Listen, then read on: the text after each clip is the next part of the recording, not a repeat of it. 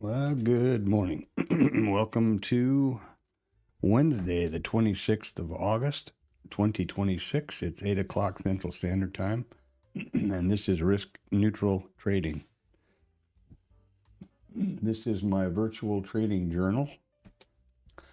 I stream every trading day from 8 o'clock Central Standard Time until 1500, which is the complete cash market. That's 7 hours. I think that's probably enough.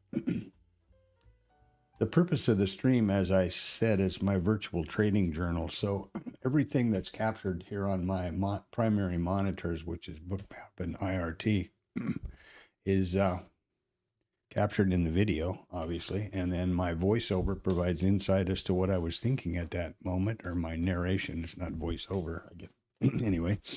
And I only trade live, real time in the live stream. Never replay, never play back, never, trading view. Oh, I took it here and I got down here and all this kind of crap that I'm so sick of seeing. Anyway, not that that's important, but this is my trading. I mean, who would I be trying to kid? Myself? I don't think so.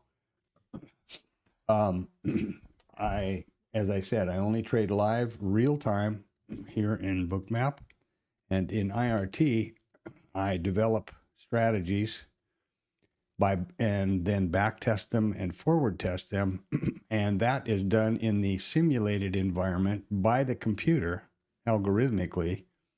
It's in the simulated environment of IRT. So I think I want to be clear about that distinction. Stuff that I've talked about or we look at over here is in the simulated environment within IRT itself. And all trades are live and real time, real market as it's down here, live data and live trading in Bookmap. Okay, having said that, there is no intention on my part in any way that this is for trade or financial advice.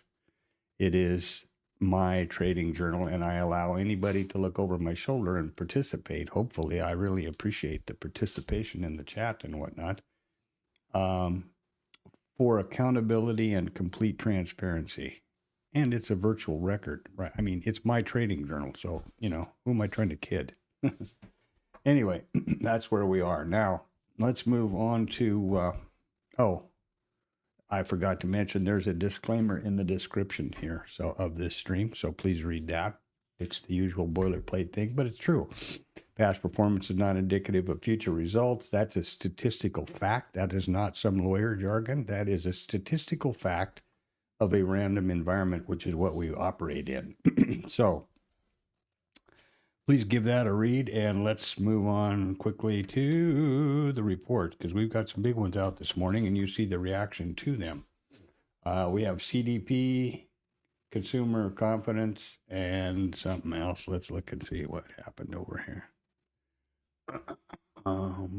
Boom. So we had core PCE, GDP, and durable goods all out this morning at 7:30, and they were all a miss. And this is investing.com. This is my virtual trading journal. Jesus Christ. This is my original news go-to, and simply because two things. They only report traditional economic numbers and events, and I like the format to screen snap and paste into Discord or whatever else. You can filter this for anywhere you want to be or reports you're interested in. If you're in Kuala Lumpur and you only want to know about the Nikkei, there you go. Filter it out and away you go. It's free. That's why there's ads floating around here all the time, but I think it's important to keep it free, this and Financial Juice both, because I think it should be that anyone following the stream or participating here can have the same resources that I have without needing to spend any more money. Wouldn't do me much good to have a Bloomberg terminal. Wouldn't do you any good for me to have a Bloomberg terminal, I don't think. And this is Financial Juice, which is the second news source I have. And I like it for a reason almost opposite to investing.com, because they do bring non-economic events, but those which have demonstrated to have a huge risk potential to the auction into their calendar if they can. And like Trump's going to speak or something. Now everybody knows that's got a possibility of risk. It's not a political comment at all, but if you don't realize that a Truth Social tweet or Trump saying something can have a huge, 40, 50 handle reaction in the market, then you have not been watching the market long enough. Another thing about investing.com that I almost forgot that I appreciate, if you don't know what durable goods orders are, you notice how the event title turns to a URL. You can click on that and find out all about it. Also, we are in earnings season, and guess who's out today? NVDIA. The last of the Mag 7 reports today after the bell. So that's going to be in sales farce and cloud strike, and cloud collapse and crowd collapse and all that stuff is going to be reporting today. And so that's going to kind of put the capper on the on the earnings season. And I'm sure all eyes are on that. Abso-freaking-lutely. Here we are with Financial Juice again now. It's free also. You can filter it also. And this is their calendar side where they will pull in, if Trump's going to speak or something and they get advanced knowledge of it, they'll pull it in over here. Also, there is the live squawk box kind of this right side. So you can sort of see, these kinds of things, which are important. Obviously, that's if people tell you they trade and don't follow the news or reports, then those are probably the same people that say they have 100% or 95% win rate and haven't had a losing day for 2 years or something like that. I mean, just be careful. So this is my Investor RT, basically old charting package. You can see what happened, right? There was the open of the overnight. We brought it up here, and look what they did all night from 10 o'clock in the evening until 7:30. That's just, we're going to just stir up a little stink and stand by. And then here was the report. All they were doing. Same thing down here with the NASDAQ. This is yesterday's RTH session. This is today. This is the current overnight session. POC is exactly overlaid, and volume area is pretty much the same. So yeah, it's a big report. Even though the Fed's out in Jackson Hole whooping it up, learning how to be cowboys, I suppose. And okay, so a couple of things about IRT. First of all, if you're not familiar, if you look at the header of any of these charts, you can see the instrument, the chart type, the periodicity, and the session.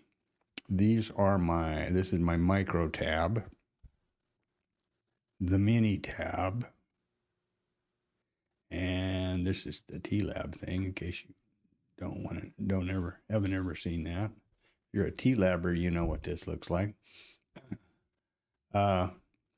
So the way this works is real simple. This is the MES, the MNQ. This is my high time frame chart or my micro composite. It is the mini or the micro, one daily candlesticks, day period, and it's the daily chart, and it is the RTH session. So each one of these candles is a full RTH trading session. Where it's regular trading hours. Wherever, or the cash market is another way to put that. But this is more than the cash because it goes instead of 1500, it goes from 8:30 until 1600. So that's a little different. Wherever price overlaps, I pull a volume profile around them, and that gives a micro composite VPOC. And you can see that we've had kind of some jerky action here the last few days. This is yesterday, day before, etc. The way these work is when I do this, it generates a micro composite VPOC, high and low volume nodes, which push to Bookmap, and they're represented in red and green, but you can't really see them down here. All it is the level of the high and the low volume nodes in this volume profile. The session prices here also push automatically to Bookmap. And this is if you're not familiar, this is the market profile chart, and it is always the ES, but I do switch from full session to RTH session. And as I pointed out a minute ago, the same exact setup for the for the minis. Let's see what we're doing for volume so far here. Oh, it's pretty good. This has been pretty weird. And this is a 5.25 point ATR for a 5-minute candle.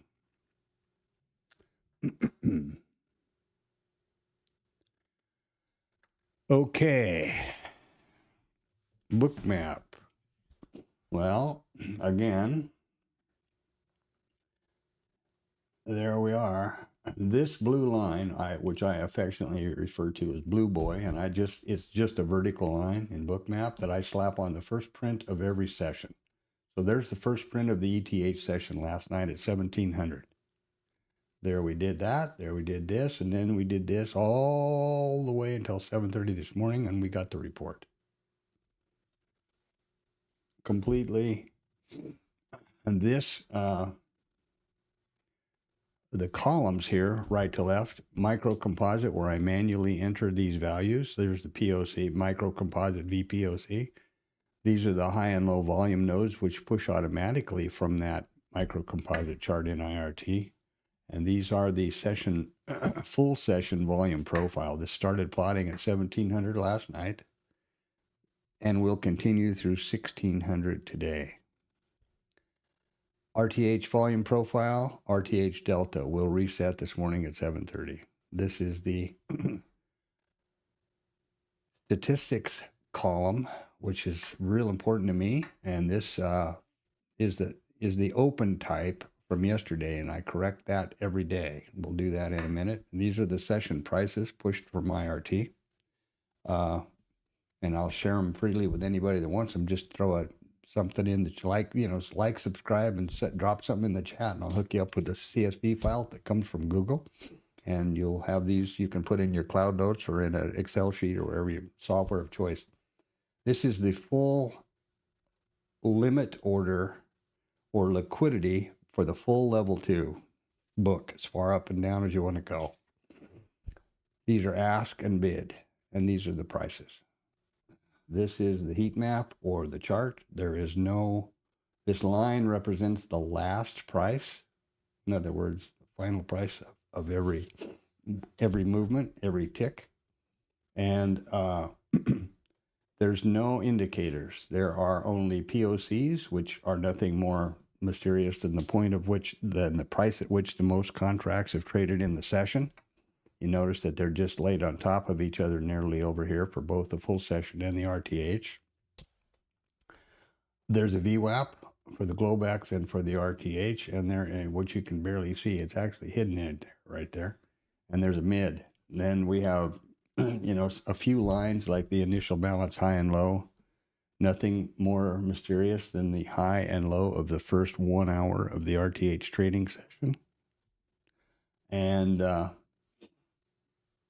that's about it. These levels here are actionable trading levels from one of my strategies, which I push from IRT to Bookmap, because as I said early on, the IRT strategies they will trade. The computer will take these actions, and it'll be displayed on this visualization chart, but it stays in the simulated environment. So you see these high and low and these values here. Those push to Bookmap so that I can trade them live over here for more of a confirmation and forward testing live trading, right? That's the name of the game. That's the business, isn't it?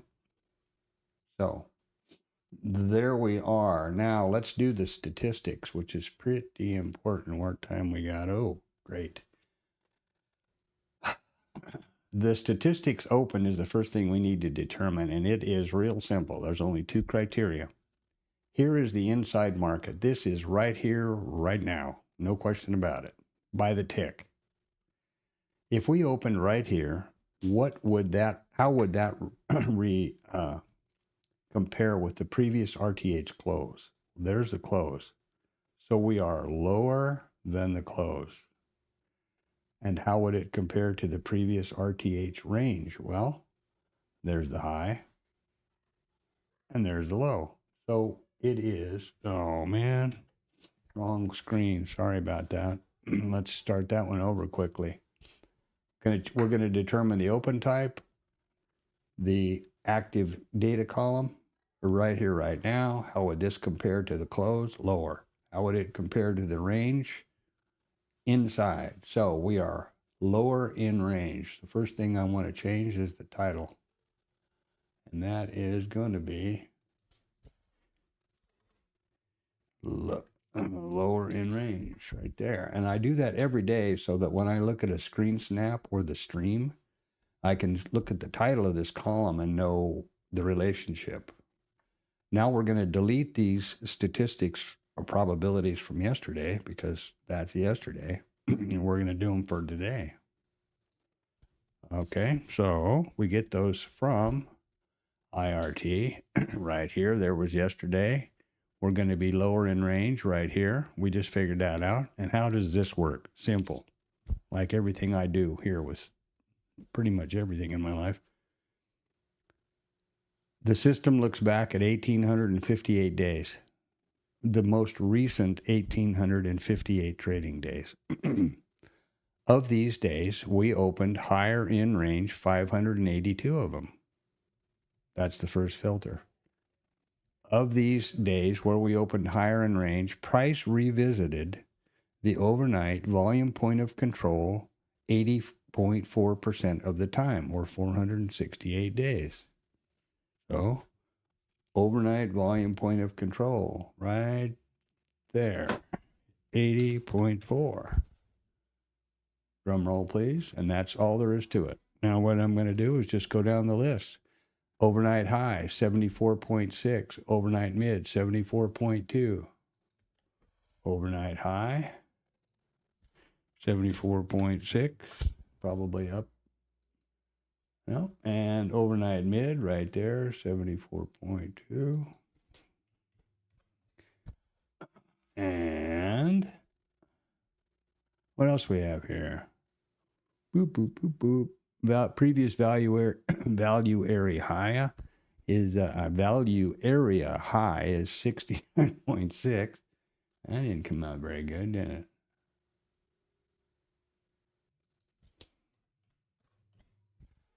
I want to get to some of these previous ones here. Previous close is 68.4.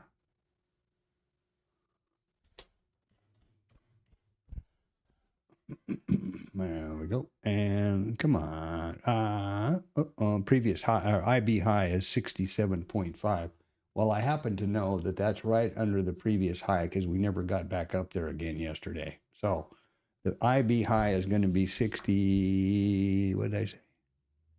67.5, 67.5, and that is IB high. And why do we put the initials? Because remember the definition, it is the high or the low and the low of the IB high is the high of the first 1 hour of the trading set of the RTH session, and the IB low is the low of the first 1 hour. So the minute we open, this flag is going to come down right above price. It's just so simple, all of this.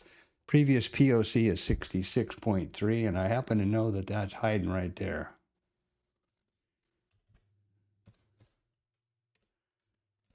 And again, the initials are important because the minute we open, that will be the POC of the current session, wherever the hell that might be. I think we got to go up a tick here, if I'm not mistaken. Nope, I was right the first time. Stupid. Okay, now, I don't know what's going on here. There we go. IB low, by the way, is 59.5, and we know that that's right there. And that is IB low. And what else have we got going around here? Where's the overnight low? There we are, 48.1. As you do this for a while, you kind of figure out what, how things relate to each other. Previous low, where did you go? That's 4.2. That's way down here in the corn patch. Look at there.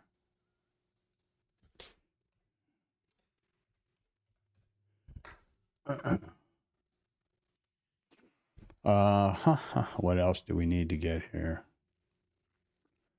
Previous high went somewhere probably. That's 58.2, and we know that that's just behind the it's in the same place as the IB high. So I'm just going to tag this right above up here, and that's 58.2. Was it? Yep. Just because I'm pedantic. Okay. That looks like we got quite a few of them in there, doesn't it? Yep. Okay. Let's, so those are the statistics. And here they are. As we've just copied them back and forth and done whatever, right window or not. And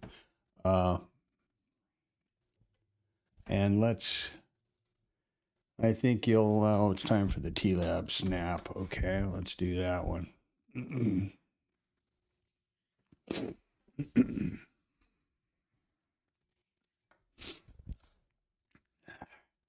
The TLab snap is a thing I do every day at about 8:20. And it's, I'll show you in a minute what it is.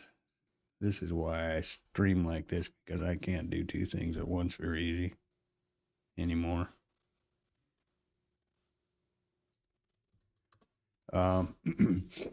The TLab is a Bookmap Discord chat room started by a guy named Tom B. And every day at about 8:20, I post this.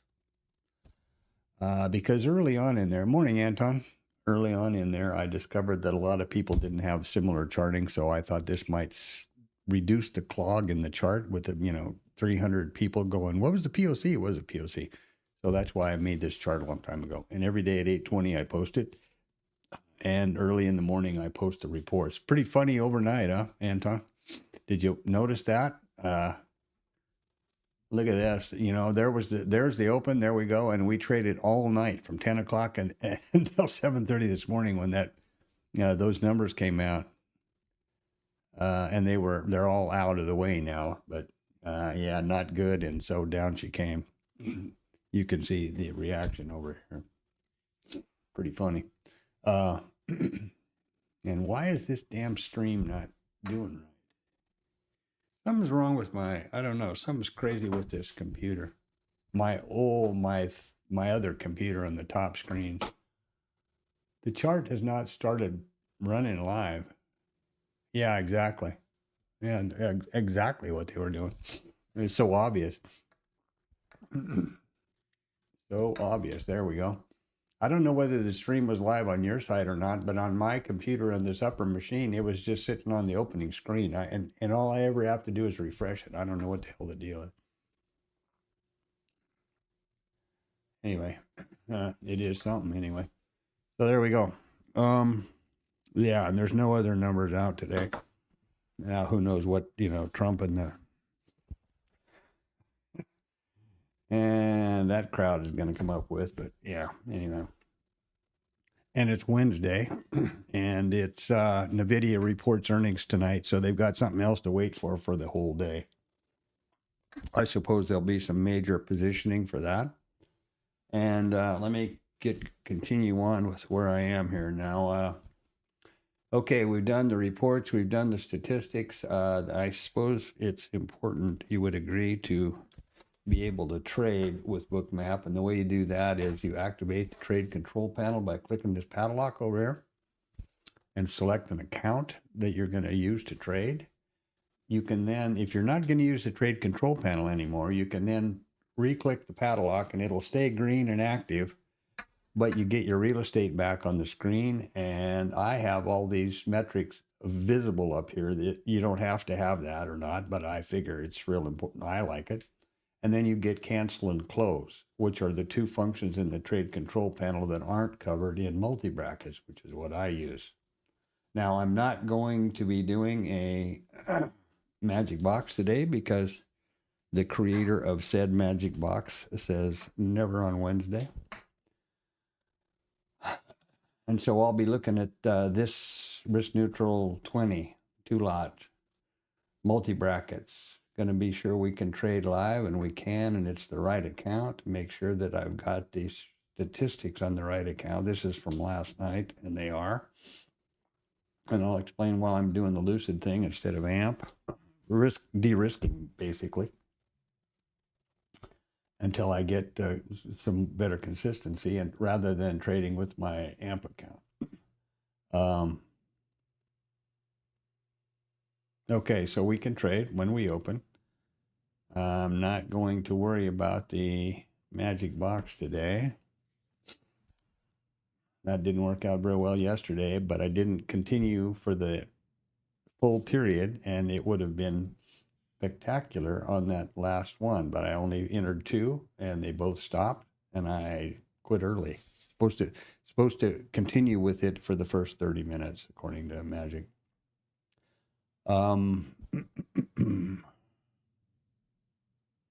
Okay, now what's going on? What are we doing here? Watching the stream? Yeah, it's moving. Okay, all right. Seems like everything's plugging along. So we're going to open here in another 3.5 minutes.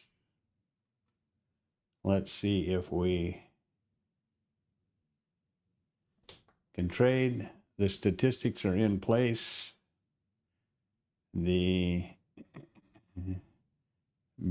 I would be real cautious today because it looks to me like it's going to be a, here's what we're going to do.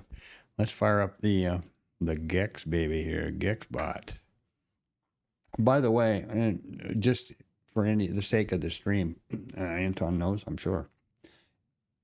GEXBot.com, this is the landing screen. And you can, because I've subscribed, it shows open, upgrade, or you can do the demo. Normally it will say demo, or I think something, subscribe, I think. And you can look at each one of their offerings here and in depth. Now, what I'm going to do is the one I've subscribed to, which is this one. So there we go.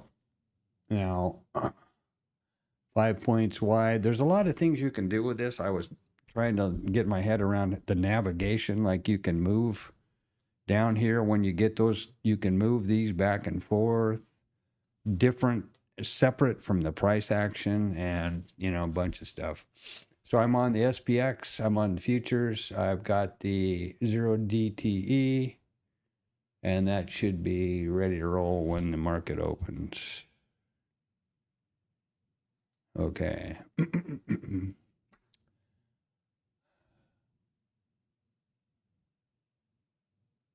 Oh, no, but I know Eman. I followed Eman a lot. Oh, that's funny that he got on.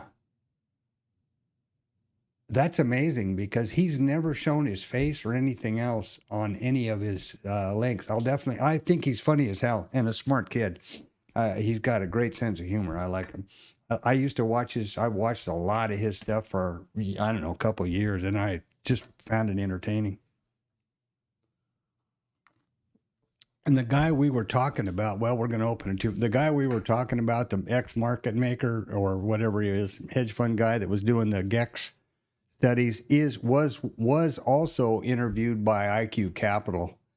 His name is, oh shit, I'll think about it. But anyway, yeah, and that video is easily found also, where he did the back study, the back testing. Yeah. Hi, man. Well, that's really cool. I also was surprised that, this real famous young trader who has now become, $10 million verified or something. He's going to be in the latest Lance Brightstein. He referred to Hi-Man in one of his videos where he was reviewing and pointing out as a fraud this inner circle trader guy. Well, we just opened and I'm busy babbling. So there we go. Yeah, I thought good for him because A-Man's a good guy. He had like 6 subscribers, and one of which was his mother, he jokingly talks about. And something happened to a video he made, and it just blew up. And now it's, hasn't looked back since. It went viral, and that got him, before you can get subscribers or monetize or any of that, you've got to have at least 1,000 subs. And he jumped way up over the top of that, and then it hasn't looked back. But he doesn't post very frequently. He's a good guy. He's a funny guy, though. And I don't know, successful or not, but funny guy. But he tore that ICT guy apart with an expose at one point, and Lance, rather than reproduce it, pointed everybody to it as an example of great reporting. So that was interesting.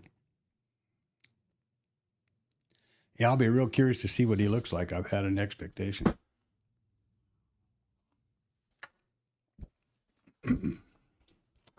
Well, there we go. And we're opening right smack dab at the bottom end of the value for that overnight. And now we're going to probably trade up to the middle of it. And I wouldn't be at all surprised if we had a replication of the overnight session. And if you think about it, let's get this out of the way. If you think about it, look at yesterday's RTH and the overnight. They're waiting for NVIDIA's. Well, first of all, was the Fed numbers, and then this NVIDIA thing. So, and who knows? It may take off, and we may have a trend day to the moon. Who the hell? What do I know? I mean, really. Let's see if this is GEXing. Oh yes, here we go. I also did something last night that you could do with ATAS, I'm pretty sure. I rolled this back to a date with the replay thing here, and set bookmap to the same period, and then replayed them together. Now, this one replays faster than bookmap, so I had to pause it once in a while to let bookmap kind of catch up, but it was kind of interesting to watch that happen.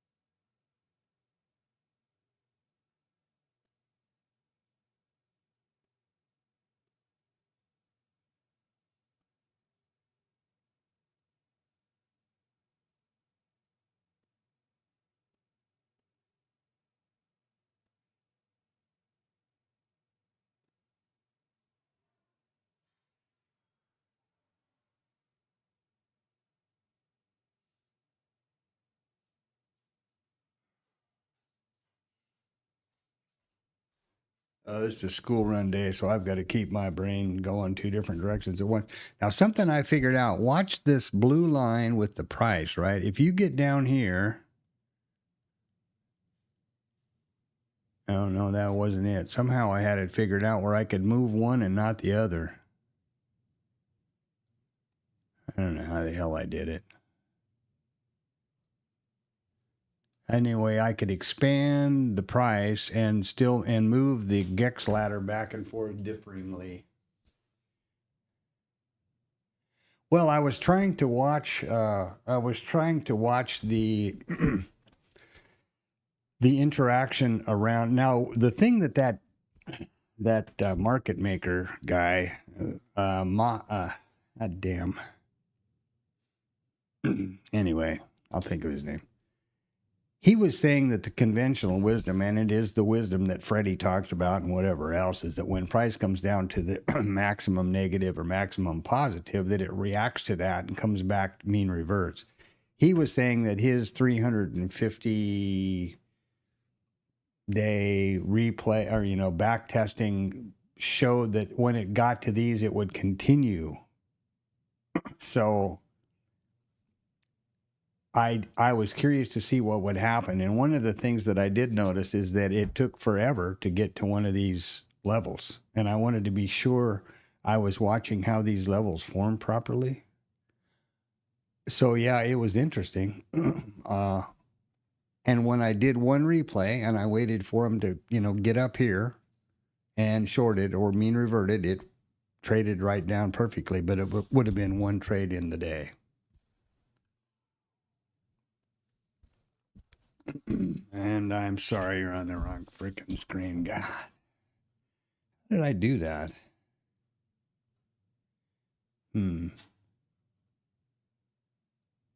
Oh, there we go. You see that? If you scroll in or out, then you can move the price back and forth, and it's changing the timeline and leaving the ladder where it belongs or where it is. You can also move the ladder and the whole thing together. Or that, yeah, I got to figure out exactly how to manipulate all this stuff so that it's where I want to see it. You know what I mean? Yeah, and you probably have it all figured out already. So the hell with it. So we're 5 points wide over here. We're able to trade on Bookmap. Highly unlikely. I have a school run at 9:15. GEXBot is gexing. And yeah, IRT, I got to kick it over to thing here.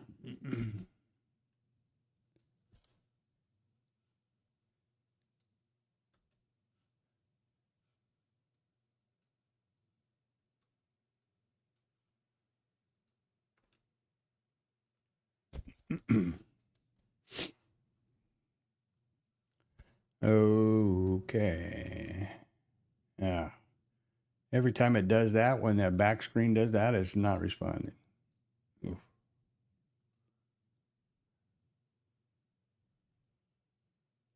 And I tried to listen to that Freddie thing again on just the GEX Classic, because all of the other videos that I've found from those guys, most of which include him or are done by him, except the one by John and Jasper, which is the how to interpret our visualizations, I think it's called. Most of them are focusing on state, including Jasper talking about in detail how he trades options, how he trades futures, specifically used to trade the ES, and then when it got so slow, he moved to NASDAQ and how he trades it specifically, but he's talking about the state one in all of them, and I haven't found really.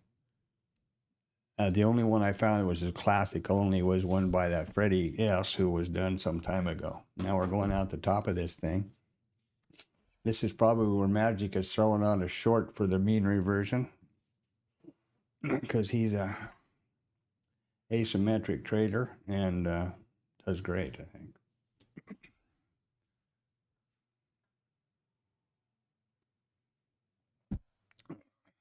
So as much as I hate to say so, probably in your case, in your position and the size you trade and whatnot else, you might be interested to look at the state one first.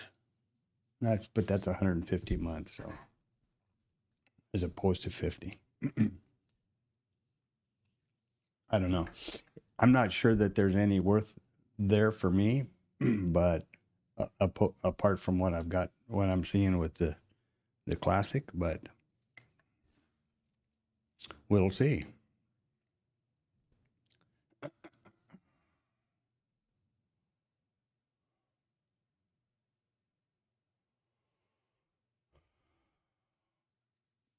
One thing I did notice that it's really important to recognize the zero GEX line, the max positive and max negative, are like the POC, and these solid lines are the developing lines.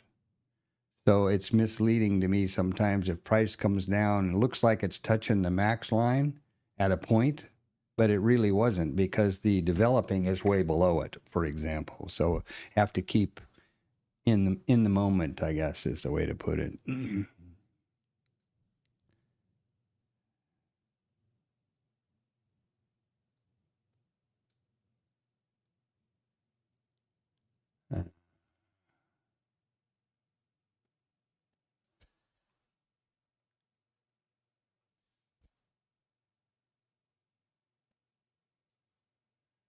God damn it, I don't want to do that.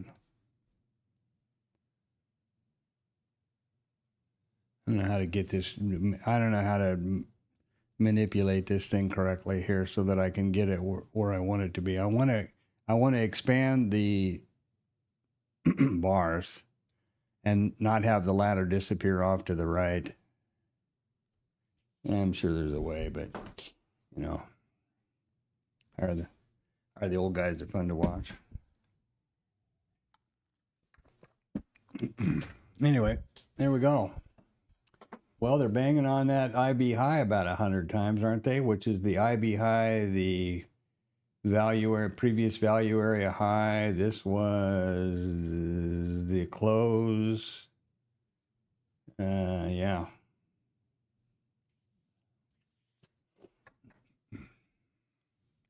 What I'm interested to see is, and what I did pick up on a few of those video-y things is, you know, using this, you might only get one or two at the most trades in a day, but that have a,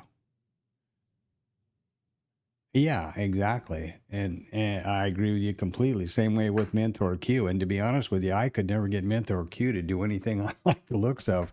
I'm sure it was me, but Mentor Q basic thing with live futures is $195 basically. It's $125 for the program and $70 for the live futures. So there you go.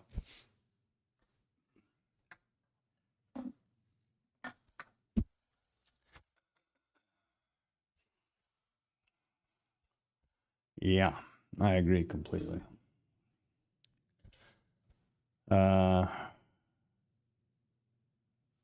Let's see. ES. Bloop, Smurp. Yeah, everything's okay. They pay a lot of attention to these over here. The max GEX change. We are in a GEX positive regime at the moment, according to this. There's the conversion factor that they're using for the ES to, or SPX to ES, 14.78. Yeah.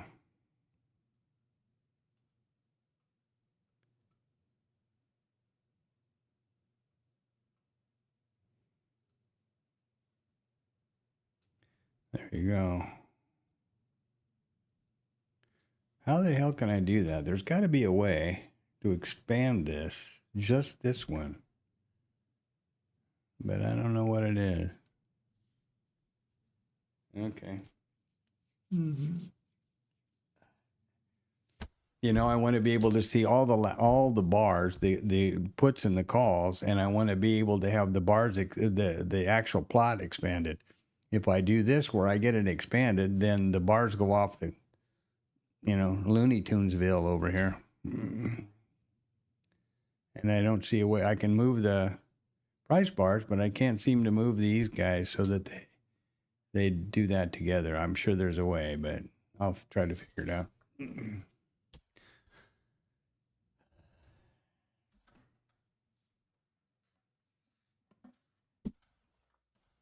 Wow, look at that sweep. Holy moly.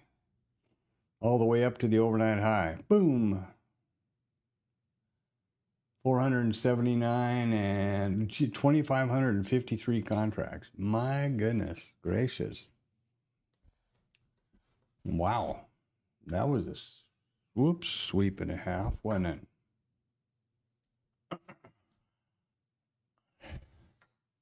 And you know, I'm sure that you can easily afford that kind of a price.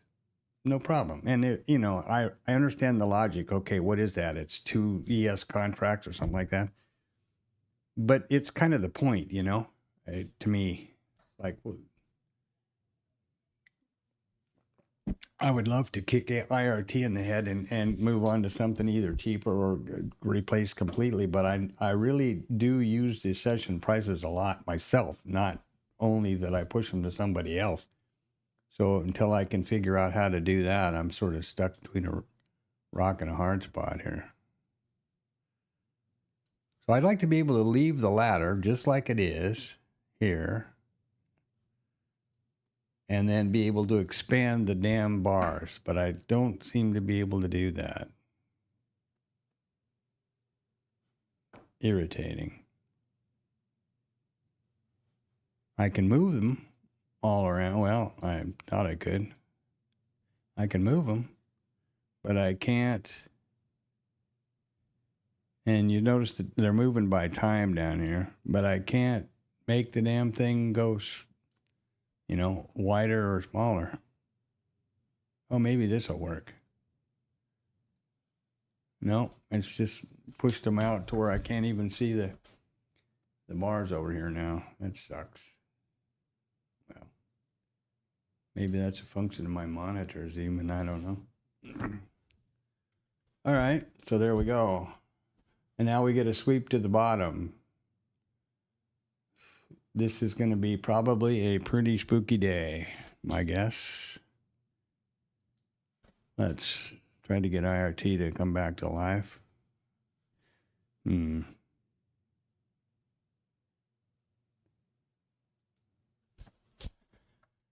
Well, we got lags going all over everywhere. We've traded them up with those sweeps, not outside of the ETH, but, you know. And we didn't get up to, oh, this is the RTH. Yeah, this is the previous RTH. So what was I going to do here?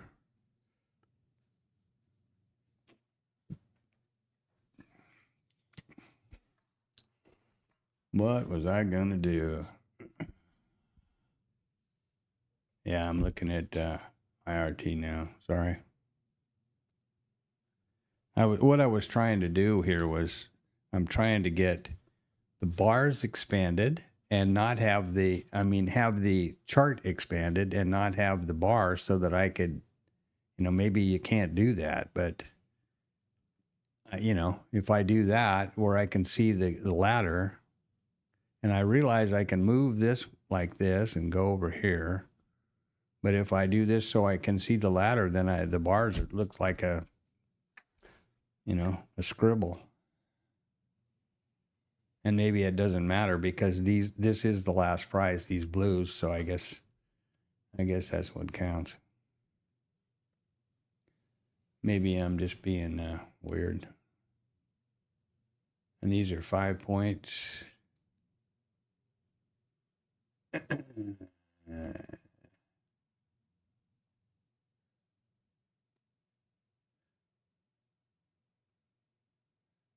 I can't get this much closer than about 5 points granularity here either.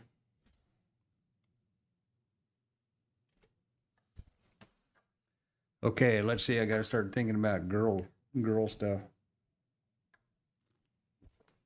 Dust off my school bus driver hat here. Ooh, migrating VPOC. So far, we're, you know, hooking them straight up.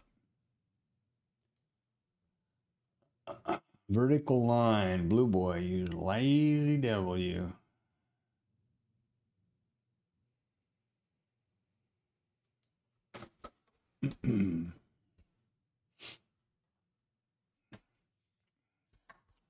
I really...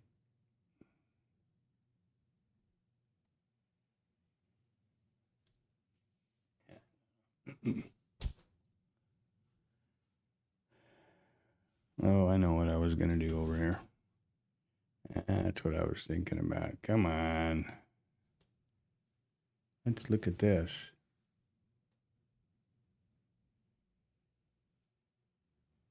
We were up at about 96% before the open, but look at here, the ATR for a 5-minute bar has jumped all the way up to 6.25 points. So light volume and increasing volatility. Danger, Will Robinson, danger.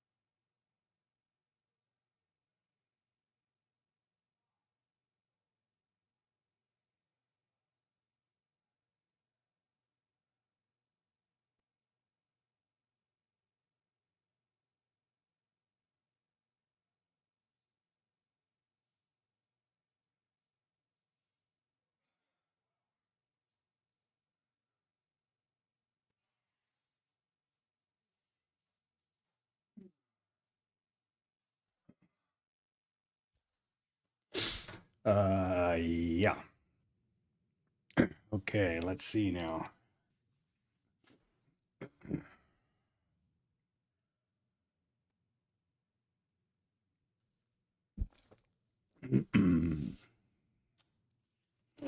Well, I guess what a guy ought to do on these extremes like this, or just, flip them, do the asymmetric approach. I don't know how to get myself jarred loose from being so conservative to do those kind of trades. Welcome to the stream, by the way, whoever's around here. 6 people, it says, or 6 views. I don't know whether that's true or not, but I never quite know what to think about that. The stats and stuff. It looks like everything's working okay, so. We've got Blue Boy on the job. We've got a big pile of liquidity sitting down here on the biggest in the book, actually, at 77s. What does that do with GEX? Okay, let's see if this works out. The 77 quarter actually came in the book at 835. I have no idea how that lines up with your stuff. We're right back on the POC in the mid and all those things. If you want to look at that, let's see Gexaruni over here, 77-ish. It doesn't have, and you don't know. Yeah, here we go. Well, there's a strike at 76. Not the major, but put.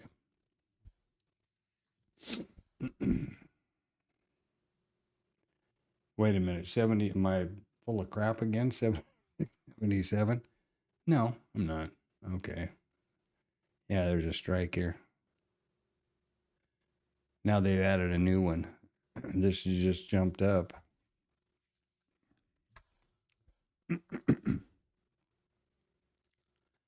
Now, price is trading up to the max, which is 77.04. Okay, that's way above price over here.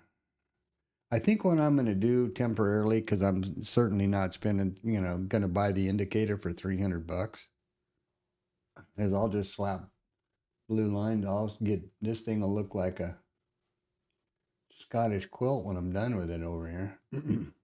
So we're going to need one at 77.14. Wow. I don't even have room for it over here. 77.14. 1470. That's as close as I'm going to get to 75, I guess. So that's max positive, and negative is 66.64. Wow. That's a pretty wide mess, huh? 66, 64. And what else? 75, okay. So if you see what I'm doing here is I'm just slapping blue lines on the majors until I get the, I guess what I could do is use that indicator that I had built for my RT and put these back in here so that it plots those over here besides these silly looking blue lines. But, yeah. Short of buying the $300 indicator. So we've got to get up 14 more handles to get to the max positive. That seems like a long reach, doesn't it? I better put on some Levi's and stuff like that here. It's the top of the hour.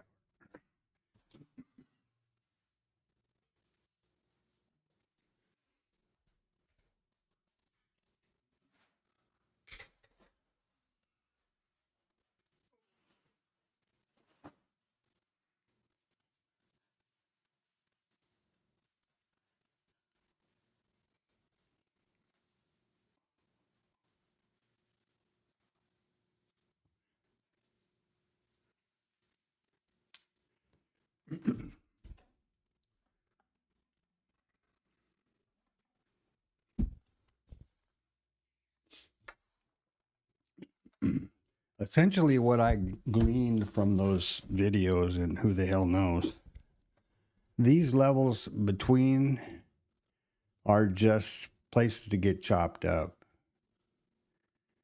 not any place to initiate. I don't know. And of course, we know that this is the zero or the flip. So, you know, that's going to definitely, those would definitely put parameters on somebody's over trading for sure. Now here on Bookmap, you know, is this a, what are we doing here? The reason for Blue Boy, everyone besides Anton who already knows, is just to give me, I know without any question, because this is the inside market right here, right now by the tick. And this is Blue Boy, which is the first print of each session. So I know without any question what the context is so far. And it's up. Higher highs and higher lows. We haven't popped through, or yeah, I guess we have just popped through the previous RTH high and the IB high from yesterday.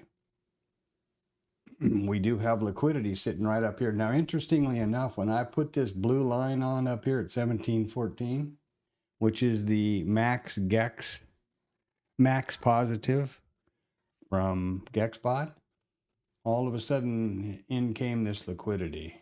Now, wasn't here before. Not so what, but I mean, that's interesting. And then there's a lot up here at 20. These heat map lines are only driven by me. Just how I select the size and how I choose to show the heat map so that I can sort of understand it.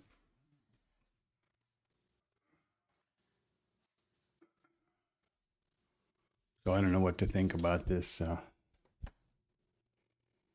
story.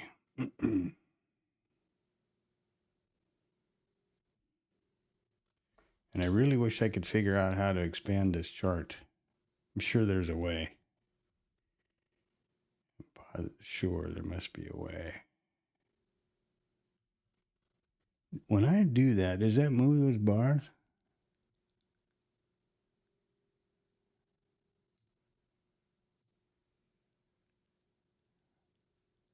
No. The bars don't change. Hmm. I don't know.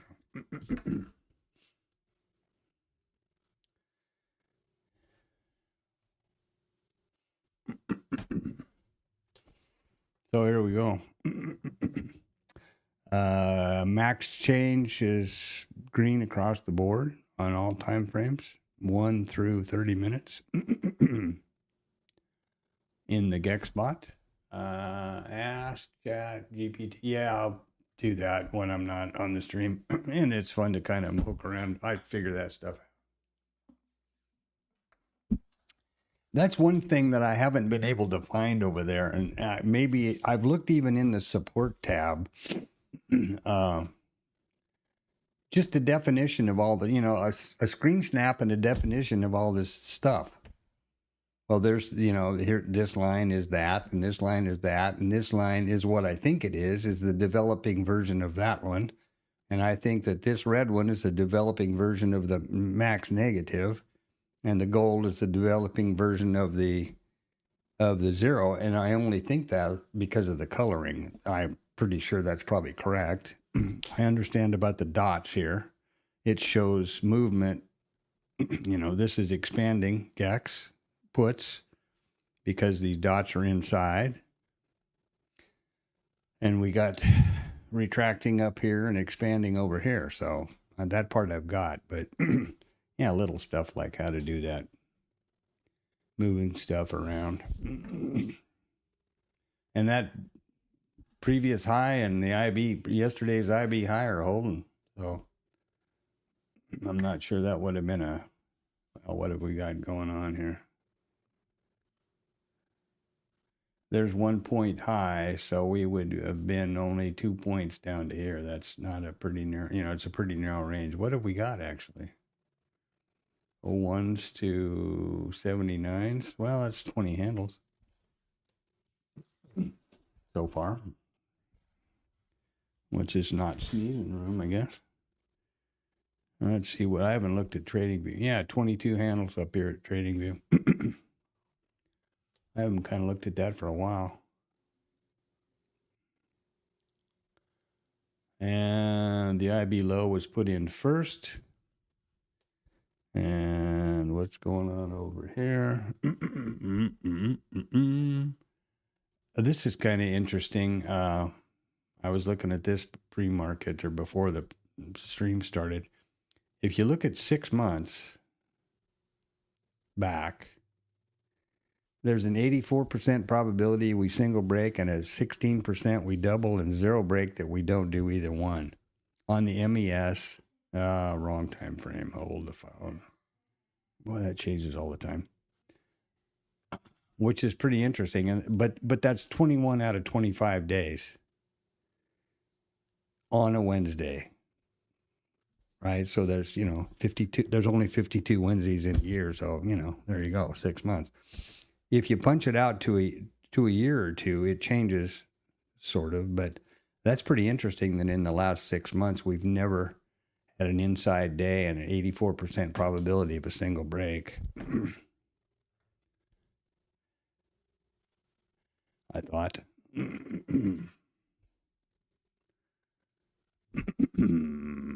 Rejection. First level formed was the high.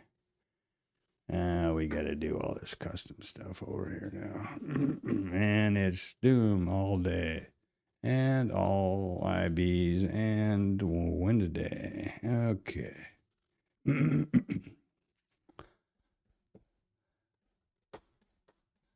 Now, 2 years, 32% and 64%. The high was formed first at this point. And I'm still watching the GEX guys jump around over here and finding that interesting.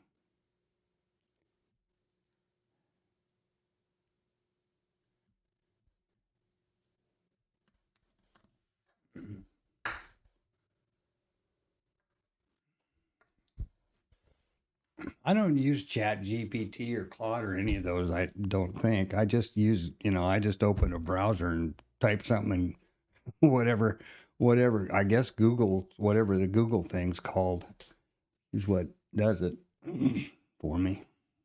What little I've used it, which has been pretty interesting, but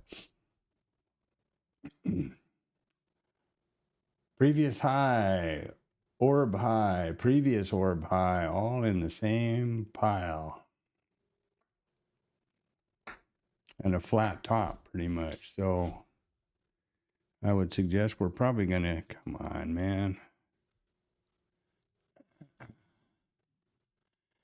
Not much taper up here. Probably going to get a pop to the upside, I'm guessing. And let me see, what have I got to do? I got to get ready to go. So I'm going to get ready to do the school run. And I will disconnect this so the Lucky doesn't go apeshit. There we go. And I'll be back as quickly as I can. I'll be in and out before we leave, but I got to get, make sure everything's organized.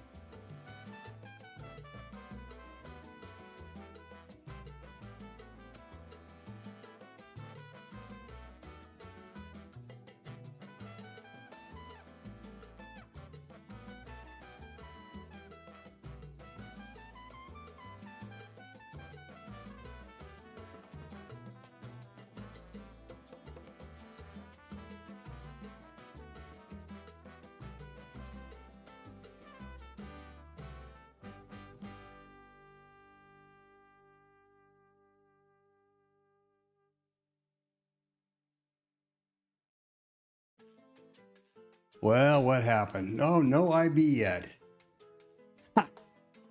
Wait a minute. No? Well, that's amazing.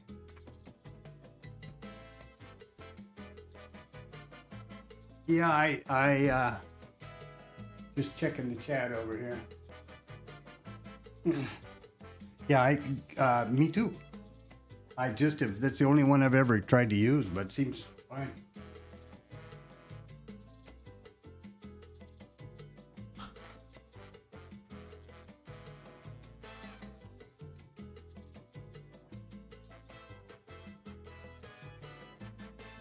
All right, now back in the saddle here. No IB yet. Well, that's pretty amazing.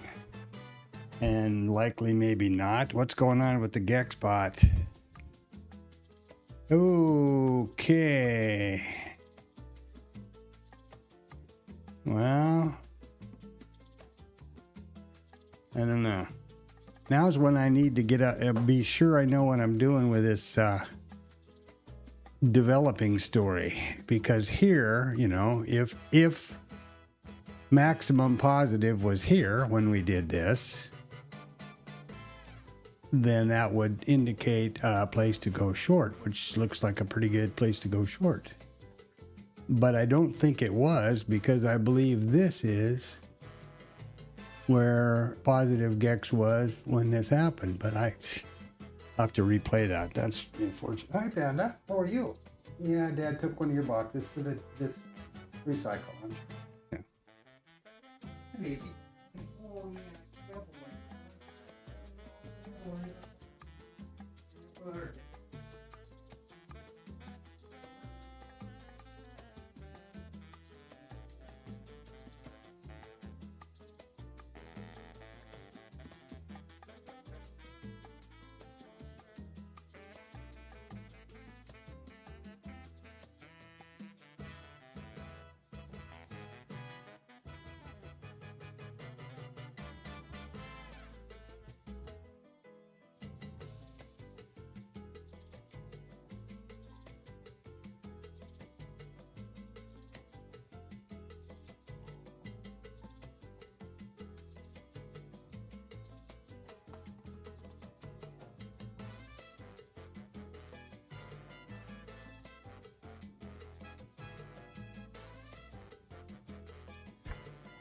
Yeah.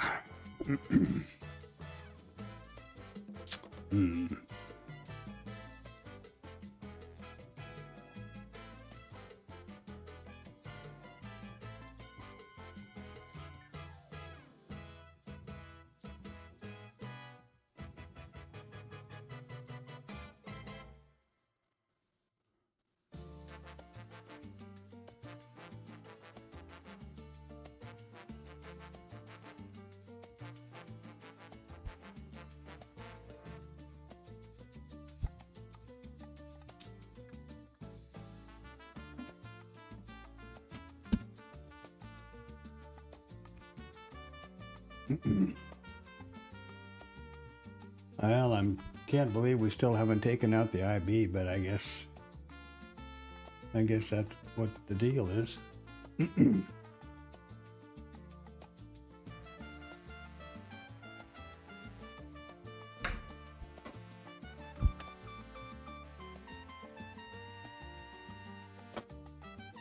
So 77 is some liquidity. That liquidity up here went away. 74.36. Yeah. 74. 75. So this has moved way up.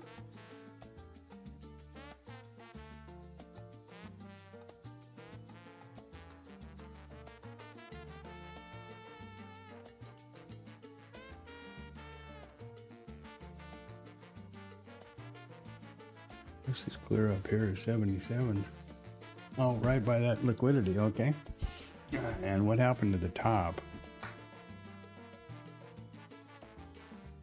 699.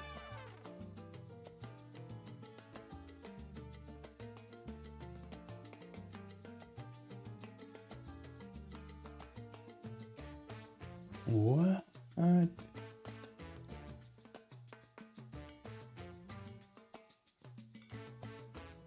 Hi, Panda.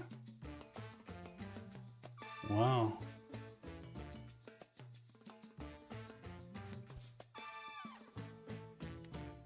Hi, baby. What?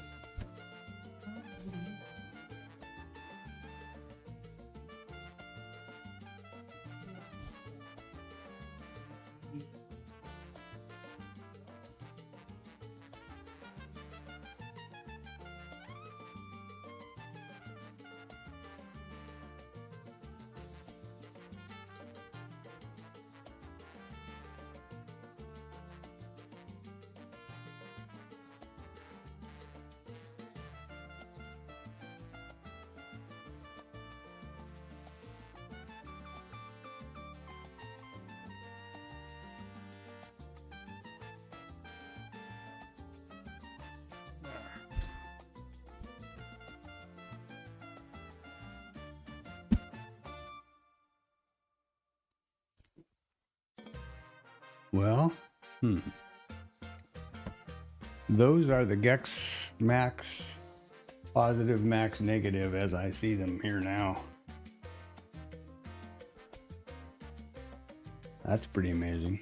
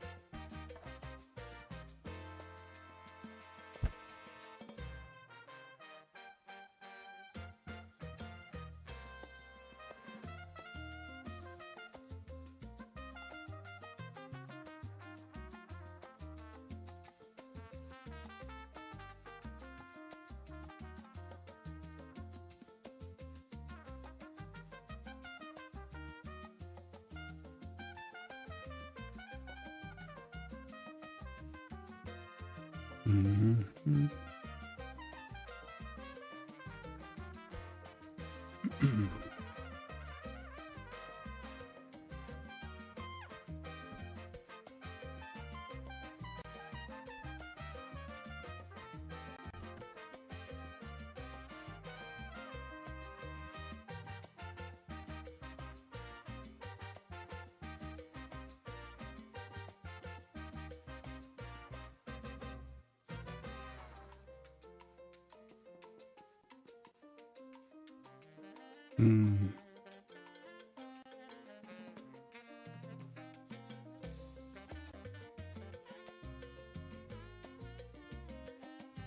50 to 75 and 30%.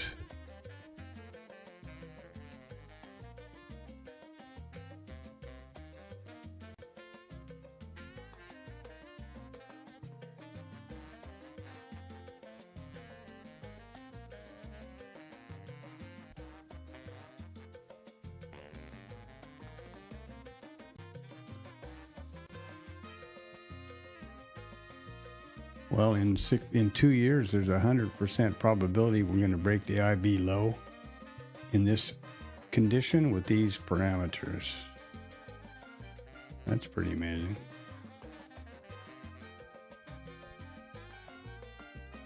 How many instances, though? That's the big question. Now, here we go. We get a few more instances, and all of a sudden, things change. There was only 6 instances where we had these exact filter criteria in 2 years. 3 years, I'm sorry. So, yeah. Ooh, where you go? There you are.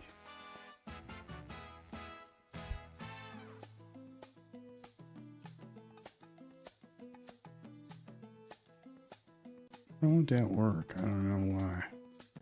It only go a little ways.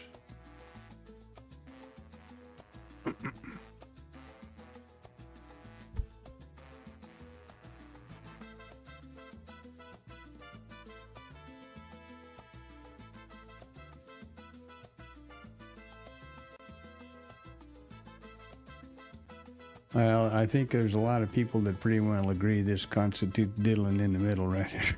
That's a bad idea. Oh, Mom. Is it? Oh, she's sweetening up to me here. I may be in luck. You never know. Look at that. Damn it. Now get over here.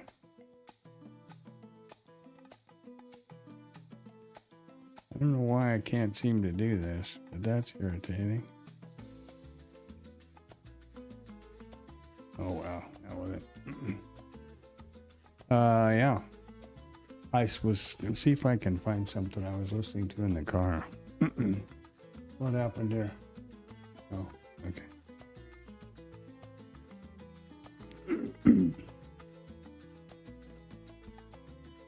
Well, Tom's hitting the airwaves there, so you can find out all you need to know now. That's for sure.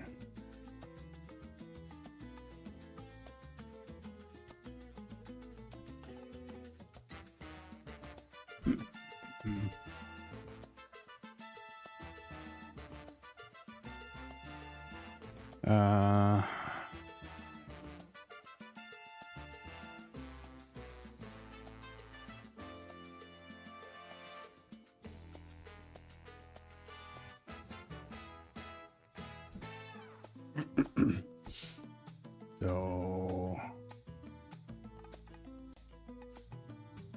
what are we gonna do now? Oh,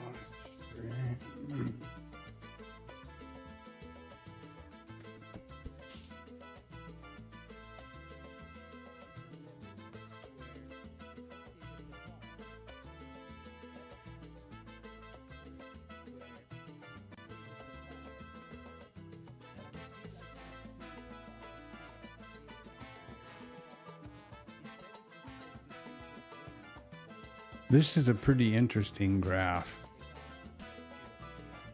Hold on. Let me see if I can figure out how to get this all copied.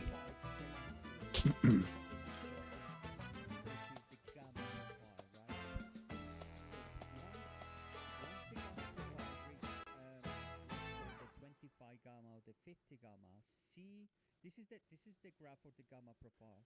So as the stock price rise, let's say this is SPX, I believe. As the SPX rise, you see how the gamma profile, goes upwards sloping. And between the 25 delta and the 50 delta, the 25 gamma, 50 gamma, here is decreasing. This is like a bell curve. So why is this important? Because as the gamma profile decreases, the price is still going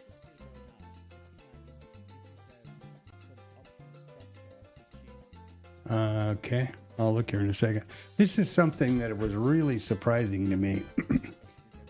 The importance of the 25 and the 50 delta levels, and why those are the critical spots where people execute, because it's got the most increase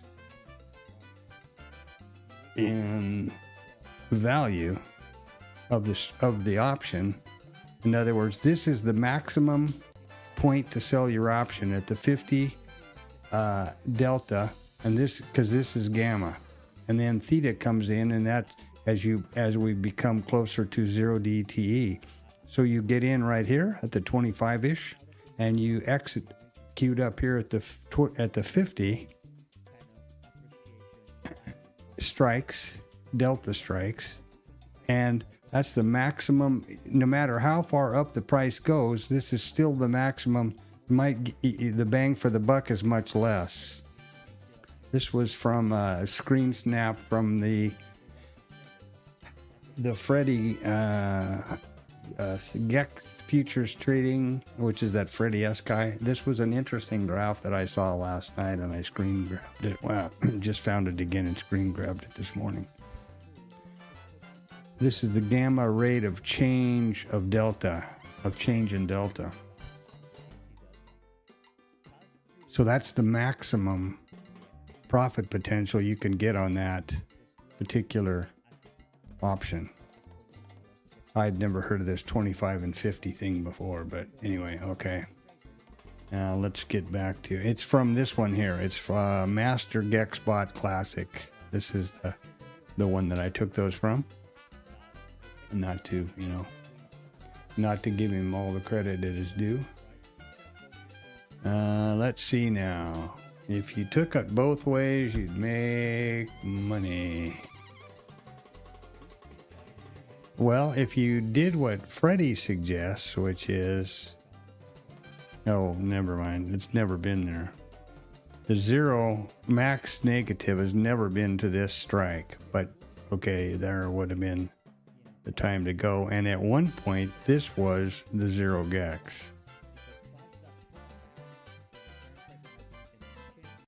Up here, we didn't quite get there either because this moved away from it. I got to replay these slowly and watch what this does, how these actually work. I want to be damn sure I have this, that this is what I suspect it to be.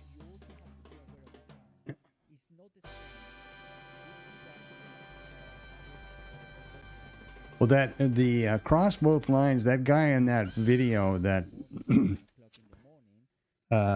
he originally, we originally saw him on that IQ trade or whatever, and he's got his own channel where he did that one that you're talking about, that he looks back at 350 days back test. The enter regard with no stops or targets, depending on whichever way you cross the zero line and hold for 15 minutes, is how he established the base. Then going from that are the trades against the base. In other words, the same thing when on for example, Investor RT, when I do a back test, there's the buy and hold, which is essentially the base. So yeah. Let's see if these are any kind of trades. 90 to 95. Well, these are only 5 point, well, not only, but these are 5 point increments here. So this would essentially be a 5 point trade. And yeah. Yeah, I got to watch it in real time because I get confused with the way these lines move around. I don't want to be looking at the, you know, like rear view mirror idea. So yeah. But I'm quite encouraged by the whole idea.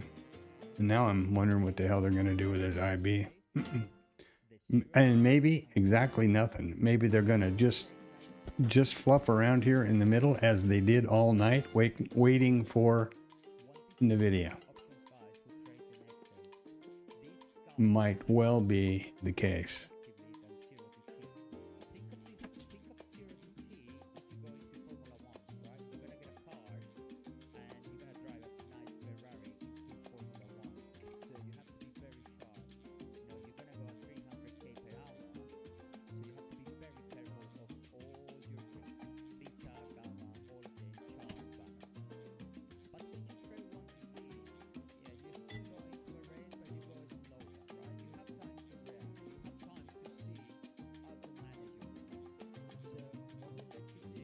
Imagine.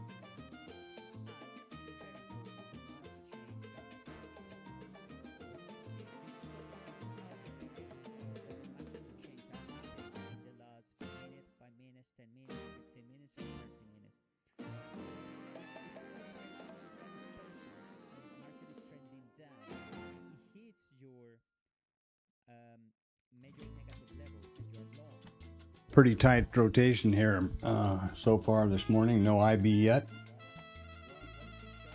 I had the school run, so, but didn't miss anything, looks like.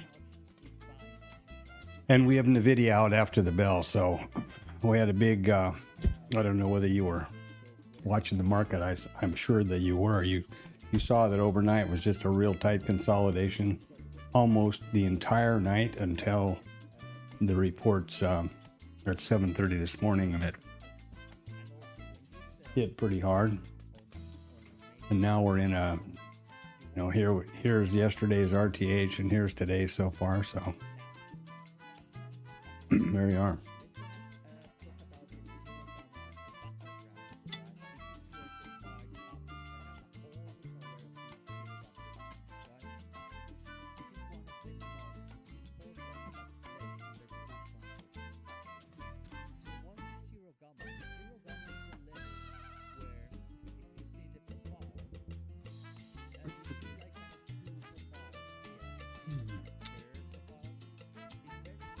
Here's an interesting set of graphs, Magic. I don't know whether you saw these or not, but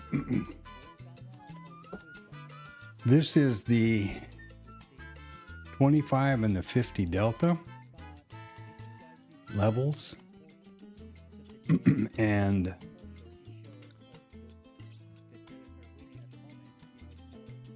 the strike profit curve in the money. So the maximum potential you can get, even if price continues to go up, is at the 50 delta.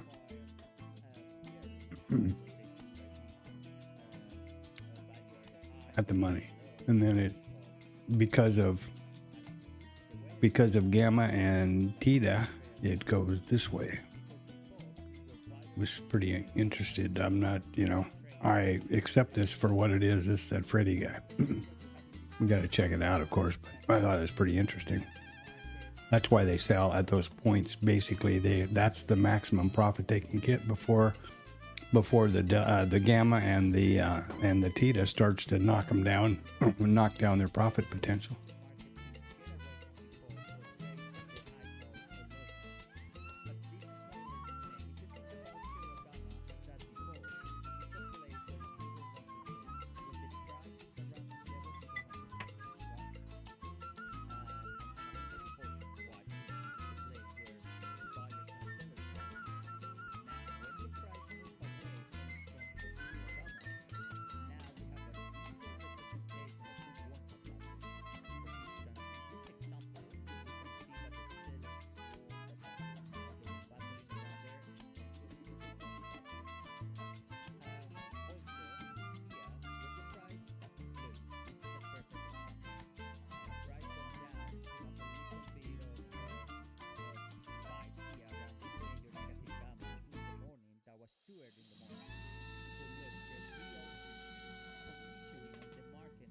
That day, that was the 12th of March, the real zero gamma, major negative gamma was around this level. And see how the price, first of all, it moves in the battle, it moves from above to below, from below the zero level, right? Then it has some sort of tricky area, goes down to the major negative gamma, and look how it bounces.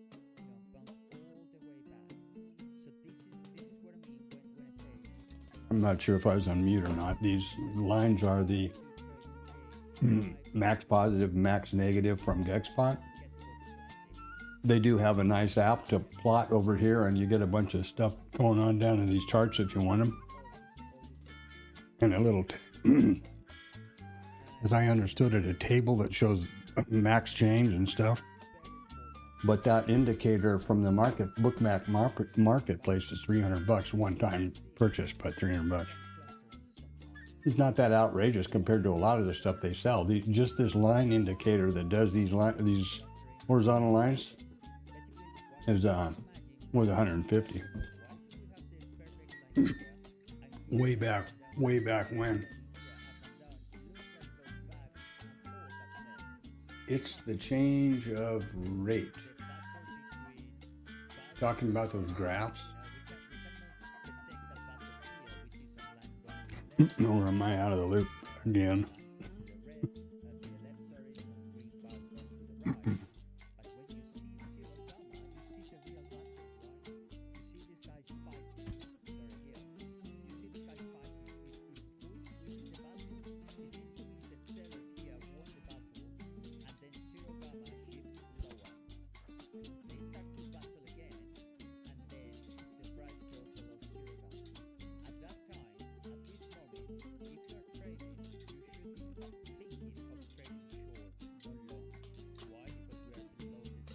The conventional wisdom, and including from that Freddie fellow, is that when you wait until you come up here and you short it, in other words, mean revert from these back to zero, and the other way around off the bottom. That market maker guy that we discussed that was on IQ once and now has his own thing that you were talking about with the look, the back test of 300 days and all that, 350 days and all that stuff. He says quite the obvious that his data shows that to continue from the zero gamma or the positive gamma is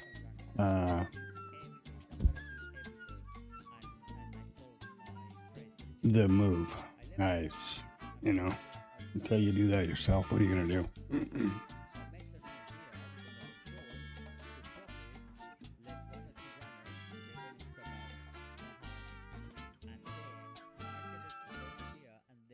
Start to retrace again.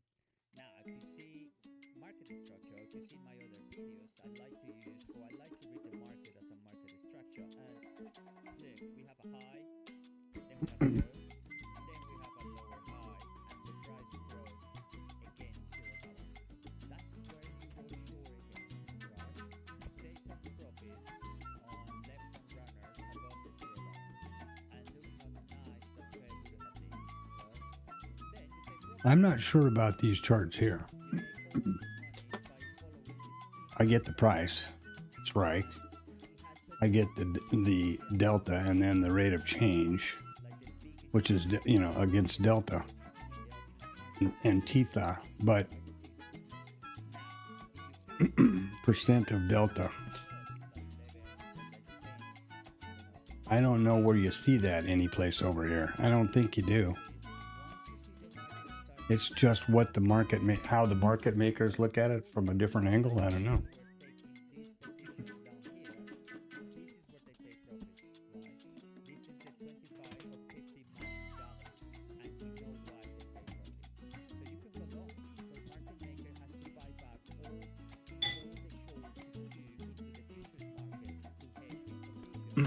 You're talking to me. I find it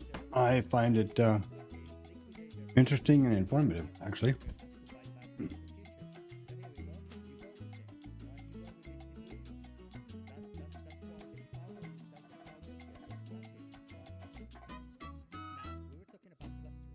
I'm watching Anton's ideas about flipping either direction over this zero line.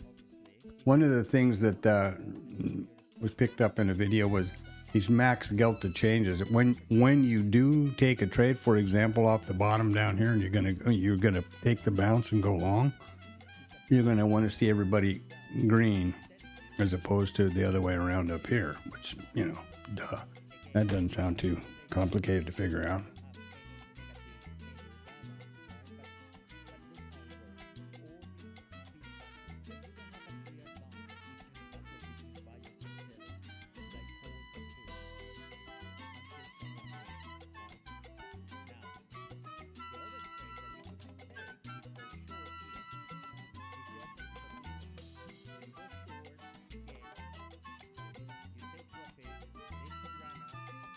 What I just was on mute.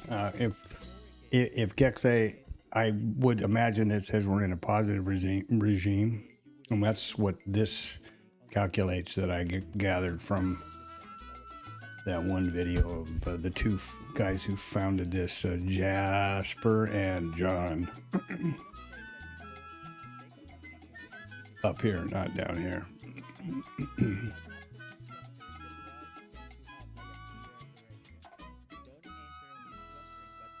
Yeah, all over the place all the time. You see this yellow, orange line right here? That's where it has moved. This is the developing zero line. That I believe. This is the developing max positive, and this is the developing max negative. Just like on our volume profile charts where you have the developing POC and then you have a line that's the current POC. That's what this is. And if you notice it here, I'll just leave the mouse alone and you can watch it bobbing up and down. There just moved a few ticks right there. 95, it's moving and change, right? Because it's This is the SPX is being converted to the ES at this rate, plus 14.15 is a conversion. Soon they're going to have, according to them, they're going to have a direct feed for each futures. So these won't be converted. These will be accurate or direct from the CBOT or Opera. I think they're not using the Opera feed, but they're using it. He said the name of it, and I didn't pick it up.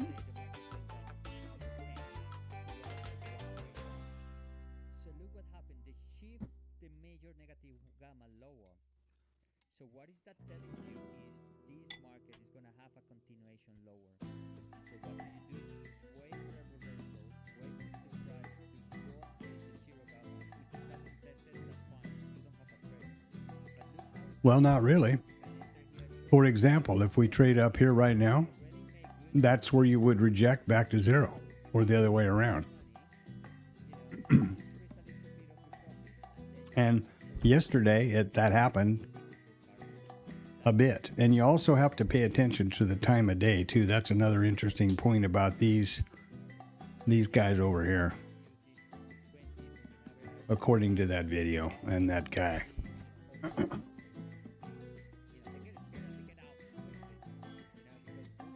Because on zero DTs, obviously, if it's 3 o'clock, you got an hour left to go. Ooh, sweeperoonie.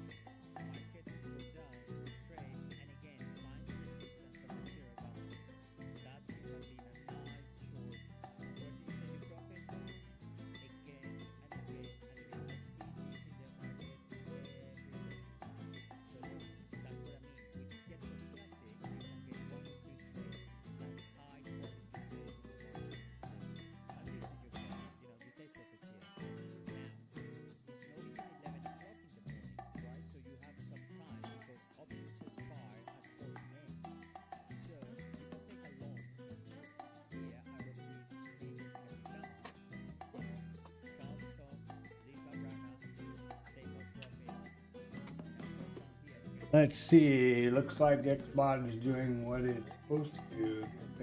Positive gamma regime.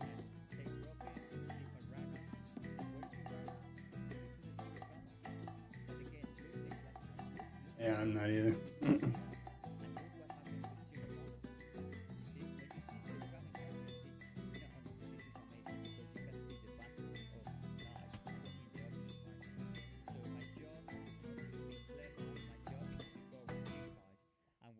This, I know, oh, these guys are battling, selling, it's just crazy. And again, look, this is market structure. You go like kind of double top, then you go to lower high, so you go to high, at lower high, lower high, lower high, and then the price breaks again. You make some good money on the way down, you make some good money on the way up.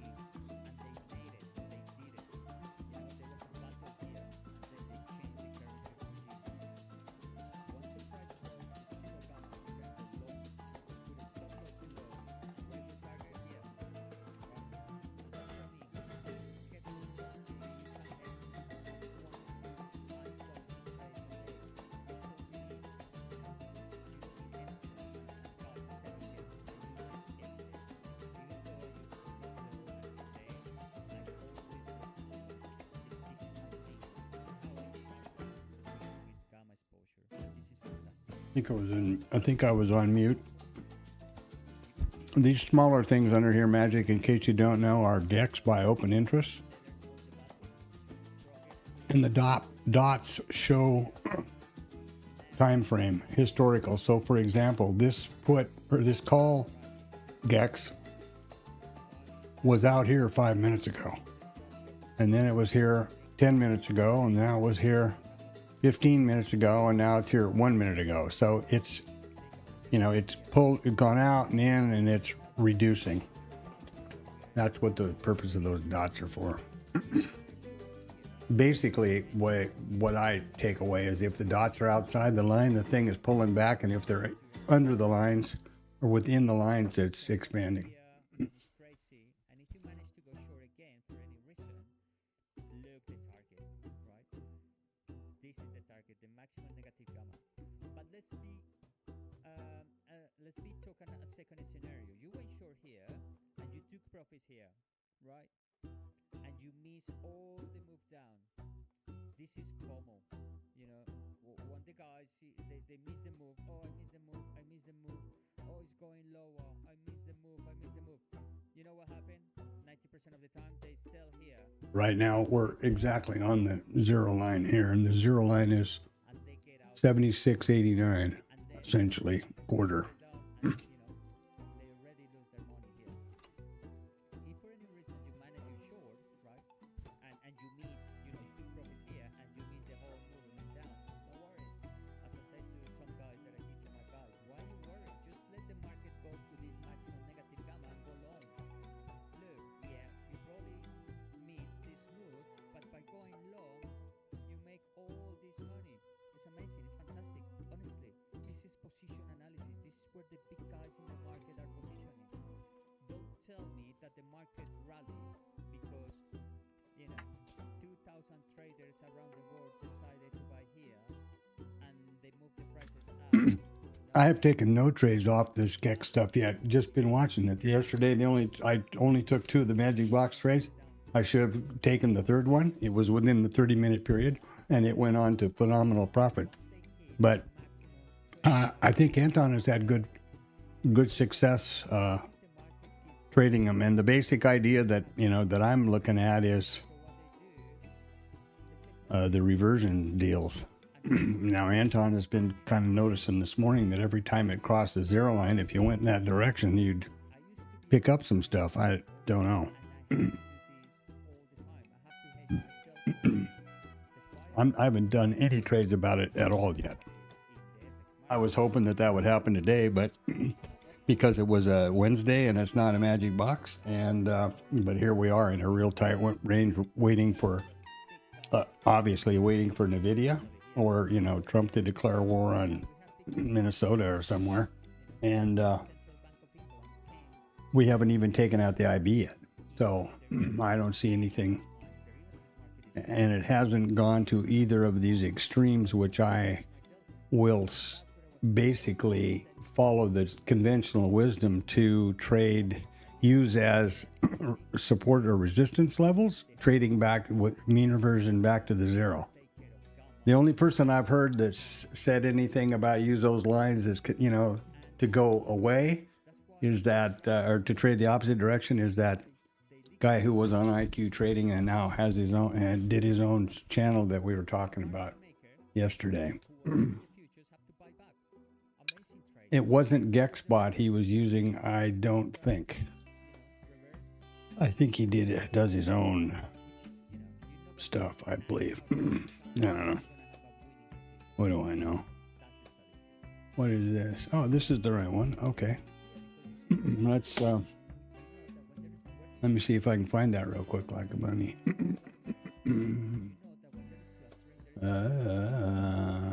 History, maybe. No.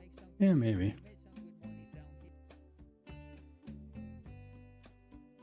No, I don't think so.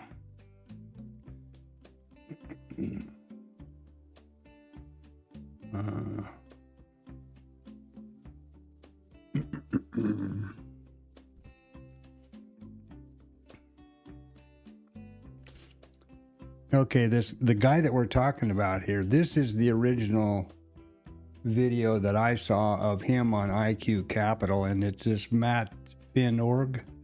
This is his channel, and this is the same guy that did the 350-day backtest in mine.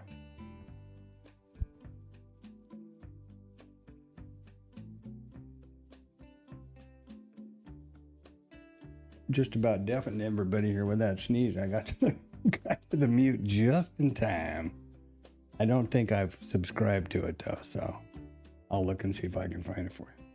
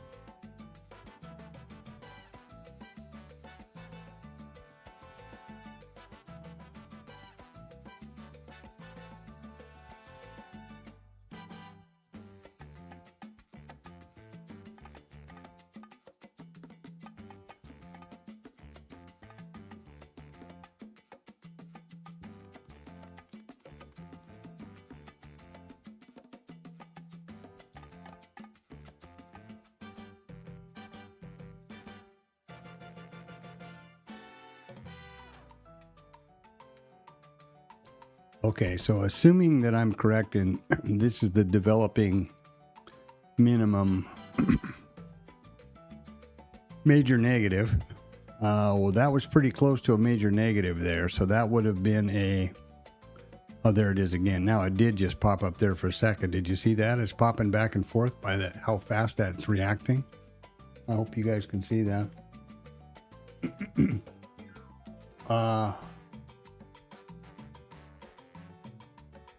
That's correct. Exactly, Anton. That's exactly correct. And I was trying to find his channel because I actually watched that also. And I found it once yesterday, and then, you know, watch how this negative, max negative or major negative is bouncing around. So this would have been a spot to mean revert. So where are we? We're at this strike right here now, and what would that have been? 5 handles is all so far. And now we have a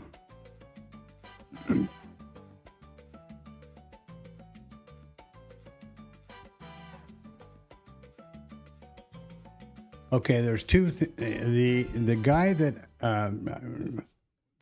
I listen to, the GEXBot person, has got a website, YouTube channel called GEX Futures Trader or Trading. He's the Colombian guy, and his name is Freddie S. He's got several videos where he's interviewed this Jasper guy who's the founder of GEXBot. He also has a lot of several videos with John, who's the partner of GEXBot, and John is from Argentina. So they also do videos about it in Spanish. He was a market maker in London, or an institutional trader in London, and moved back a couple years ago, he said in the video I heard, to Colombia. I guess retired. But that's the GEXBot guy. Obviously, the owner, is the owner and his partner. Stand by. Let me just get back over there quickly. Wait a minute. Maybe that's IQ Capital. Wait a second here. Let's get back over here and see what we can find.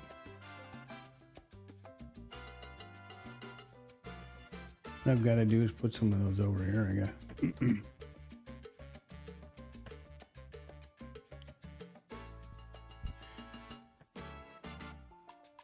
Okay, for example, the one video that I've watched, the Power GEXBot Classic, right here, this is this Freddy guy. This is GEX Futures Trading, this little thing here. This is that video, and this is March 2025. They've come out with a new thing now, and everybody's, all excited about the shiny stuff. I'll find the one with the, hold on. I'll find the one with the two founders. I have too many freaking things going on here.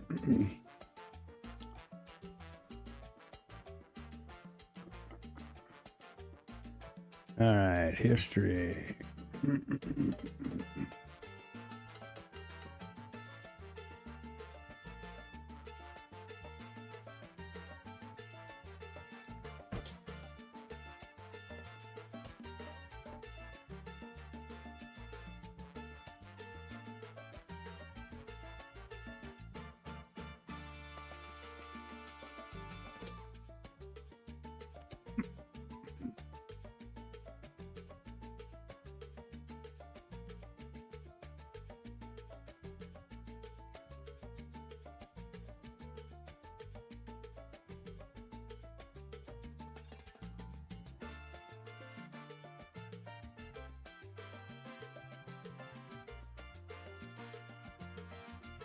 This Freddy fellow has a trilogy of these. This is part 1, part 2, and part 3 was up here somewhere. I passed by it right here, I think.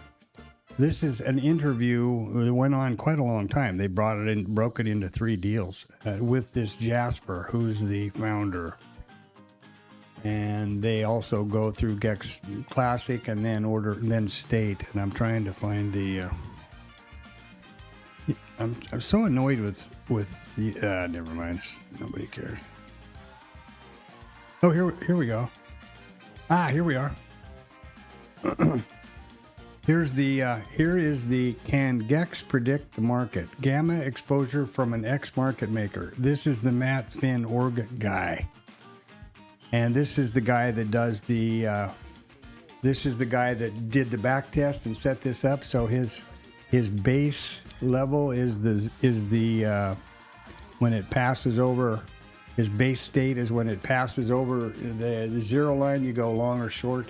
And then he does a 350 day or something like that replay. So this is gamma exposure with an X market maker, and it's called mattfin.org. Got no idea what options data he's looking at or anything else, but that's the guy that Anton and I have been talking about. So there's one GEXBot thing I'm looking for, which is the two guys that built the thing. Jasper and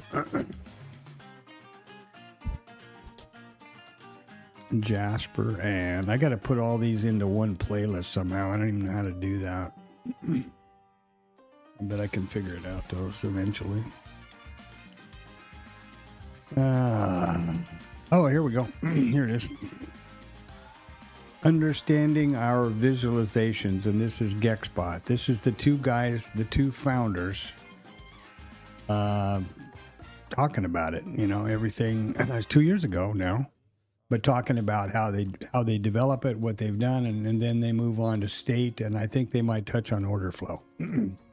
So, okay, there you go.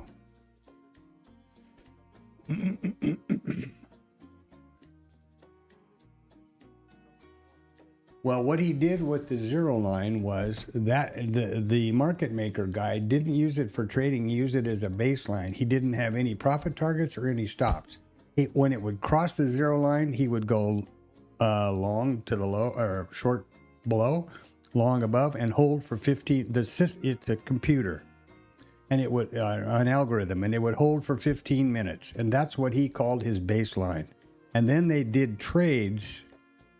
Also, with, if I remember correctly, Anton, please correct me if I'm wrong. I haven't watched that for a while. Then he did trades, and he similarly, but not. I don't think that those were actual trades with profits, targets, and losses, right?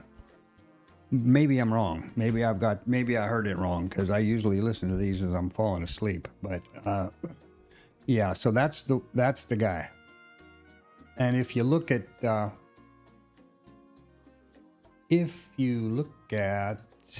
this, okay, if you crossed the zero line and went long, you got up there. If you crossed the zero line and got short, you went down here. And these are the zero line, right? So this is correct. Boom, boom, boom. Boom. I guess you'd be doing okay. These are basically 5-point lifts if you want to scalp like that.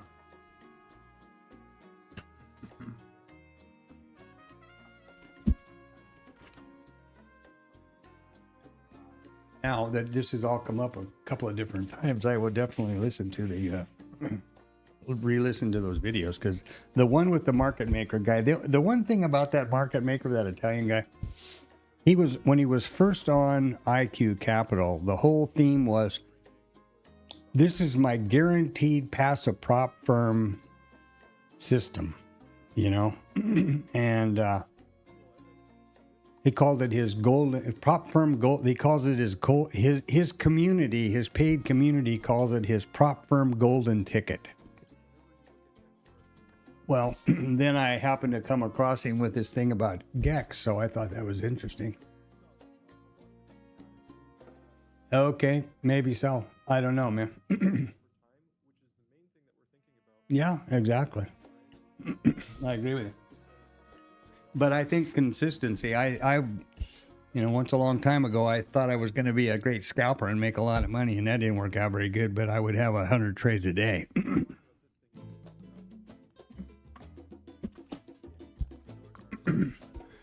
So I think that maybe less can be more. And if you can get, like we've talked about so many times, like you have, you know, you take $100 a day across 5 accounts and there you are. Pretty good wages.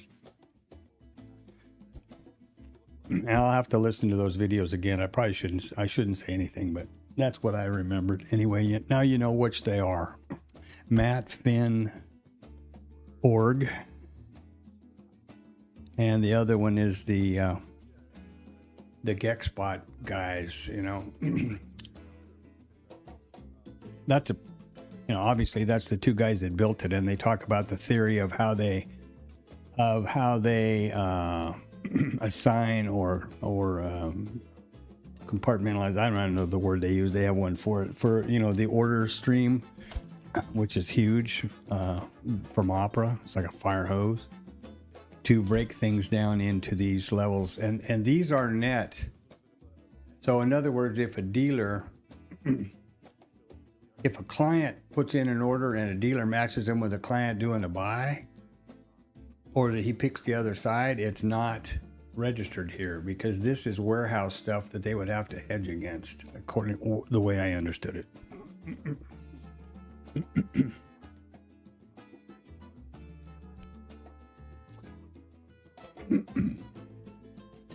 And we're still bobbing around over here with no IB and nobody left on third. Come on, man. Coming down to that IB low, though. Whatever that means. This, well, wait a minute. Is that still where it was? And now I got to look again. This is inconvenient. 74. No. So this has got to go down 2 handles.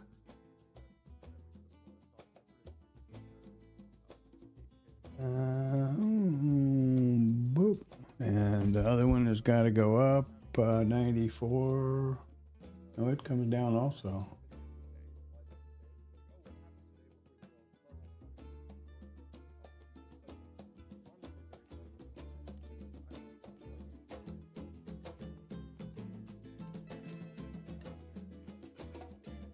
Well, those are the GEX levels as they stand right now.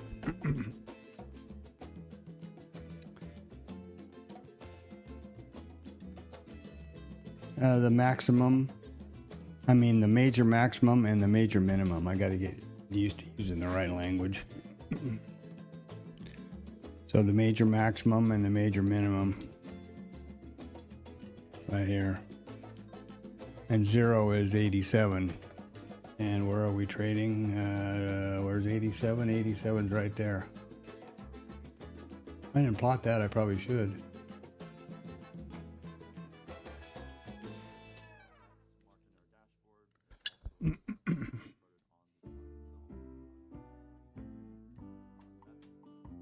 I think what I'll do in the meantime is put that, put these, the max, the 0, and the minimum. Of course, they change so frequently. I was going to say in Bookmap, in IRT, and then have them push to Bookmap where they have the name on them and the right color and all that stuff. But I don't know whether that's worth messing with or not.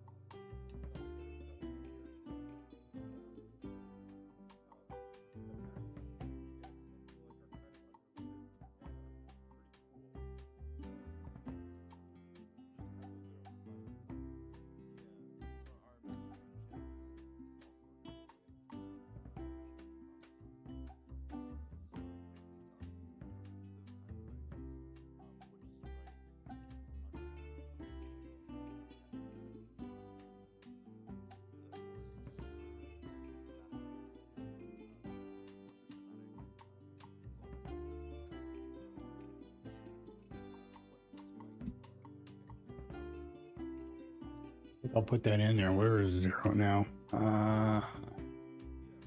87.5.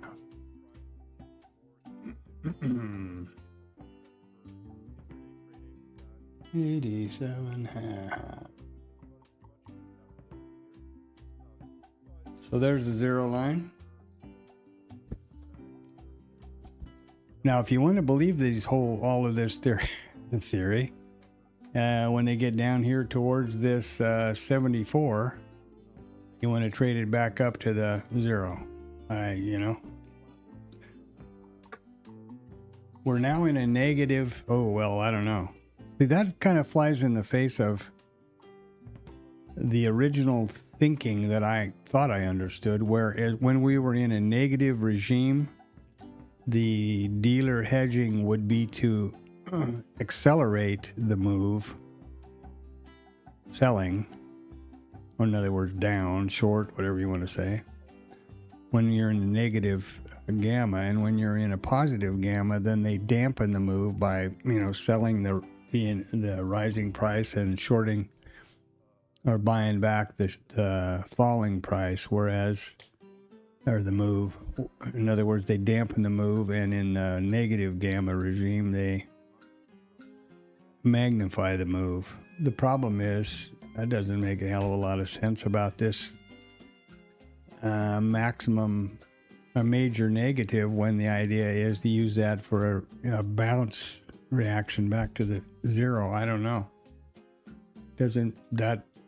What do you do? I don't know. These are kind of interesting if you're looking at this by any chance, Magic. Notice the big put wall here, or the big put line, a lot of volume out there, but their open interest is positive at that level. I didn't expect to see that.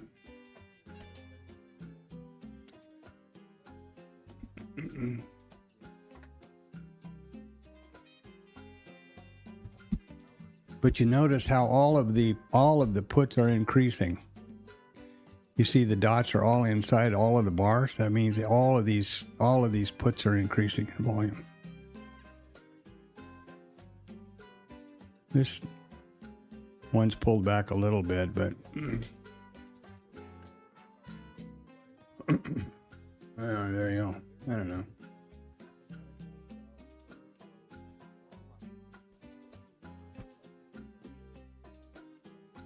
I guess the bottom line is I don't really know what I would do. Right now, if we take out the IB low, we've got the maximum GEX just below it. At the major negative is just below it at 74. And that would be the place to expect a bounce, or is that the place you would expect, if you want to believe anybody else, that's the place you would expect to go long.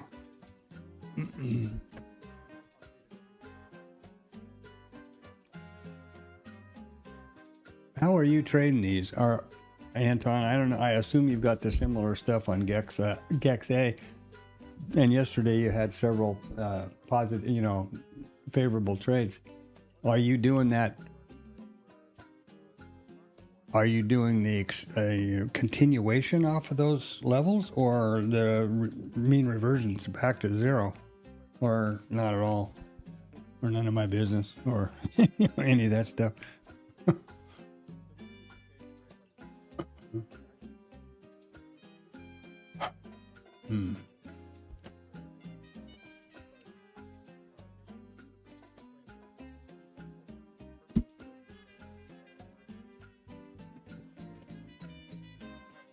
Better make sure I didn't even turn on the fact that I could trade again. I didn't even turn on the control panel again. Since I got back from TAM, I was so busy looking at all of this and not thinking about it. Okay. And what have we got queued up here? A 2-lot risk neutral 20 ticks. Okay.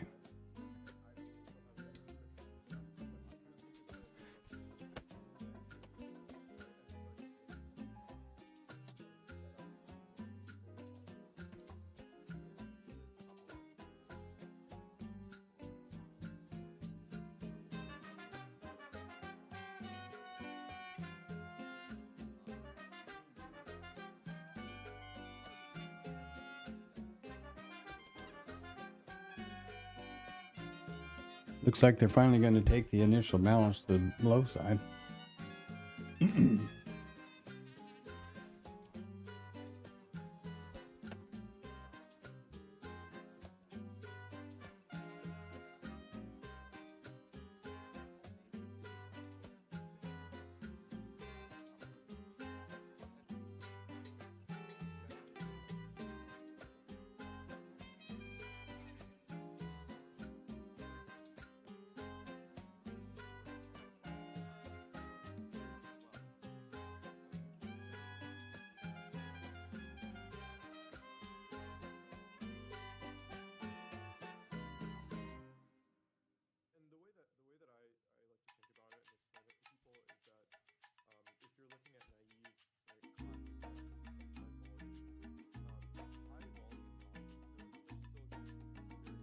Okay. Mean reverting or continuation?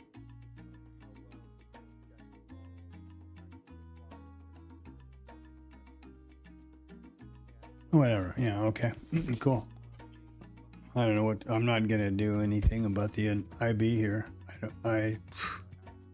Not with this market. I don't think.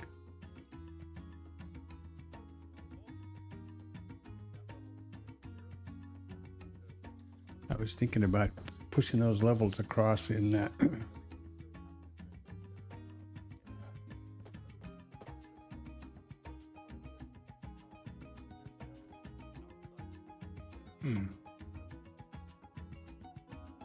Well, frequently I have to change them though.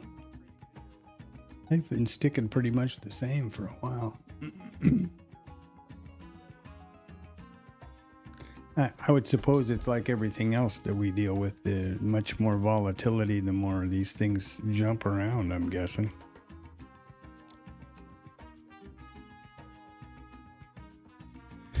It's probably interesting to notice that the max positive, maximum call, is only one basic lift or bar out of the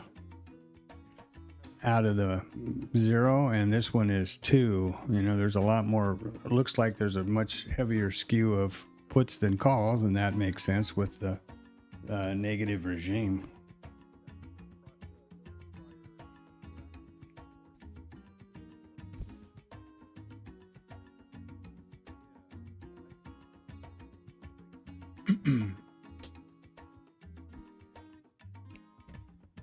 See your comment about small stop loss there. That's a really gray area. I was listening to the conversation between Freddie and Jasper, or Jazz they call him, and he was saying, well, the thing you've got to do is, you know, trading this way, you can use, even on the NQ, you can use real tight stops, and because of these levels are putting you in, you know, at real common sense places, you know, data driven places, and his idea for real tight stops was 20 points, and that's you know, my idea of a tight stop is 3 or 4 points, you know. So that's a real eye of the beholder kind of thing. Because I thought, oh, tight stop on the NQ, that's interesting. And then they got to a little more conversations. Yeah, you wouldn't, you know, you can get down as low as 20 points.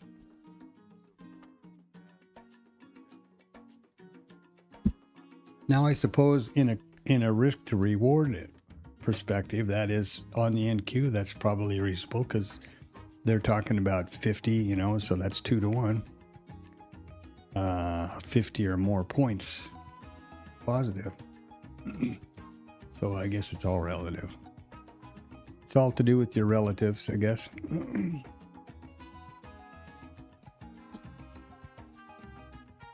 I saw a thing on YouTube. Congratulations on 35 years of Ukraine independence. Was that yesterday or today? I thought it's something flashed across my.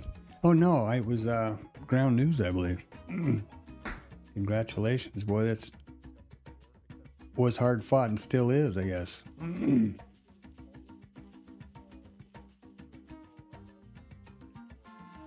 Pretty sure I saw that on Ground News and didn't dream it. Let me check.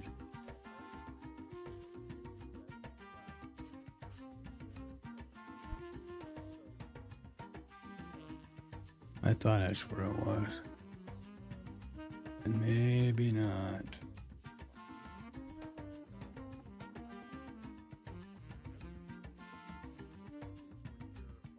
I don't see it now. There was a young lady standing in front of a memorial saluting or something, and I thought it was over here, but maybe not. Yeah. No. That's not it. I don't know. Never mind.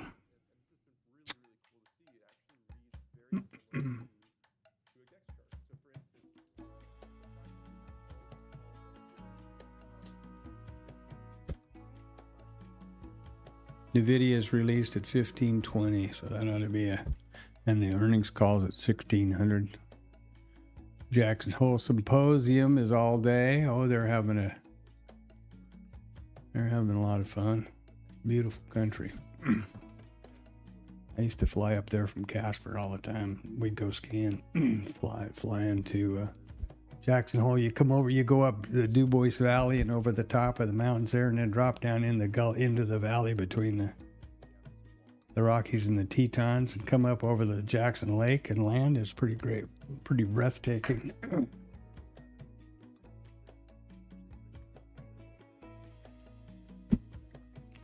I'm right. Yeah, I must be. Yeah. Did you see where the CIA director made some clandestine trip to Moscow? What the hell? Getting more orders for Trump, wanting to know what Putin wants Trump to do. I mean, really, Jesus Christ. I hope it's positive, you know. I hope they're trying to talk sense into him and say, hey, come on, dude. This has got to be over.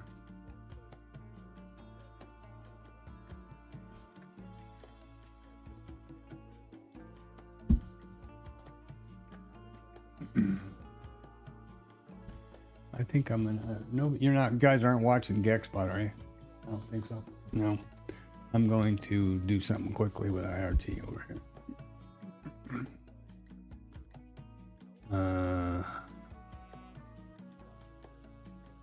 Quote page.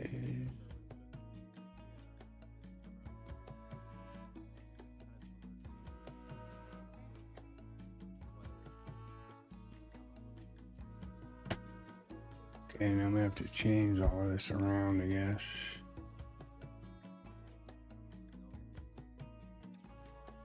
Shit. Okay. I gotta change all these names and everything else.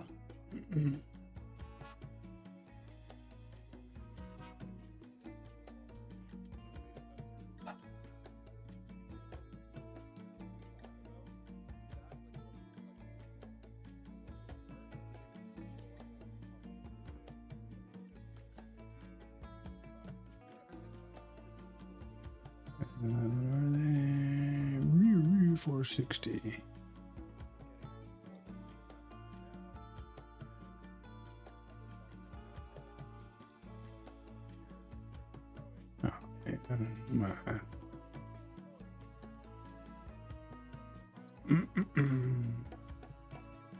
Oh, my. Main page.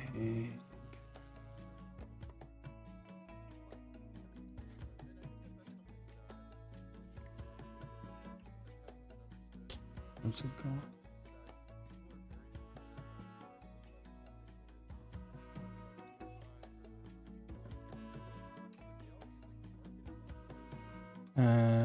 Boop, boop, boop, boop. Zero gamma. Zero gamma major.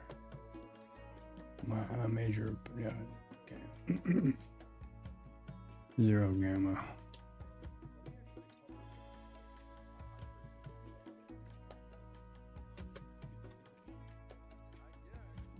Zero gamma.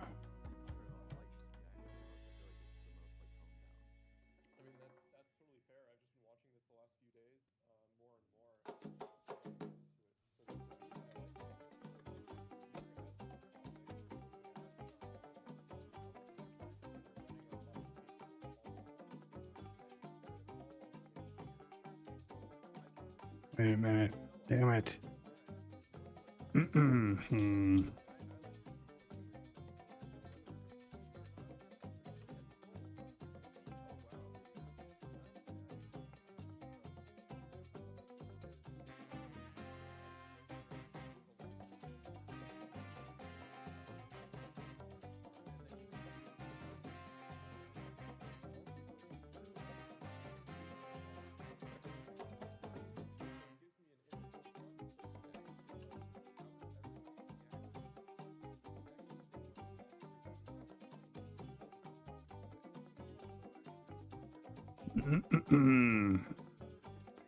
And put, well, we're going to call it.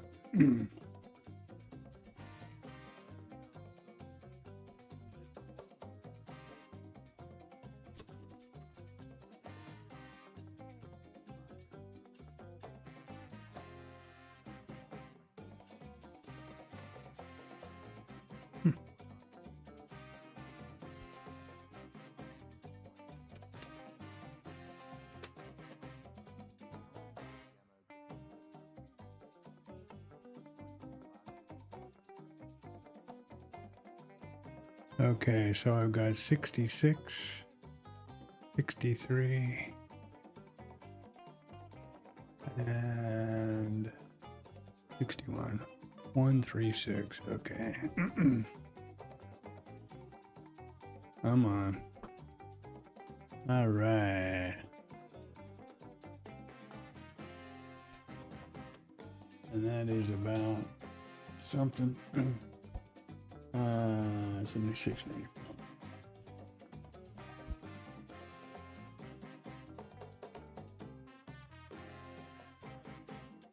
And 67.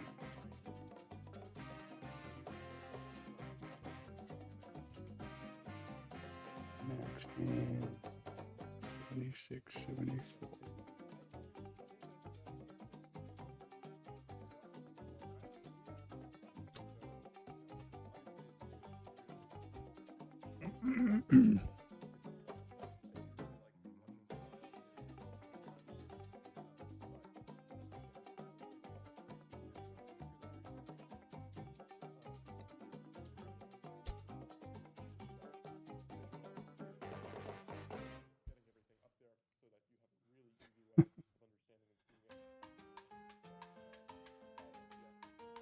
At PD value, previous date. Yeah, well, they were, and then they just broke down, and they have now just broken into the major negative GEX and taken out the IB low. If any of this is true, hold on. I'm busy setting up something in the background here, like playing a freaking piano, calliope. Yeah, and it's not moving. So this is where they would say, go long, go north, my brother.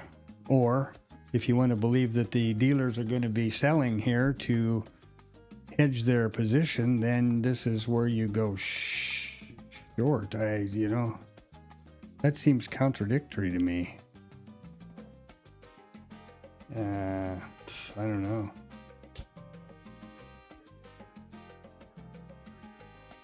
What do? Go long and mean revert?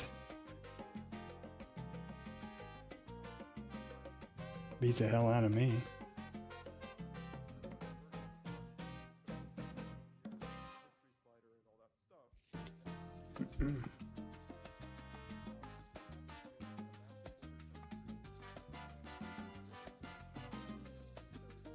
Oh, okay. You're going the backwards way around. Yeah, yeah.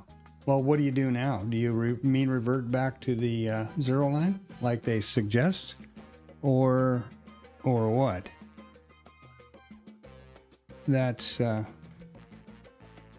sitting here with my finger on the button, but I'm not sure that that's the right button to have my finger on. Right or left, right?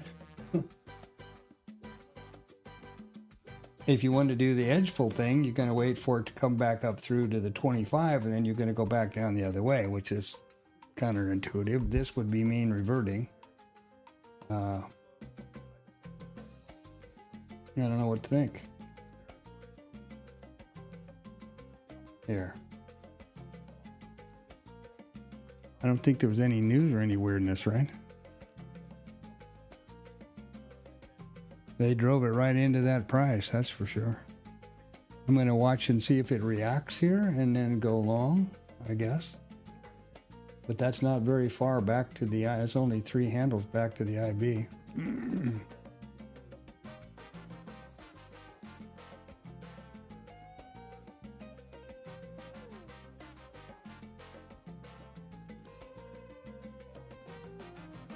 I don't know. I'm lost. That's what I was thinking about, but now it's selling back down to that level again. We've got the overnight low. Everybody just down below there.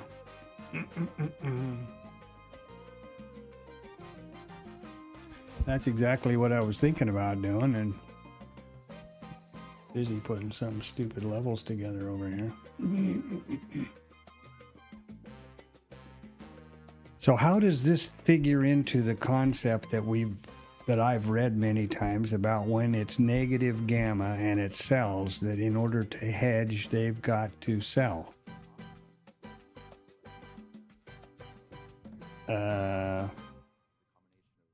That doesn't seem like it lines up.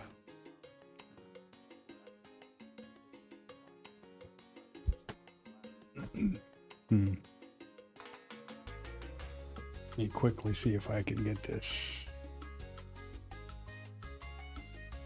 to work.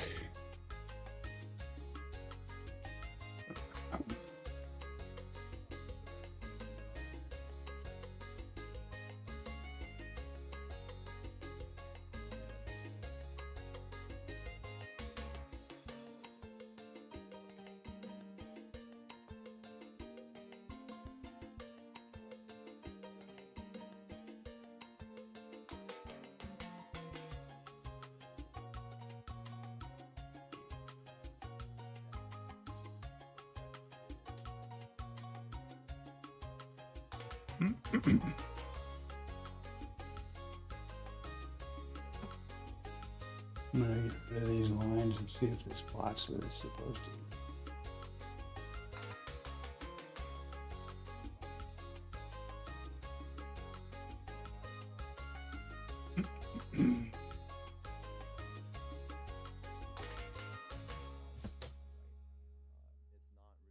See if this thing plots those lines like it's supposed to. Well,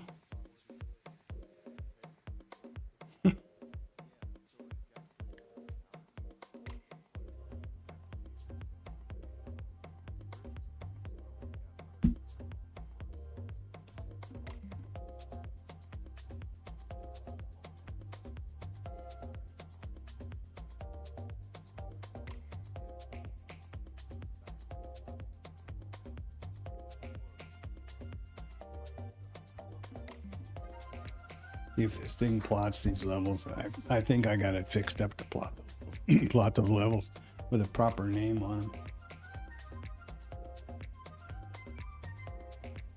We'll see. And maybe not.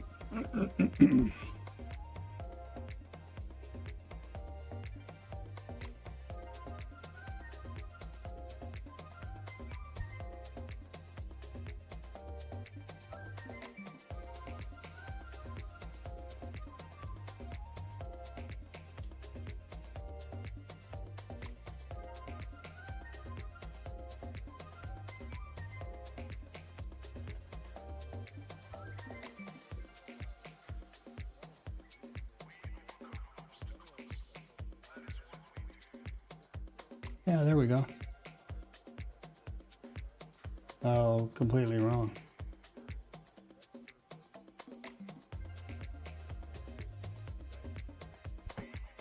This is supposed to say, no, none of these things are right. All right. Oh, I got to change the name on the actual template. Oh, that's pretty dumb.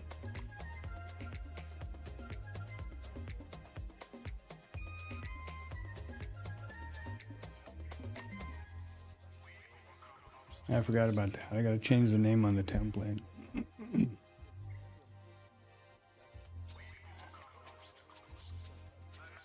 And it didn't look like it's doing anything anyway, so. Or it doesn't look like it's doing anything right.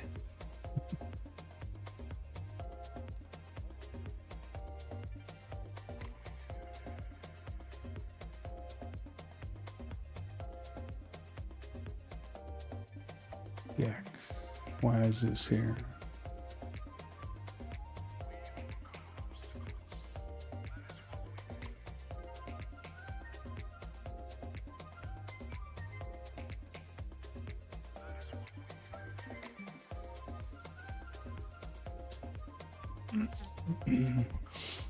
GEX should be over here.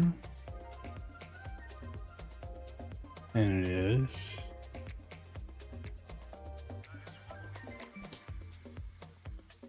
And it was saved, and so it's.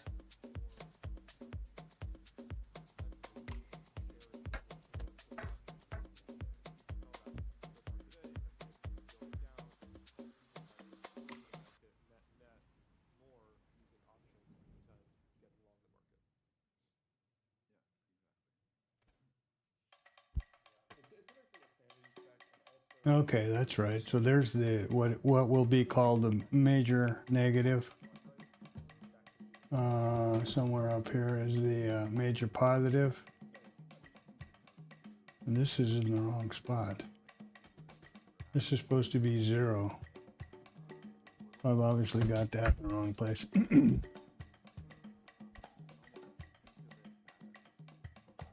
I mistyped it, I guess. I don't know what to think here.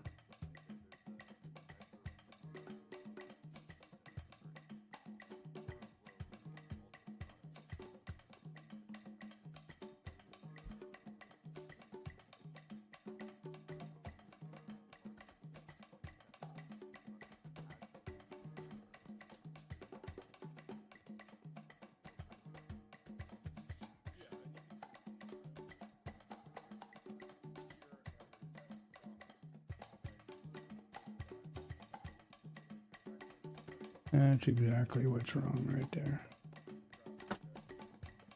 86. There we go. Okay.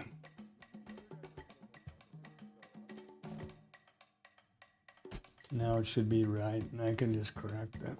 I'll correct the names and protect the innocent.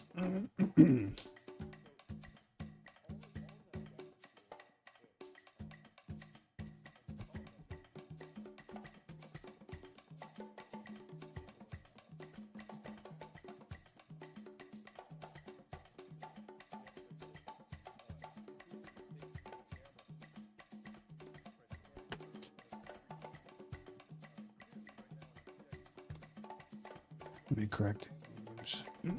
Makes me nuts. Short trip, I realize. Boop, boop, boop, boop. I don't want to do that. I want to do. What do I want to do? Oh, never mind. I want to do this over here.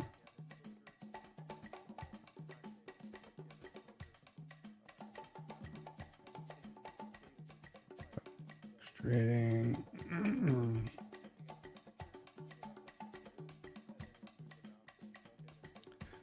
Futures.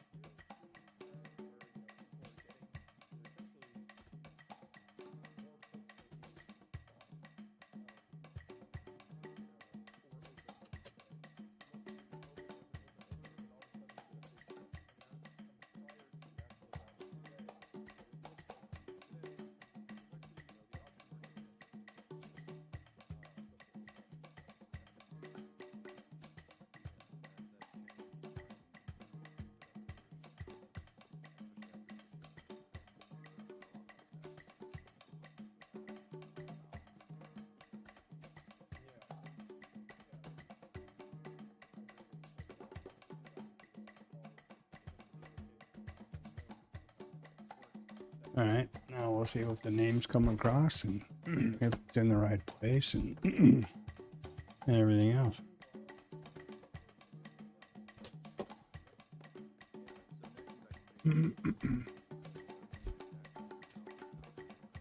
Okay, well, I don't know, you know, this is bouncing around that lower. Is it still there? Let's look at that. Yeah, it's just dancing all over the major negative. So, yeah, crossing the zero. Crossing that zero line looks like a hell of a lot better idea than waiting for these majors. But crossing the zero line, as it was described somewhere when I was listening to somebody, that's basically the POC. So, you know, what are the probabilities of having a successful? I don't know. This is a question. What are the probabilities of successfully having a trade or successful trades? Just, you know, flipping back and forth every time the price crosses over the POC. I don't know. Maybe that's the ultimate great idea, and nobody pays attention to it. I don't know. This looks like they're getting ready to do something here. If you want to stop and look at how this is sloping from the top and sloping up from the bottom, it's winding up, you know, they're going to pop it one way or the other. Beats the heck out of me. And if you look at the GEX, it's just dancing all over that thing.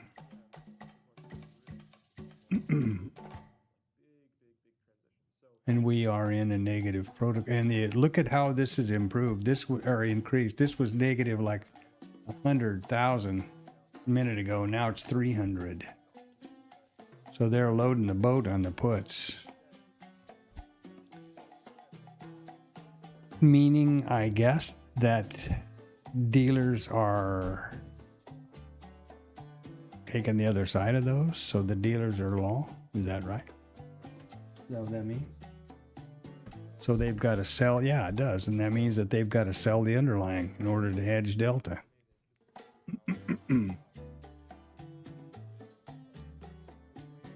Something's going on here somewhere that ain't good. The stream is fluffing around. I don't know why.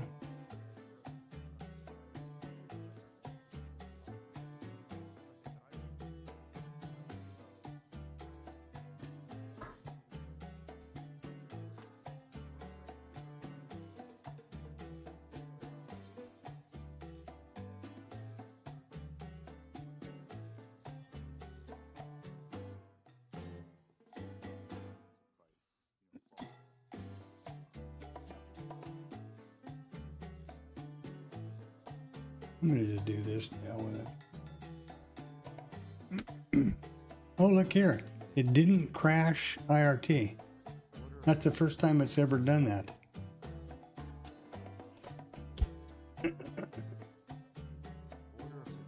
Well, but it's still doing the damn, it's still doing the notes, even though it's not supposed to do that. See what it's doing over here? It's not supposed to do any of that. This is only supposed to be, boy, frustrating. And it's getting ready to crash, though. It's all non-responsive.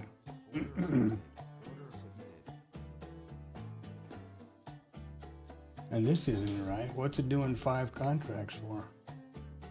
It's supposed to be 2. Oh, this is for shit and bus tickets here. Supposed to be 2. Multi-bracket. Why are there? Okay. I got it. Yeah, I got it.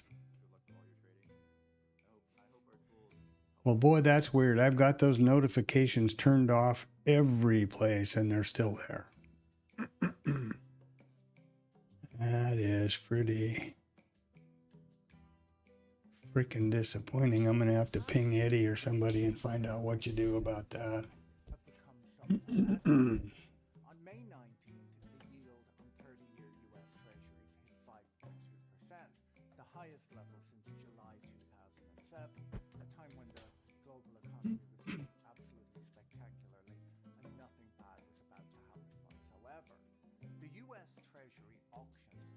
tell you what I'm gonna do. I'm gonna trail this damn thing right up to the bottom there and see if it can get back up in there. Otherwise, adios.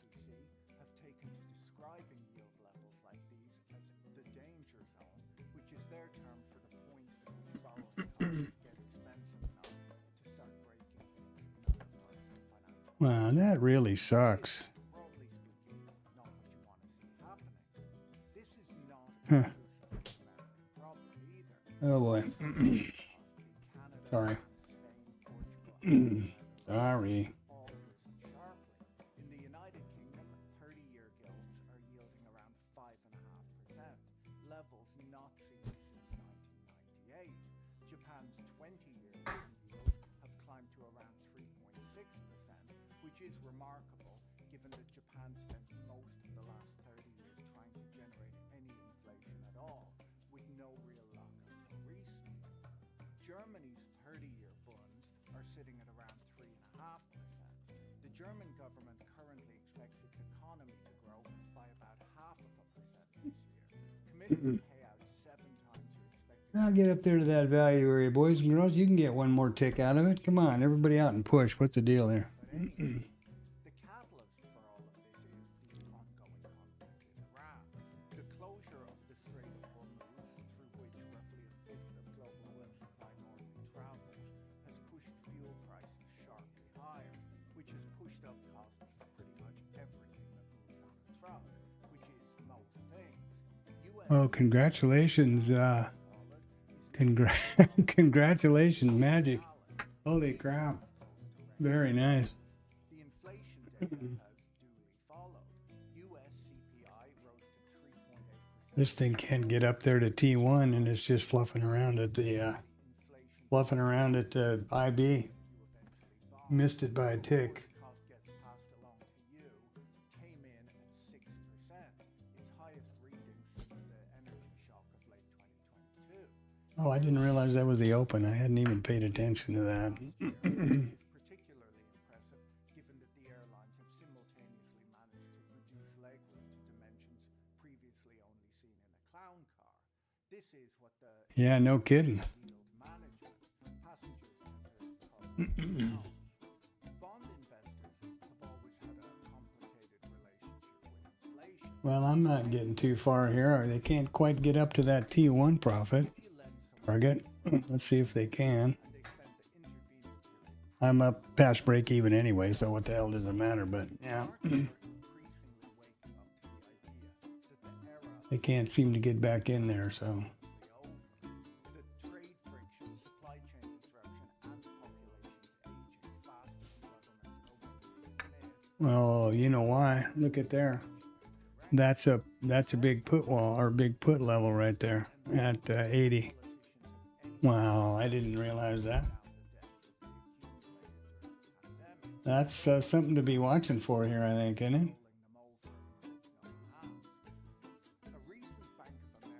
I'm gonna move that down below that 80 and see if I get that taken out. At T1.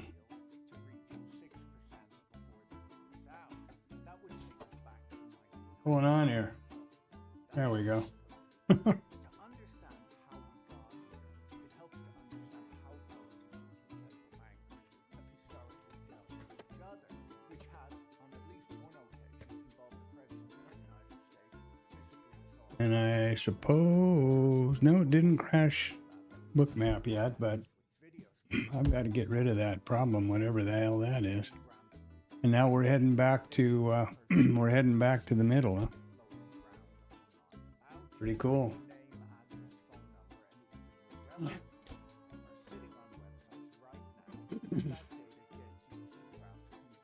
Get a little room on it. I'm going to scroll this thing up to the bottom, the IB low, just so that I have a few points.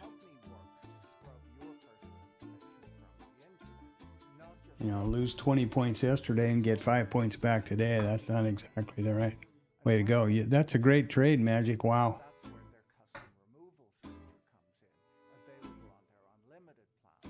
If you found a forum post, an old blog, or a shady website displaying your personal information, you don't have to do it yourself. Just send it to me, dedicated privacy expert.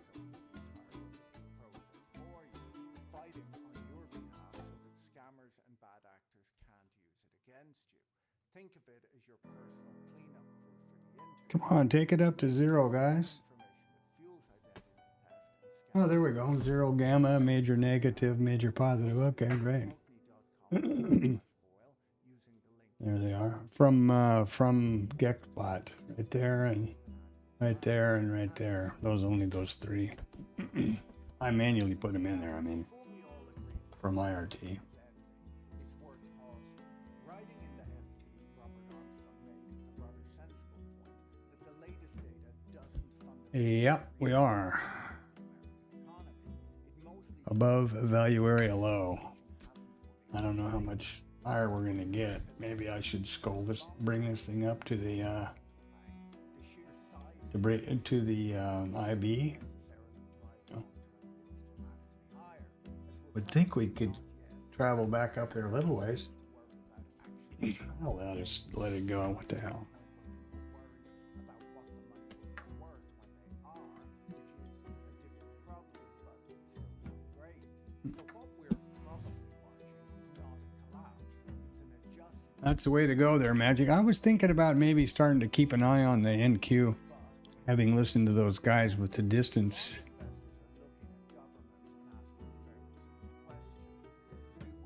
I haven't studied state enough to make sure that it would matter.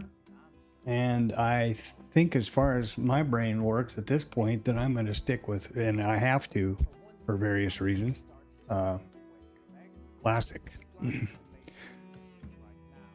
But, you know, if you've got an extra 150 a month, I don't suppose the founder of the thing. Now, what are his motivations? He's the founder and he gets paid. The founder of it suggests for trading futures state. You can go to the website and I'm sure you know this already, but each one of them is listed there and you can click on the demo about it and it shows you this and that and whatever else.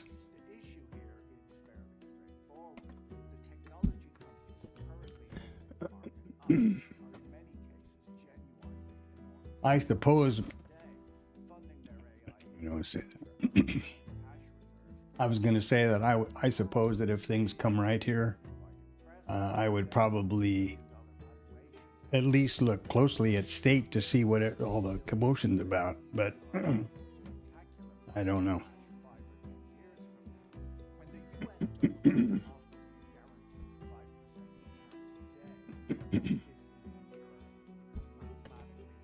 Well, we're right back at this consolidation level, and we don't seem to be able to get anywhere. This is kind of disappointing.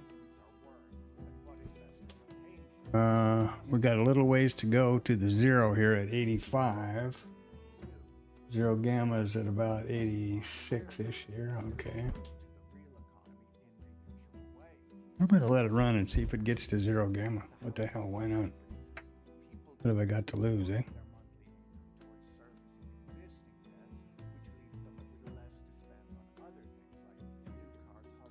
If you want to see what state's like, you know, you can use that 50% thing and it costs you $75 to look.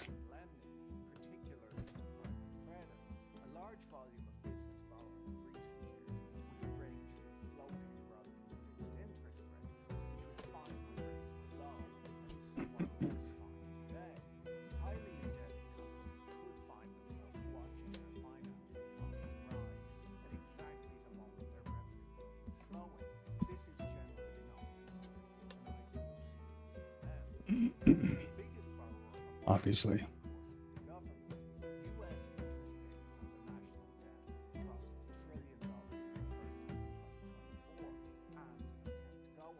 That's what somebody said, that the GEX, Anton, that's what somebody said. Maybe it was that jazz guy, that the NQ levels were cleaner, more crisp, what I think was his word.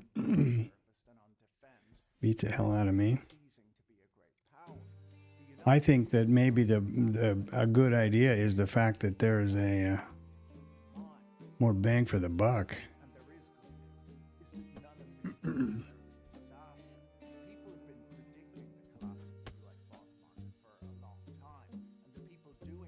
Of course, you know, risk. That goes for risk as well. So get up to 0 gamma, guys. Come on, show us who's boss. Let's see this thing work. Why not? We've dropped down from net 300 plus thousand or 300 plus net to 120 now. Negative.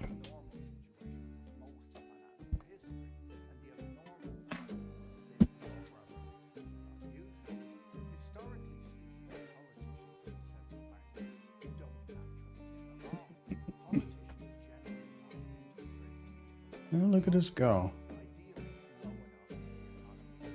Okay.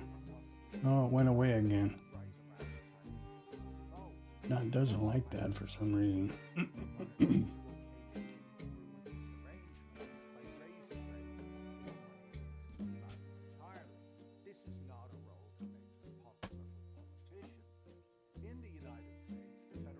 I don't know why it doesn't like those levels, but they were there and now they're not.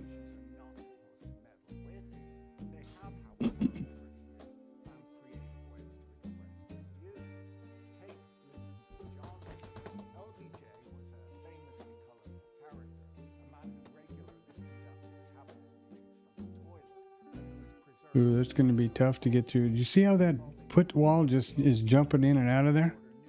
That's amazing, isn't it? Well, we'll see if they if they zoom up here and take that target. That'd be okay. And of course, this is a 2 lot. Yesterday was a 3 lot. Now is when I fight the urge to trail them. You know, trail up to this target, or what to do. And I think I'm gonna just, it's a break even. I'm just gonna let the thing go. If it gets up there to that target, great. And if it doesn't, well, I'll be pissed.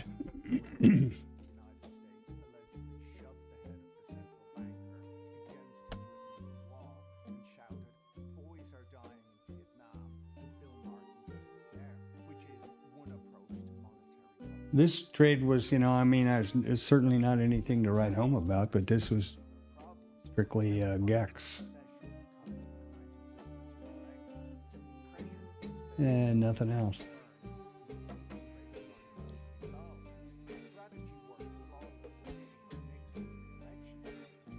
Yeah, I wouldn't suggest just jumping into state and buying it. What I would maybe should have done or thought maybe about, because state includes classic. If you get that option, then you can look at both. So I should have probably taken the demo half price on the state. Then I could have watched both, and when the month is over, just, you know, drop back to classic. That's maybe something you could think about.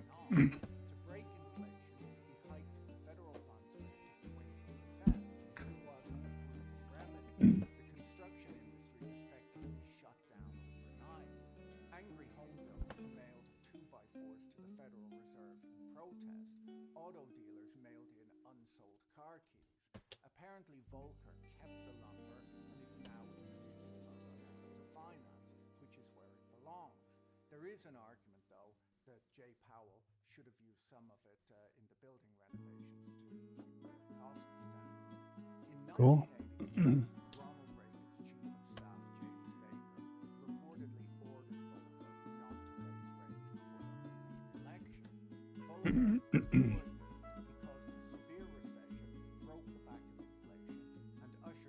before the election. Volcker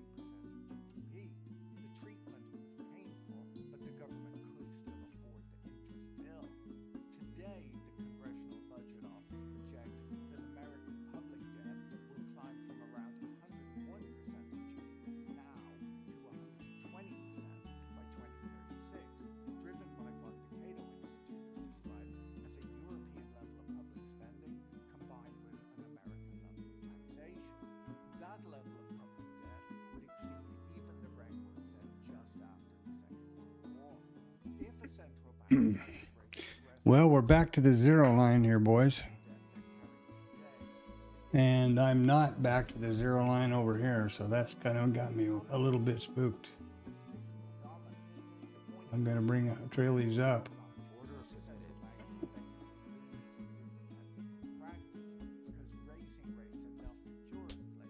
And the PO's, I guess that's a full session.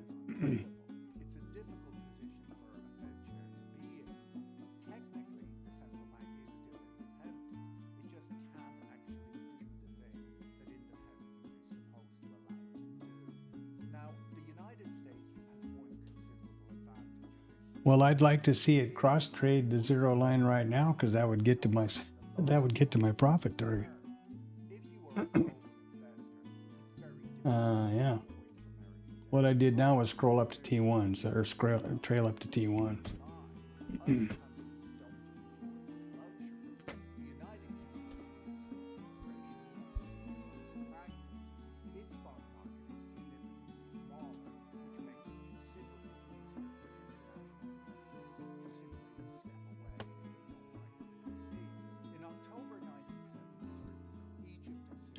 And the zero line has moved back up to 85, so we're not there. We got to come across it again, or do some moving, which is cool.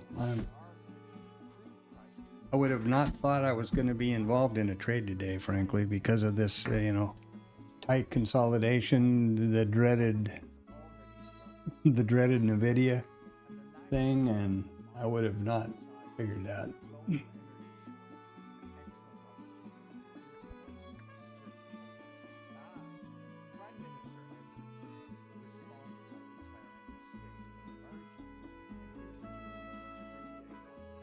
Congratulations. Great. I got in a bit late, but I thought it looked like a whatever you call this, a bear. Oh, I don't know. Anyway, flat top and, higher lows. The minute we got there, I thought, well, why not? And so here we are. Why not?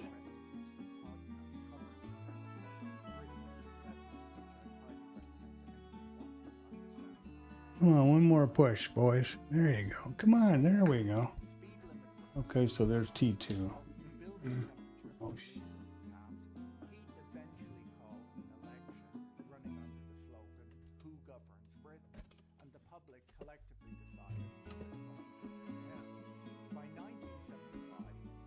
Okay. Well, there's, better than a poke in the eye, I guess. Well, there's your right on zero now. Brown cow.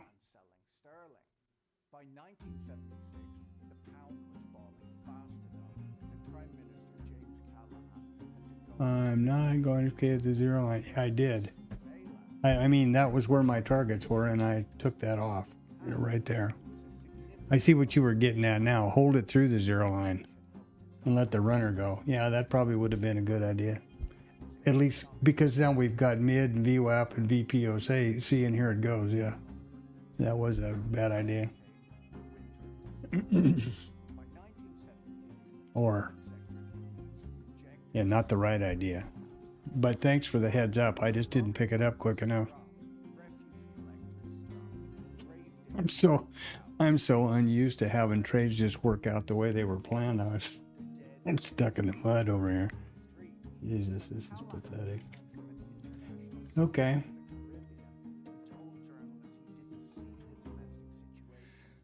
What was I gonna do? Oh yes. See what this stupid shit's up to. Now I gotta see why.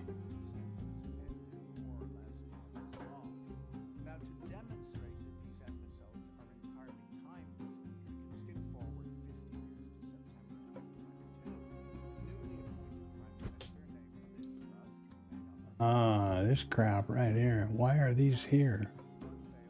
I didn't want these here. And that's why this has been choking and puking, I guess.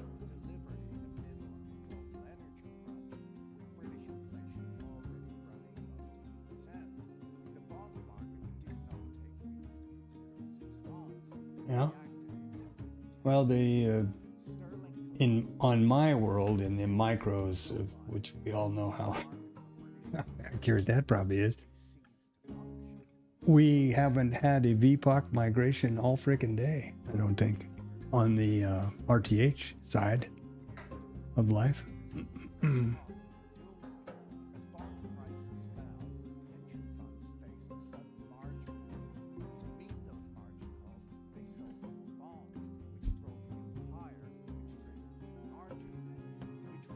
Okay.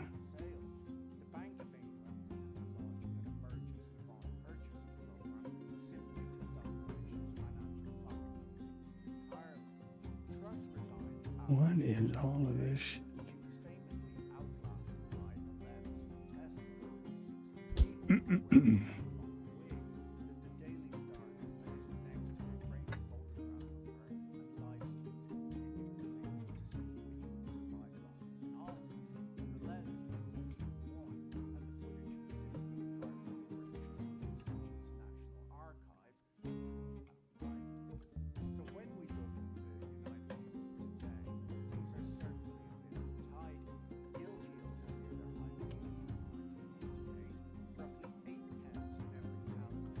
Let's see if that bullshit was going on anywhere else.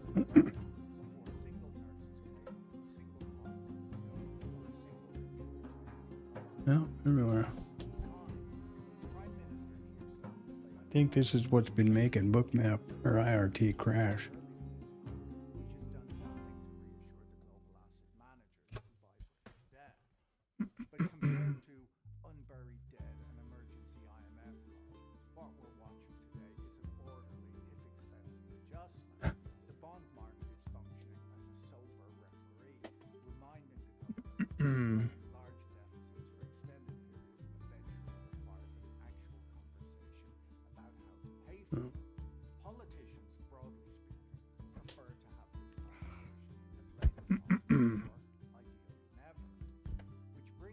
Come on, wake up, honey.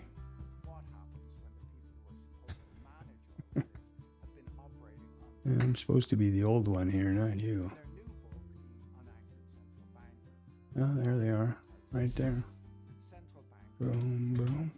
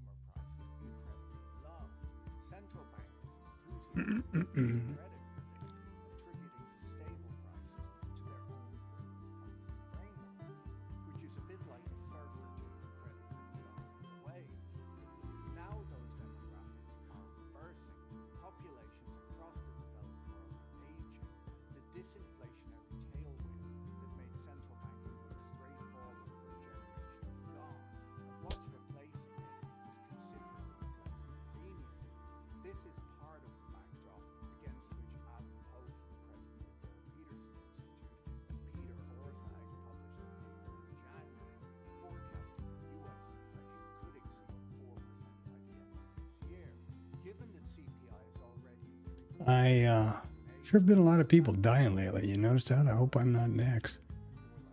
Dolly Parton and Frank and sorry I never saw ZZ Top actually. Migrating all day. Okay, I may be full of crap, which is entirely possible. Let me look and see. Let me go over here and look at where I can look quick. Yeah, it's been migrating all day over here on IRT too. In the MES. Yeah, you can. No, you can. There you go. Yeah, this little yellow guy.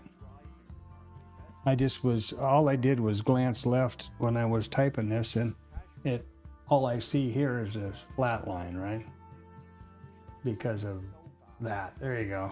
So it's all over the place up till 10:20, and then it's went flat. Yeah, sorry. Shooting off my mouth for nothing there.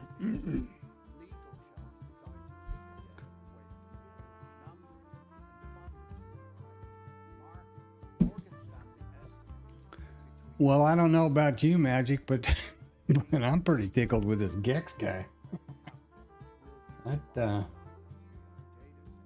I'm not as tickled as you are for sure, but I'm probably pretty tickled. I'm thinking that maybe I'm going to start looking at the MNQ as well, doing some night stuff. And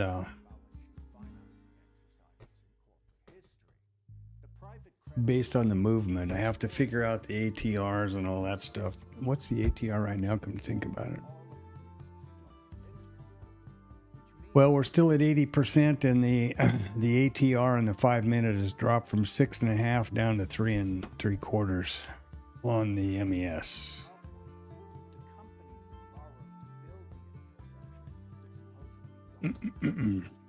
So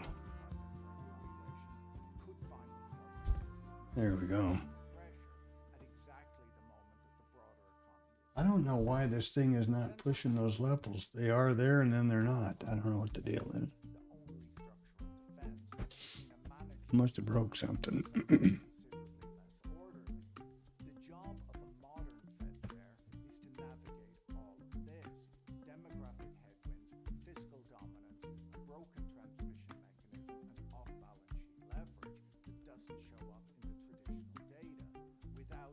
Oh, what's this VU trigger shit? I don't want that in there.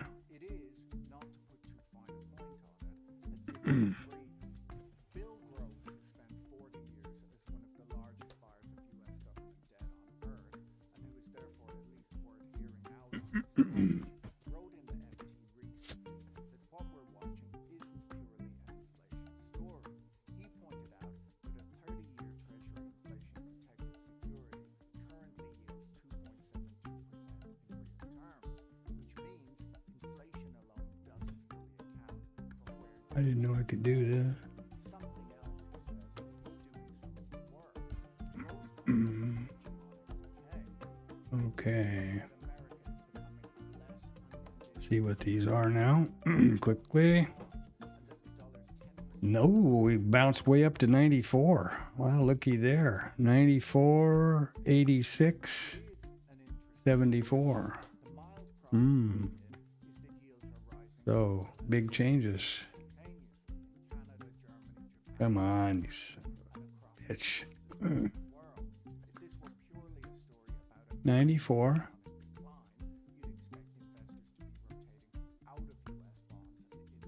Really? What was that? 76, I thought. 85 and 74. Okay.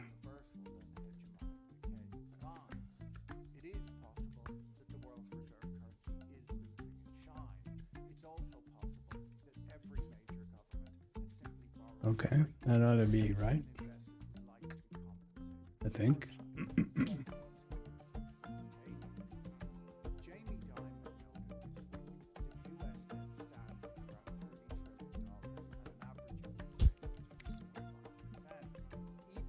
Yes.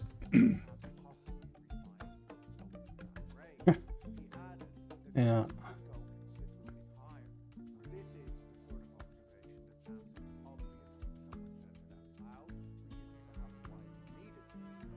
All right.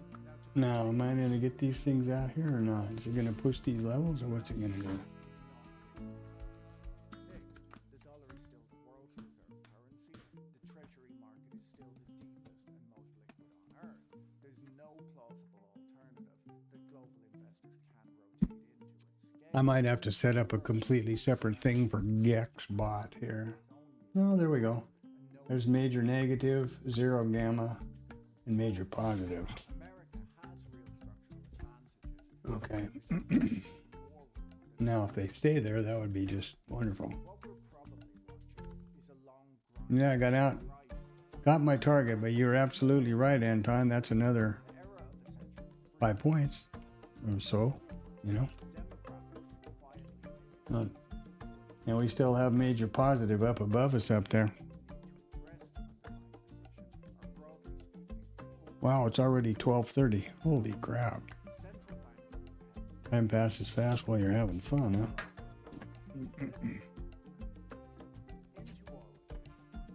So I've got them in here now, for now.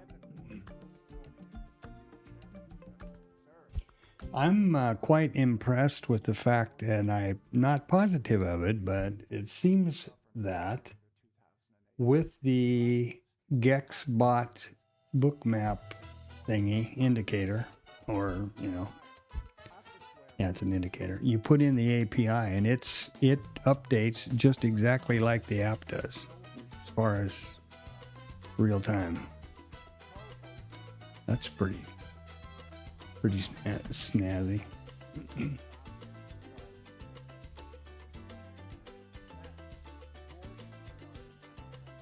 Oh, damn it. There's another 5 points I could have got.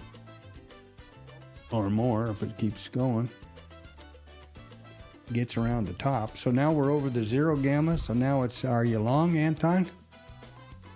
Come on, man. Be my role model here. Let's go.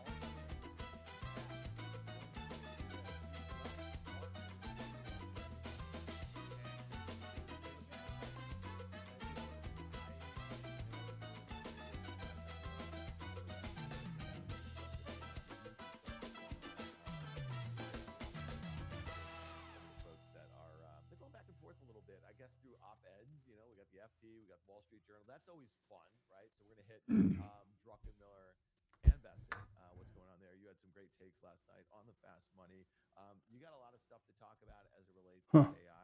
They went away again. I wonder what's causing that.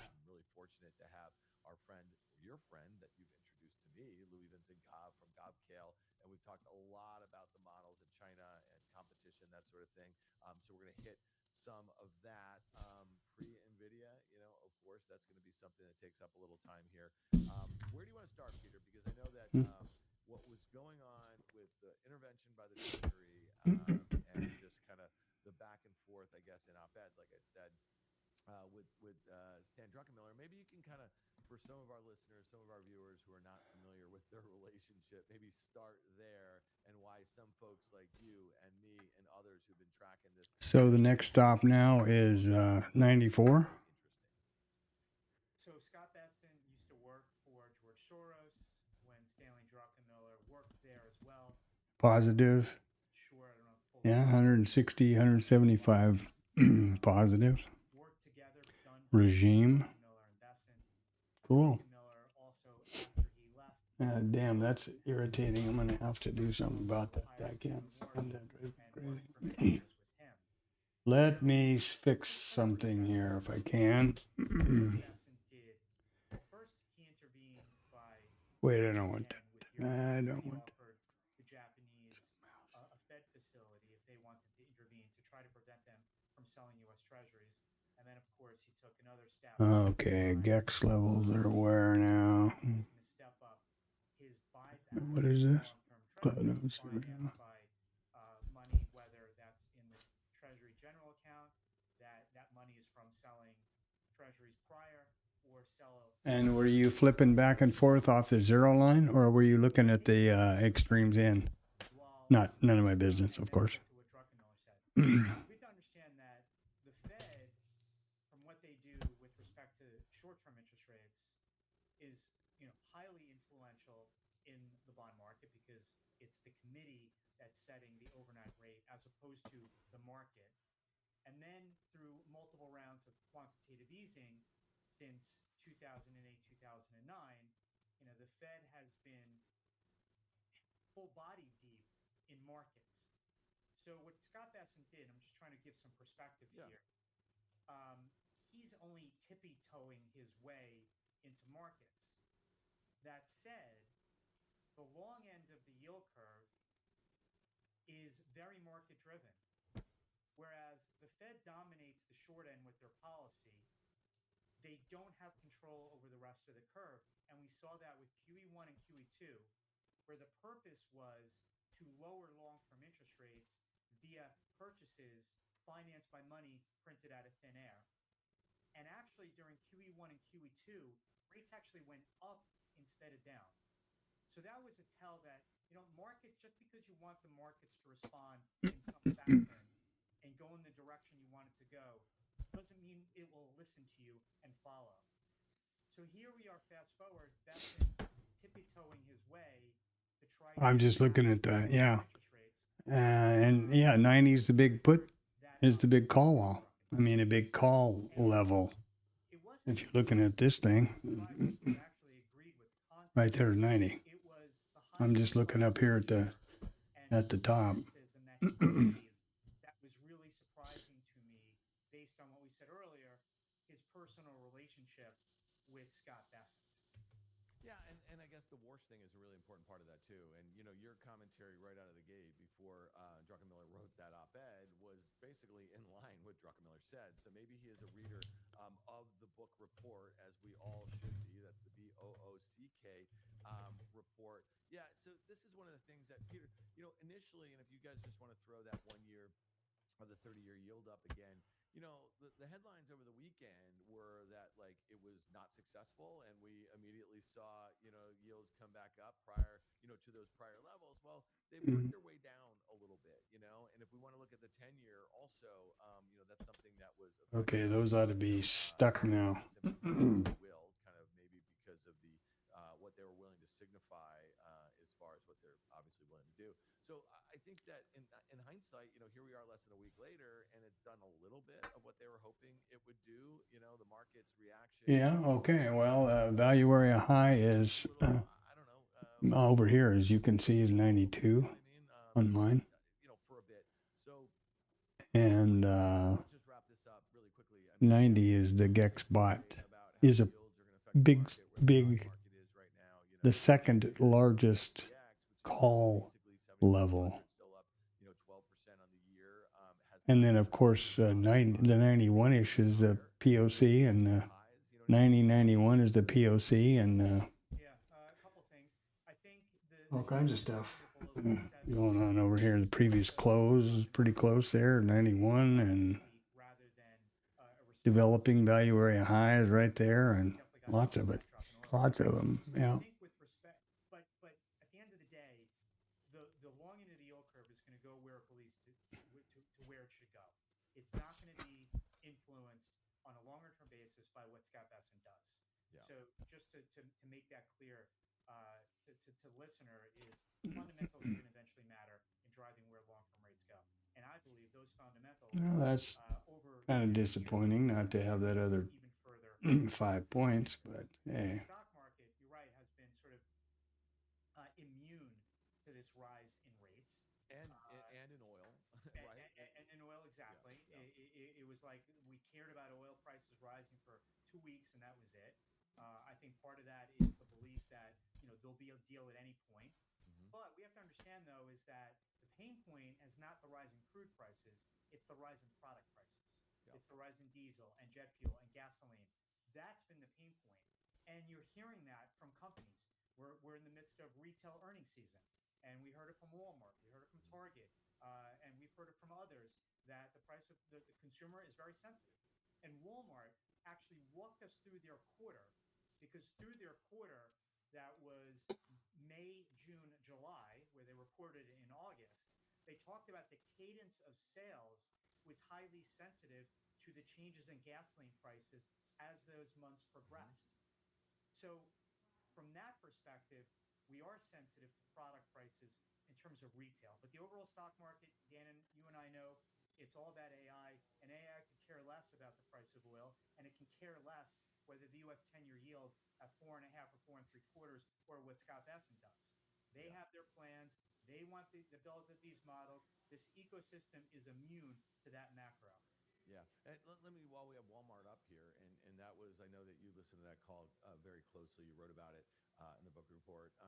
If crude oil were to go back to, let's say, 74, 75, which it could, right? If we do have some sort of deal between Oman and Iran. Not that I think anybody is going to find that particularly, encouraging. Like the fact that whatever they do, joint control and charging fees, because that It's not going to work.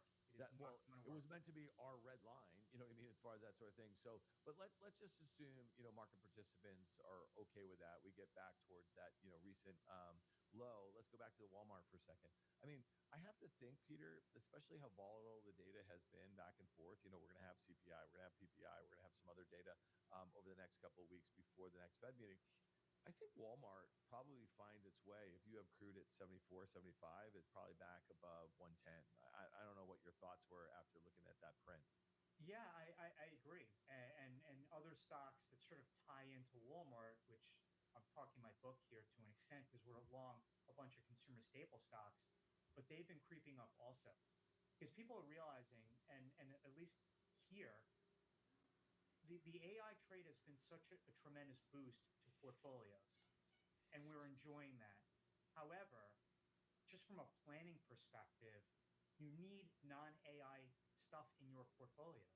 And Walmart fits that bill. Kimberly Clark fits that bill. Heinz Ketchup fits that bill. And to your point, if oil does settle out at $75, not only is it going to help these companies from a consumer standpoint, but just imagine the amount of diesel that Walmart consumes every single day Yep. in the trucks that they use. Because not only Walmart USA, Sam's Club, and I think they also own is it McLean's, which is their shipping distributor that basically trucks stuff to all their stores. So they would benefit multiple ways if oil prices settled out and if diesel prices fell coincident with that drop in crude. Yeah, so I was looking at the XLP, the ETF that tracks staples yesterday, Peter, and Walmart and Costco make up nearly 20% of that ETF, right? And then they have a lot of that consumer products names that you just kind of mentioned, some other big ones too. I've been surprised how well staples have traded in this environment. One thing I did, I think Magic you trade on Ninja, near all-time highs, up or down 1.5%. and I know Anton's on Atos. But what I did last night with GEXBot was had it on one monitor and had the book map up with the replay function, and then and ran them at the same time. The only thing I noticed was that the replay on GEXBot is a lot faster, so I'd have to stop it every 5 minutes or so and let a minute or two catch up with bookmap. But that was pretty interesting to watch. And you can go back in time, but you can't go back to converted instruments. In other words, you can't look back in time at the NASDAQ, SPX converted to NASDAQ. You have to look at just the NDX, or in the case of ES, the SPX, because it uses a conversion factor that they plug in every day from CBOT or whoever it is, so it doesn't exist, I guess. Lifting off the mat. I do think that also coincided with the peak in semi stocks. That also coincided with the IPO of CXMT. Yeah. I mean, you can look at the top in Micron and the IPO of CXMT, and they pretty much came around the same time, within maybe a week or even less, a couple of days of that timing. And I do believe the much more choppy behavior that we've been seeing in semis has coincided with the lift in some of the defensive areas that we talked about. All right, let's stay here for a sec because let's flash. You see this Micron chart, right? And if you look at it, I mean, for all intents and purposes, trades pretty well, especially relative to what the SOX has done, right? So let's kind of flash over. We could use the SOXX, if you will. Obviously, we're talking about this on the day that NVIDIA is coming out with earnings. Right after the bell, 5 o'clock conference call. I'm sure Peter's going to be dialed into that. I look at the SOX and I say, okay, we had 650. Now we have where are we? 512, like that's a considerable sort of pullback here. I don't know, man. It's still like well above that 200-day moving average. It's down there at 424 or something like that. But then going back to Micron, this is one that, relative to NVIDIA tonight, I think it's going to be a really interesting part of this conversation because we know that we went, that headline the other day that NVIDIA is going to be raising prices 17%, which seemed pretty specific, by the way, on, some Blackwell and some Vera Rubin. Yet, they're talking about earlier the last week, they were talking about that high bandwidth memory, which is attached to these GPUs, right? I mean, this is a really important part of it, having that memory for these GPUs to work more efficiently, right? I wonder why Micron, trades so well. I don't really wonder because we know that there is tremendous demand, right, over the capacity that exists there. But it is interesting how poorly NVIDIA trades on a relative basis, right? Help me make some sense of that, Peter, because I think this is one of the things. I had a friend, and actually he's going to be on the podcast, so I don't want to get too in the weeds on it right here, but he and I had dinner last night, and he's going to be on the Risk Reversal podcast tomorrow. That's Imran Khan, who runs Pro-Am Asset Management. It's a hedge fund down in Dallas. He's a brilliant, brilliant guy. And he just got back from South Korea, and he met with SK. He met with Samsung, and he had some interesting thoughts on the memory front. But I'm going to save that for a podcast will drop on Friday morning because we haven't had that conversation yet, for podcast purposes. But this is really interesting to me because he looks at NVIDIA and he's like, well, this is really cheap, then we know what the demand looks like, that sort of thing.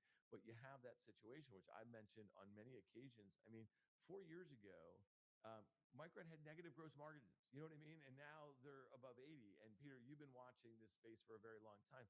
Help me make some sense into the NVIDIA print, because if they're talking about, again, prices that are going up because they have to make, good on, the basically pricing pressure finally that they are feeling from memory, which is a really interesting scenario. It's almost doing an about face over the last 4 years or so. I think maybe it was Monday night or Tuesday night. I heard you on Fast Money. You say it yourself about all the competition that NVIDIA is now dealing with, whether it's Google's TPUs, whether it's Trainium from Amazon, and many others. It's Broadcom, obviously, that's making the TPUs. But it's seeming like every week I'm reading about some new Silicon Valley semiconductor company that is developing a semi technology and design that can outcompete NVIDIA. And then, of course, you have the whole the Bank of NVIDIA story, Yeah. and they've spread their financing tentacles and obligations everywhere. I follow just from a signaling standpoint. I'm not trading it, but I'm following it from a signaling standpoint. Yeah, I think that's a very good point. If it's based on some sort of methodology, these levels in GEXBot or whatever you've got on your various platforms. I think just throwing orders on in the middle of no place might not have a long, it might not have a lot of longevity in trading. $10 million of bonds, the buyer of that credit default swap would pay $86,000. There's a one guy though. There's a kind of a crazy guy, Sean something or another, who trades. I think mostly FX. He's got a big, huge Telegram following or something. He's kind of got a funny sense of humor. So I listened to a few of them a long time, a year or two ago. His philosophy, supposedly, he'll take $5,000, or let's say you take $1,000 and you fund an account and you trade it. You never use a stop loss. You trade that account, and that is your stop loss when you blow up the account. And he'll just see a price doing this and put on a trade, and if it goes the wrong way, he'll add some more. And you know what I mean? All those things that we all hear are so bad for you as a trader, but supposedly it's successful. So who knows? Who knows? Yeah, $800,000 per $10 million for CoreWeave. That's insane, right? And so, Oracle, I'm looking at that right here. I think over 200 basis points. 215. Yeah. Broadcom, 131. I mean, so this is happening. I think your point about NVIDIA is off a very low base. So I think that's all really interesting. There was an article that I just put in here. Well, the only trade I took, you guys saw on the TV here on the screen. So there you go. Is not getting more attention. Okay, so OpenAI has Oh, wow. from NVIDIA. Okay, great short off the zero line, then long followed by a short again, and another long, and lastly a short. Wow, you've been busy, a busy little beaver there. Actually, good for you.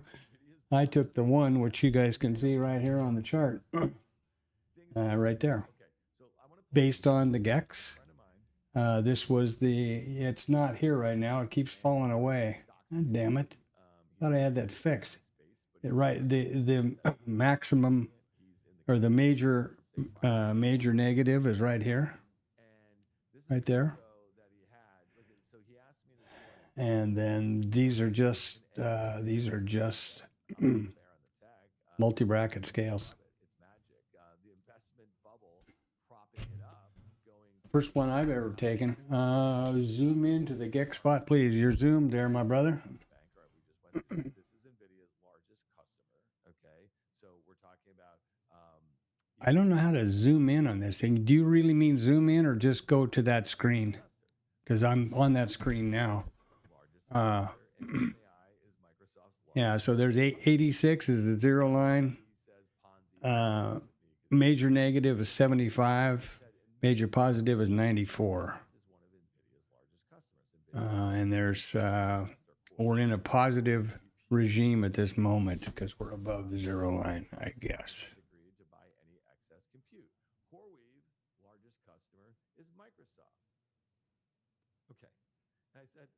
Yeah, well, exactly. That's kind of like the idea of the hedge, right? But you can actually do that with the same firm or your same account if you just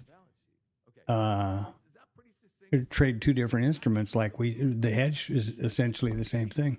If you take a 10 lot on the long and a 10 lot short on the ES, and a 1 lot short on the ES, just like the hedge idea, that's completely legal even within Lucid or AMP or any of them. It's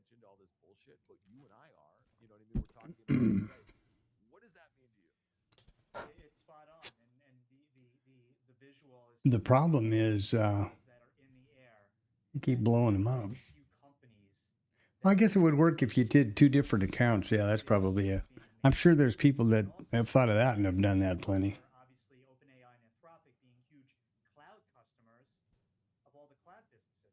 And I wanted to turn this around. If the cost of entry to the account was small enough, then your stop loss, you'd put on five minis or something, or 2 minis, and if you only paid $50 for the account and you blew it up, it cost you $50. I guess that's a logic some people use anyway. Store a lot of their models on U.S. cloud companies, and actually there was a story today that we're taping this where. But yeah, well, I'm pretty happy with this idea. I wouldn't have taken that because mean reversion off the bottom's not something I would have waited for these pullbacks to the 50 for the IB up here. Now this would be the short looking lower, and I don't think that that's I don't think that the market today supports that. So it's a mean reversion kind of a day, and I'm glad I did that. I'm glad that you guys prompted me to do that, Anton especially. I had a conversation in podcast story this morning. You want me to do something different with this thing, man? There's the GEX spot levels. No, not there. You go. Wow, that's call wall is out there, huh? There we go. That it's really hard to quantify, like really what it means. I think a lot of folks will tell you, well, maybe these models, I can't seem to do anything about that. I don't know why. I can't seem to get this price to move over here far enough. From Singapore or from the middle, that's fine. It doesn't matter. Oh, I do. I know why. This is 830. When this is scrunched up, it won't go past 830.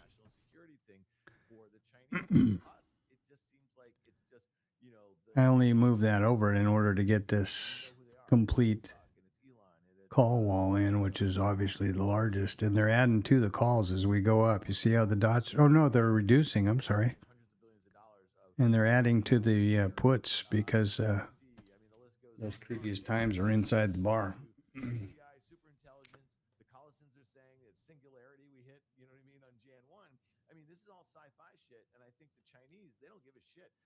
Yeah, you're right. That seems like way too much trouble. I think just making the 1 or 2 good trades A day is a lot better idea. to us. And at some point, I guess the question is, we've spent trillions.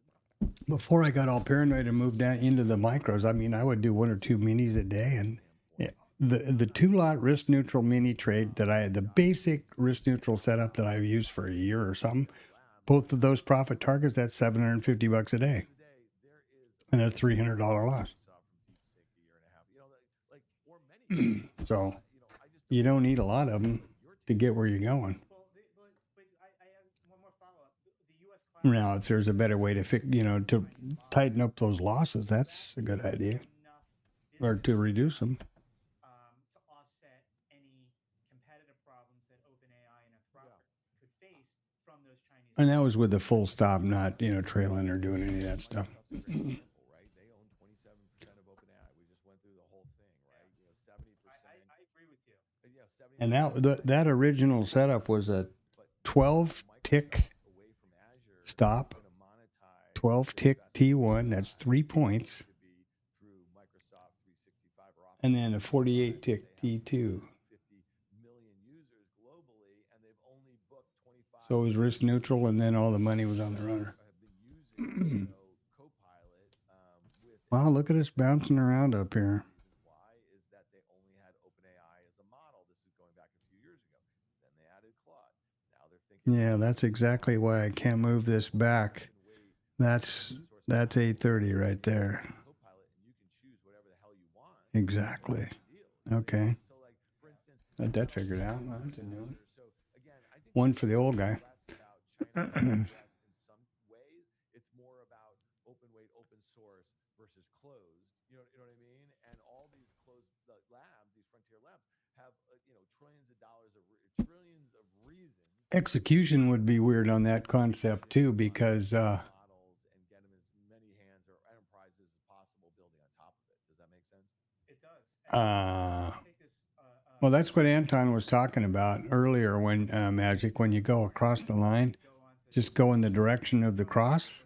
see I mean, cross zero in Asia overnight and Europe in the for a small number of ticks or points. I sent you was from a guy at I think it's a That's what he was saying earlier on. who was The reason I can't make this any different, I hope that is good enough for you, Magic. Do I need to do something different? future from here is not large. The reason I can't bring the bars more away from the ladder is because this is the opening time right there. Your laptop or desktop And I don't know how to need all these forms exactly move them. in our facilities and anymore. Oh, there we go. What are your I lied. thoughts on that? Well, I do know how to move them. thing I want to say about a month ago, which I had not heard this term before, but we know what Neo. But that's not really the. There's a couple others there that are. Come on, what's going on here? NVIDIA, by the way, yeah, as we just kind of said. But now there's Neo Labs, right? So Huh. a lot of these. That doesn't show the entire call wall that we were trying to look at, or I was trying to look at, Question about Chinese open source, which is there it goes.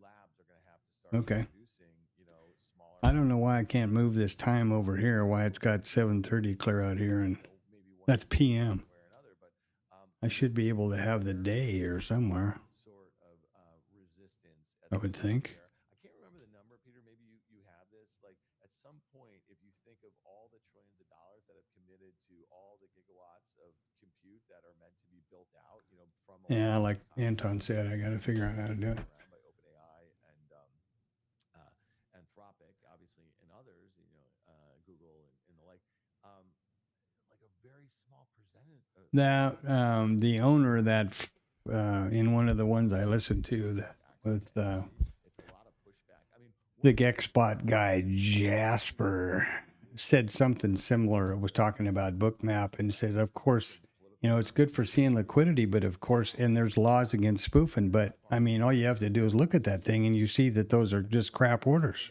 coming in and going out and jumping up and jumping down. That's why I don't have all that green and all those colors and everything. And I only have 250 contracts. Basically, I use it for the levels and back, the bracket orders and for the volume profile and session prices. I don't really look at the heat map part of it at all. That is very much on the power side. I agree with you. No use to me either. Just confusing. Hearing many stories for me. of hyperscalers that are buying up acres and acres of land Oh, there we go. in different places, filing. Now, why wasn't I able to do that the first time? They expect only one to get approved. Amazing. But you know what that reminds you of? What does that remind you of? If you can only have access to so much HBM memory, because This thing's smarter than I am. That's for sure. it's the same shit, man. Like that's a great. Anyway, I'm leaving it alone. I'm leaving well enough alone. That was a conversation.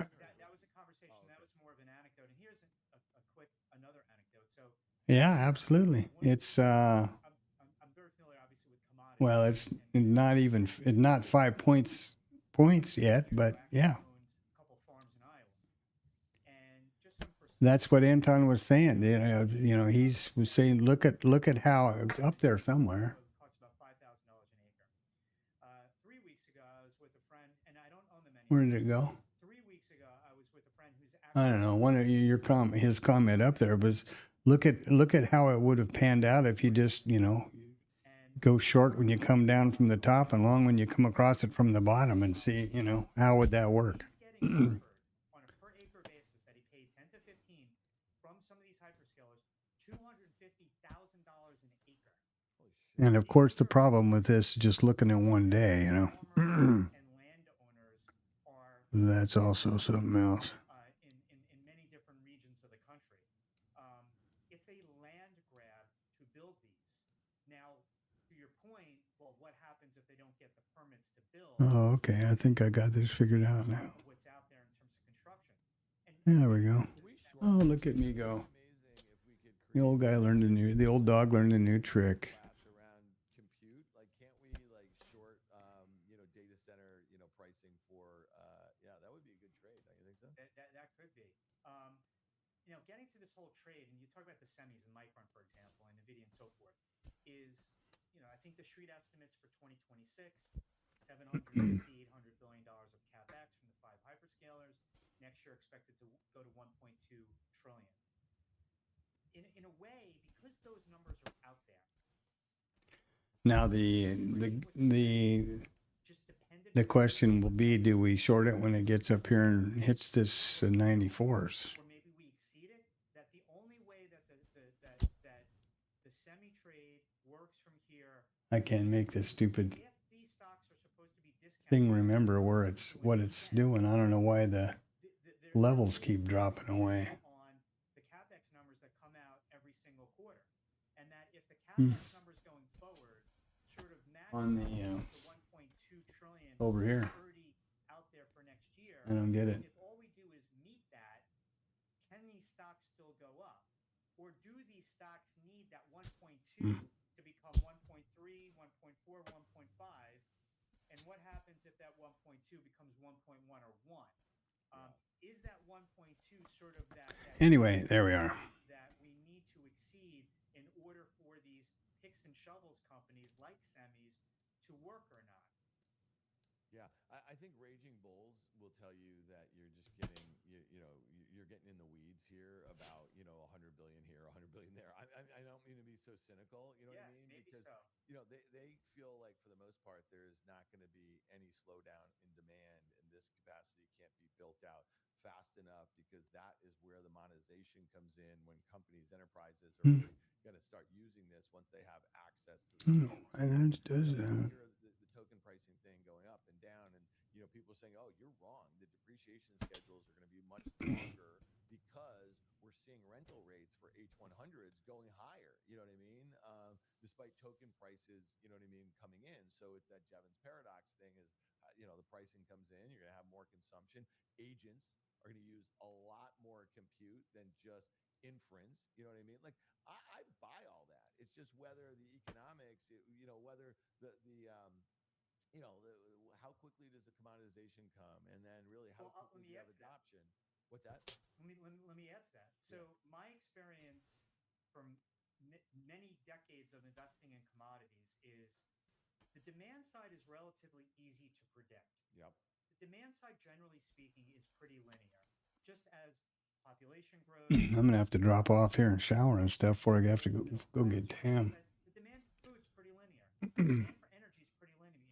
If you're going to invest Missed my midday deal again, but it's kind of fun. Right? It's getting the supply right.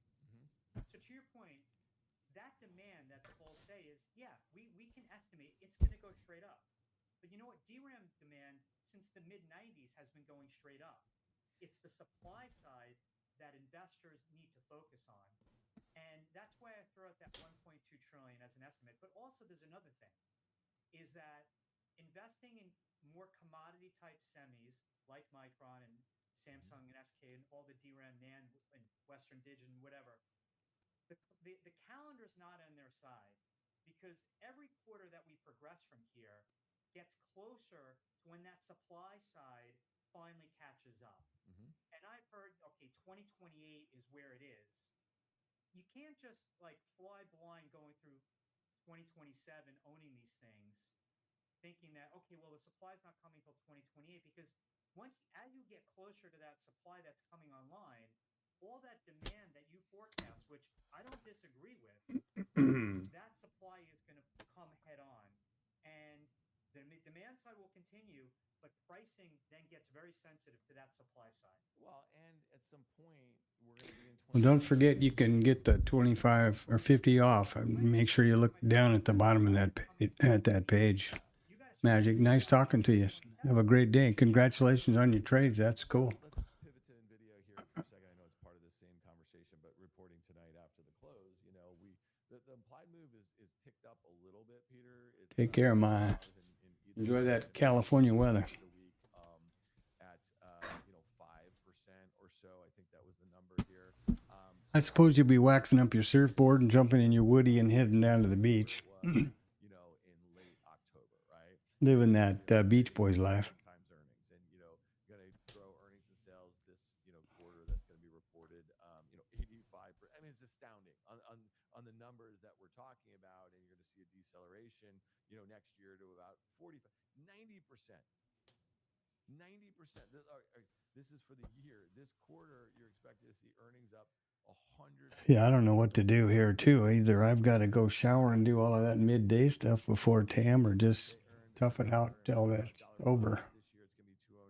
Next year this quarter is going to be 313. So they're expected to earn basically $18, in the next. All right, let's just look at revenues this year or this quarter expected to be $92 billion, up 98% year over year. So those numbers, Peter, have been going higher. Okay, the multiple you see we're trading 16 times next year. People are saying back up the truck here, which is maybe the case. I mean, I'd much rather own NVIDIA here than own SK, Samsung, or Micron. I mean, I just would. You know what I mean? Like any day of the week.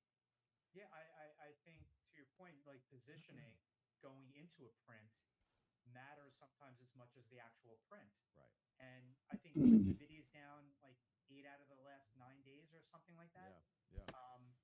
So if you are a bull, I don't quite understand why those levels keep flashing off and on. It's like they're only pushed every other update or something. I don't get it. I talked about this on Fast Money earlier in the week, and I probably talked about it here. I mean, the flurry of announcements with NVIDIA going back to the roundtable on CNBC with all the captains of private equity. Makes no sense. They're just in there as.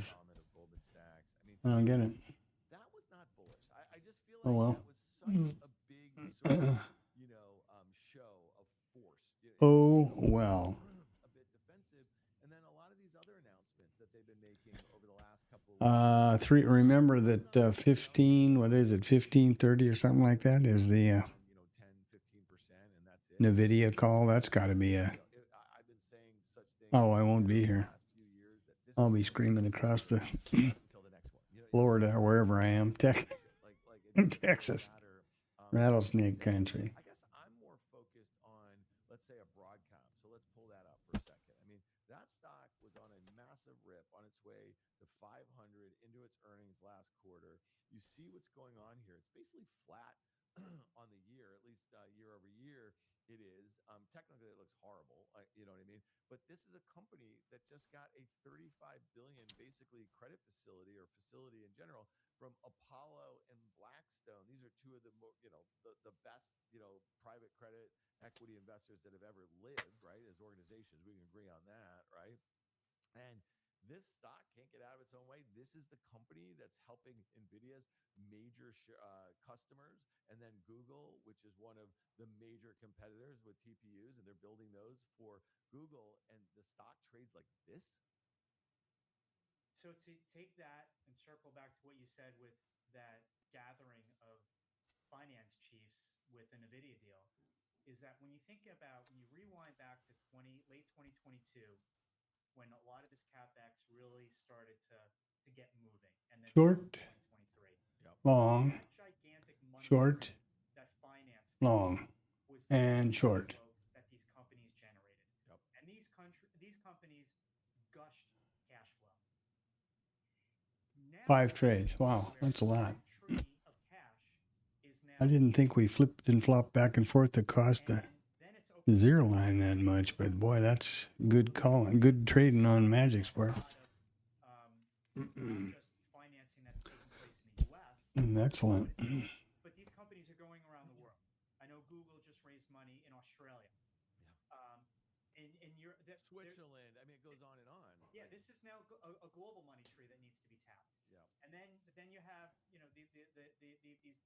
the new corporate funding that NVIDIA is doing because they need to tap another money tree. Yep. Just highlighting that the extent of which this is going to cost, and there is not unlimited money. You need to satisfy those lenders in order to entice them. And now we're seeing financing rates that are 7, 8. CoreWeave had to raise money at 9%. Yeah. I think the neo clouds are freaking dead. I mean, like literally dead.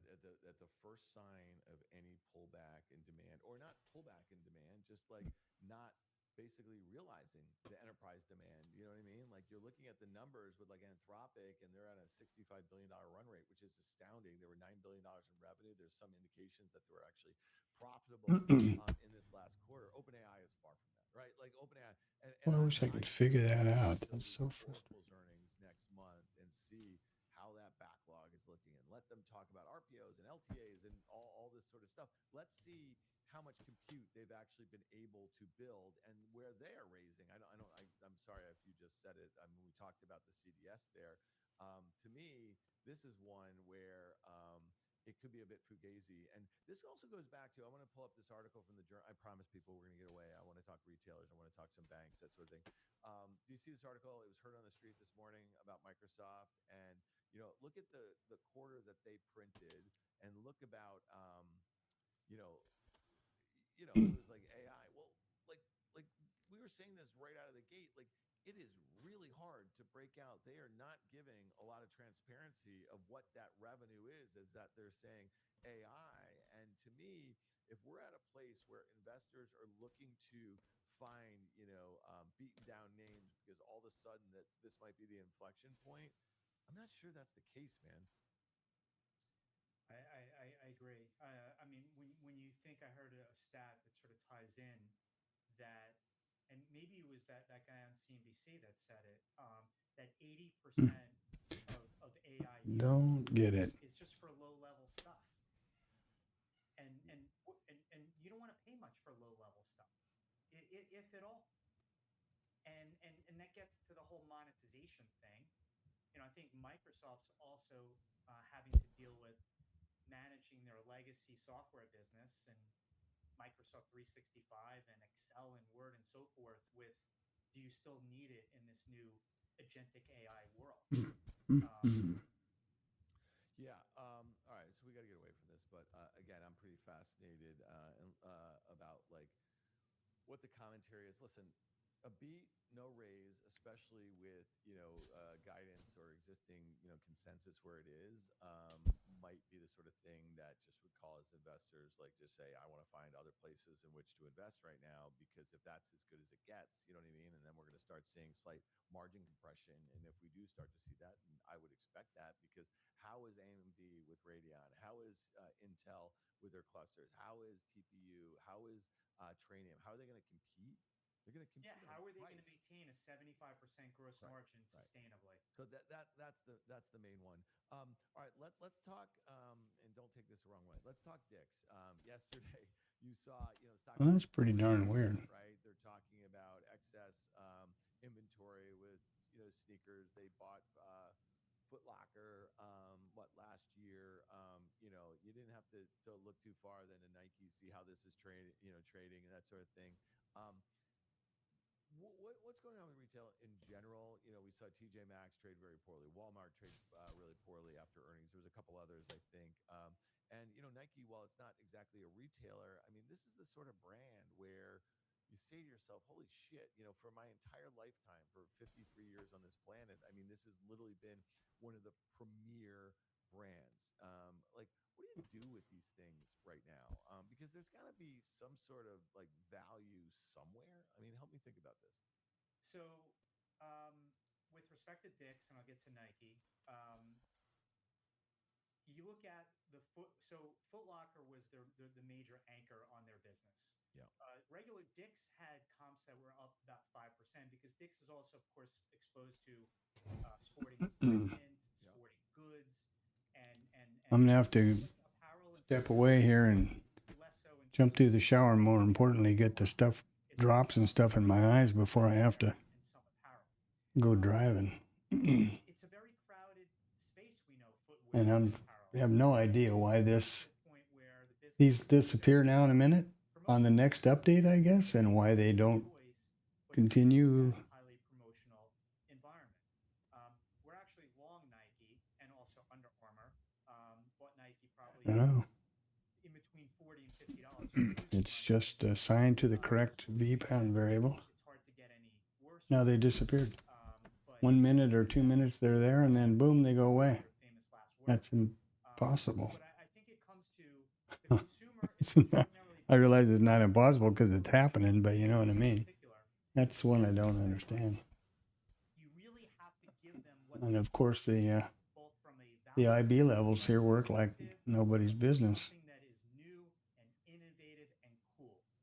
And when you think about like legacy type products like Huh. Air Jordan, for That's pretty weird. that's not necessarily cool anymore. On had this big. All right, Antone, I'm going to thank you a lot for the Even for them, great it's getting harder to ideas that excitement. So I think it comes down to and impetus to get my old ass moving here. really excited Thanks a lot. at And I think that this is I'm going to leave it on the GEX bot for you, Abercrombie or if I guess is more interesting than watching Bookmap. and they're selling jeans and t-shirts.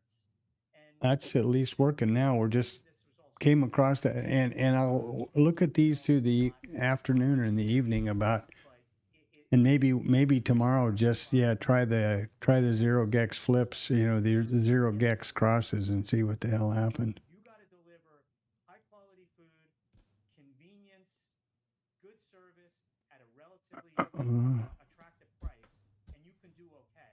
If you can't deliver, But I got to get through the shower and get the stuff in my eyes, and you're not going to do well. then I want to get back here by top of the hour so I can Abercrombie up take it into the close. 40% now. Yeah. 40%. So you've got the con there, my brother. Selling shirts. Let's see, right window's going. 2023 at like 20. Yeah. Got to 200. Bookmap, the one trade of the day What- to both targets. That's pleasing. Okay, so it's not like this is some Live in real time. name, right? I mean, this is a stock that the company has a 67 And $7 billion market cap. Okay. there's the GEX bot. I'm going to leave it at that, and I'll step away for a few minutes here for the midday. Big hedge fund shorts, 9-ish% of the float, but who's buying this stock? You know what I mean? Like, who does this? Unless you're like a desperate short. If you're long and you like, there's things that you liked in that quarter. You know what I mean? Like, go express it in some other name that hasn't seen that inflection point that you think has the potential. I just don't understand that sort of trading. I mean, I don't know. I agree. A day after Dick's falling 30, I mean, this is the ultimate in bipolar behavior. Right. And to see it in a business that is quite different than selling high bandwidth memory, where you would expect to see more volatility and more lumpiness. It's the machines have taken over. It's nuts. I know you probably have just a couple more minutes. I want to just hit a few things here. Banks, it seems like, a year ago since they reported, their last earnings. I think that started in mid July, July 13 or something like that. They've traded, very well for the most part. I mean, some, better than others, but you look at this XLF here. What do you do here? I mean, if you want to just kind of think about what's going on with rates, unemployment at 4.1%, inflation at 3.4%. I'm sure, oil at 81%, or 81 bucks, like what they're telling you that the economy is humming along here. I mean, like GDP, that print at 1.5, but annualized a bit, higher, that sort of thing. Just thoughts generally on financials. So, the money center banks, the two different things that I'm looking at. Number one, they are sort of an AI tech trade too, Hmm. because they're benefiting from all the financing deals that they're helping the hyperscalers with, and the NVIDIAs and the others, and also just the robustness in the capital markets that's driven by AI. So to me, these money centers are just a derivative of the AI trade. Now, separately from that, positively, but also can be somewhat of a derivative, is that from a delinquency loan charge-off perspective, they're actually pretty stable and pretty decent. But some of that also has to do with their upper income spenders, and also the state of the stock market, which we know is tied to AI. Hmm. So to me, like I said, financials in a way is a derivative of the positive of currently of the AI spend, and it's flow through to the stock market and the capital markets activity. So um, yeah, so that it's part of the same theme, right? At the end of the day, Yeah. it's not your conventional, okay, I'm going to borrow at X, I'm going to lend out at Y, and have a boring loan and fee business. A lot of these big banks are tied into the bull market that we're in, and bull market in CapEx, a bull market in earnings, and a bull market in these same stocks. And Yeah.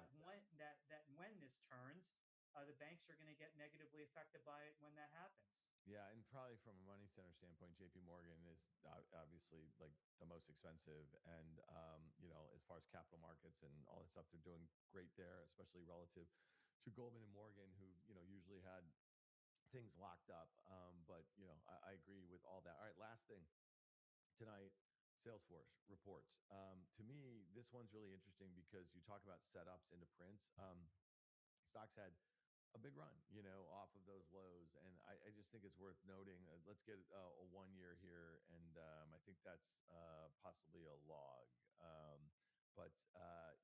I look at this thing, it's through that 200-day, and I just think it's really fascinating what that run that we had, that little kind of breakout. This is going back to May, and the way in which it gave that back and then just went down, for 3 straight weeks and made new multi-year lows. And then if you really look at the orderly rally that it's had here, it got back up to those prior highs from that May period.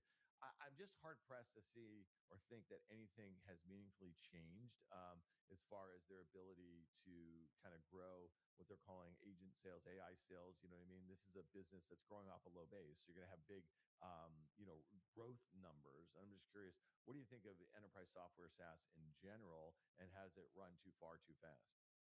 Yeah, well, we know that sell-off May, June was, AI is going to take over the world. Gen AI is going to Right, take over the right. world and put all these software companies out of business. And then everyone realized that that's not going to be the case, and we've had this rally. To your point on Salesforce, Agent Force in terms of revenues is a tiny Yeah. piece of Salesforce's business. But when you read, and this is certainly the case the last couple of quarters, and I'm sure it's going to be tonight, the first opening salve of that conference call from Mark Benioff, it's going to be about Agent Force. Yep. Again, even though that's a tiny piece of their business, because that's where the excitement is. But is that going to be big enough to matter? I do think Salesforce generally as a software product is very embedded into the enterprise, and it's very sticky. And I think people are realizing that a lot of enterprise software is very sticky, and people aren't going to yank it out and replace it with some new Gen AI model. Um, but is that transition and that sort of change in this business going to be good enough to satisfy investors? And yeah, that chart shows you this is not the type of positioning you want to see going into a print. You'd rather see more at the lows than the highs, in terms of the level of expectations that one can either leap over or not be able to leap over. Yeah, one last thing on this one. A lot of my friends who are, venture investors and just all in on AI, and you have to be optimistic if you're a venture investor, and By nature, yeah, right? by nature. They're not so pessimistic, on a Salesforce, like it's the statement of record, and it's, replacement costs, and the list goes on. And that all makes sense to me. But if you see, degradation, even slow of your business, and the company is not doing a great job, disrupting themselves, or at least telling that story. If Mark Benioff can't do it, and he's been trying to do it for years, this is one of the best tech salesmen that has ever existed, then you might have a bit of a problem. So I'm really interested to see that one. CrowdStrike after the close, Hugging Face, all these other hacks. I think that is an interesting one, just to see what their guidance is and their commentary. So that's all after the bell. Last thing, Meta, do you see this, that they might be settling on this child safety thing? $17 billion is kind of a rounding error. When you look at, give me the 3-day chart if you don't mind here. This stock was down about 28, 29% from its prior highs. In fact, it's up less than, it's up 1.5%, Peter, on the something that, like, they were talking about damages of like $1 trillion, and remedies that would include some stuff chasing or changing the algos. I would have thought this is up a lot more. I agree. I would think so too, because I thought it was interesting. We heard a lot about this is, social media's tobacco moment. Yep. Well, the tobacco moment, actually, those tobacco companies, that the deal that they announced, decades ago, is they had to pay out like forever. Yep. If Facebook or Meta can just write one check and go, I'm done, that's a great deal for them. So to your point, yeah, I'm surprised that it's not up more. Yeah. All right. Listen, you've been really, this is like the longest market call we've done in a while. I hope I didn't keep you Lots away to talk from about. anything. No, By the way, not at all. you have some collating to do behind you, Peter, Yeah, because that's what I need to get through by the end of the day. how old school are you? Those are probably all research reports and all that sort of stuff. I love it. I don't, if you want to look here, I don't have a piece of paper Yeah, on my desk it's anywhere, but and I still read an actual newspaper as well. you're a sociopath who does that. You know what I mean? So you're the guy, you like that little stuff on your fingers. All right. Thank you so much, man. I really appreciate you Thanks, being Dan. here. I Always enjoyed the fun. conversation as Same always. All here. right. Thanks, everyone. I'll be back tomorrow. That's what Liz. No, Liz Thomas was on earlier than me. Just Guy and me tomorrow. Sorry about that. All right. See you tomorrow, 11 a.m.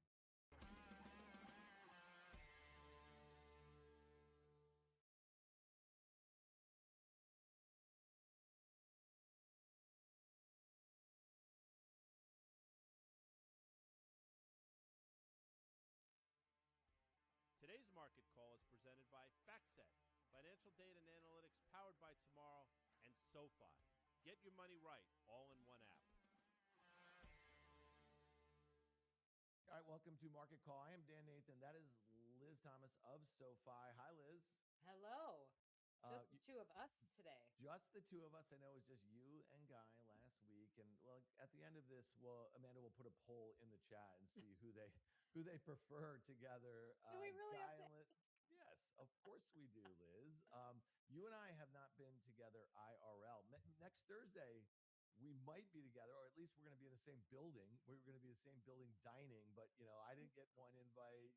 I mean, it's weird. Well, I didn't get invited to what you're going to be at on Thursday. I was going to invite you. I mean, let's be very clear about that. That all said, we got a lot to talk about today. This is like nerd week for you. Like what happened in the bond market, the intervention with the Treasury. You must have gotten like butterflies. Yeah, exactly. So you wrote a note with Mario this week, going through some of what happened there, the implications on the long end of the Treasury yield curve. You also have some good stuff.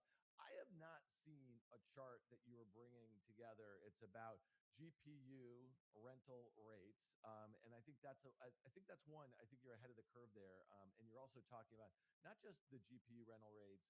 There's obviously a lot of stuff we can extrapolate there as far as depreciation is concerned, But this whole notion of token depreciation, rental rates for server space, that sort of thing. So they're two different things, and we're going to break that down a little bit. We got to talk about oil, man. I mean, like, here we are, 88 in WTI, and when you see the Treasury doing things to bring yields down, that hits the dollar. I mean, look what we've seen in the last couple days. We've seen gold take off. We've seen Bitcoin take off.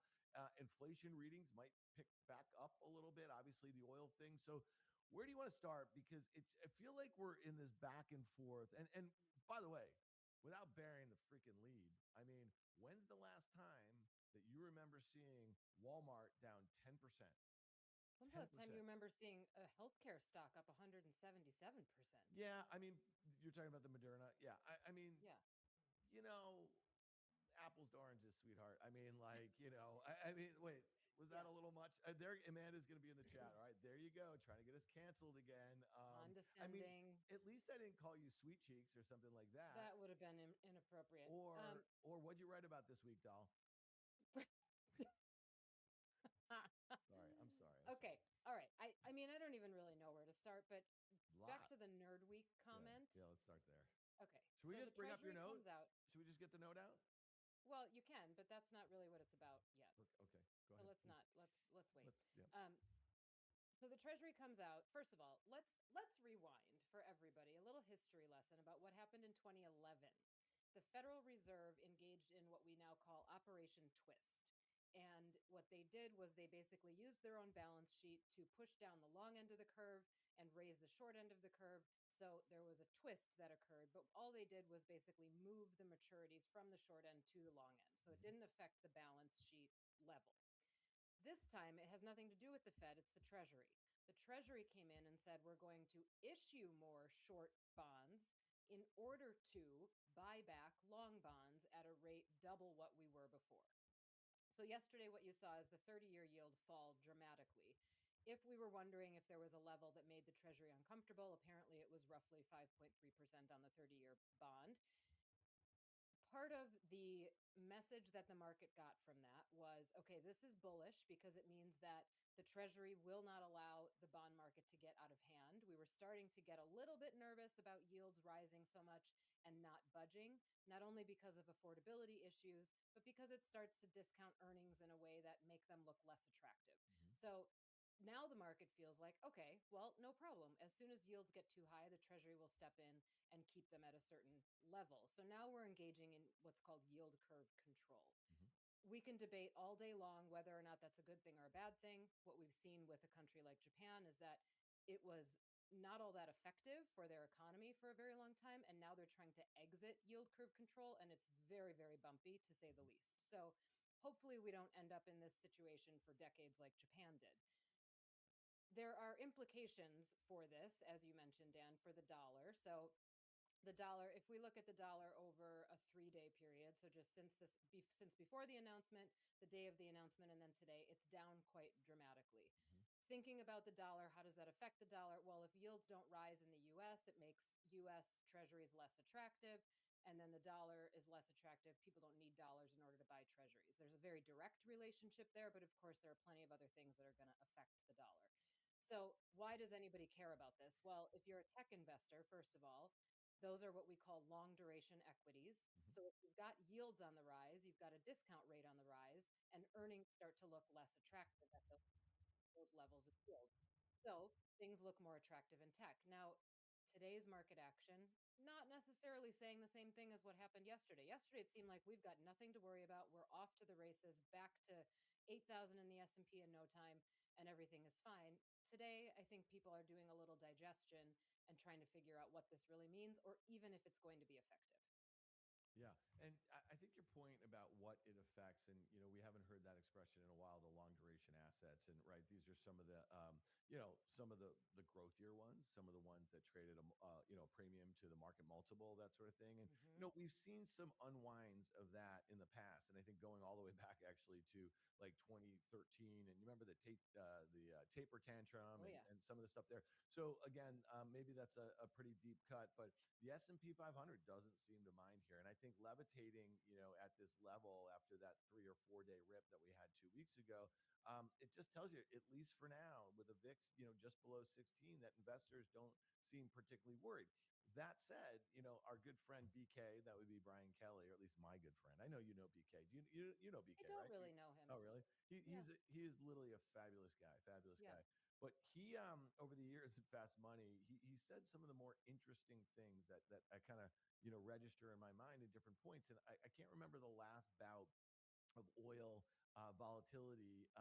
He said that, in a market like this, an environment like this, that crude was the new VIX for all intents and purposes, right? And if you think about it now, you could say, well, Dan, you just said that the S&P doesn't seem particularly bothered. It's trading within 1.5% of its all-time highs. That might justify a 15.5, 16 VIX, but it's not pricing in a certain level of risk that might exist in the future. And you can say, you're the contango gal, all this stuff. I don't know much about this, but like crude trading here doesn't suggest to me that we're going to have less volatile equities in general, because, and this might take us to Walmart in a way, like going into the Target print 2 days ago, one thing I was very clear, or was very clear to me based on people who know a lot more about retail investing, was that Target was a very specific sort of thing. Here's a company had been mis-executing for a long time. They had the wrong, the wrong inventory as it relates to apparel and all that sort of stuff. And, grocery was a bigger part of Walmart, and, all that sort of things. Like the comparisons were like, they weren't particularly great. And now you've seen this huge run in Target. It seems like something more about execution and the way this company has orchestrated a turnaround. Well, now let's go to Walmart. Okay. Solid beat, disappointment. Here's 2 in a row, right? And if you go back to 3 months ago when they reported that calendar Q2 or calendar Q1, excuse me, that stock looked like a monster. The relative strength, right, to retail in general, to a lot of other parts of the market, it was like this chart that you just kind of had to stare at because it looked just beautiful. And then look what we had. We had a 10% drawdown, and the stock barely saw an uptick for the last few months, right? It rallied a little bit off those recent lows, and here you are again.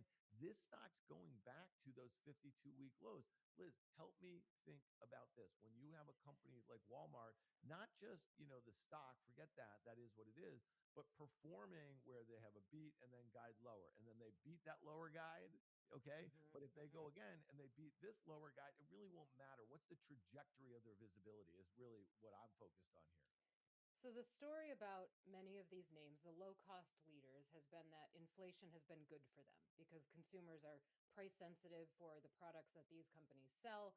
So they're traveling to Walmart instead of Target.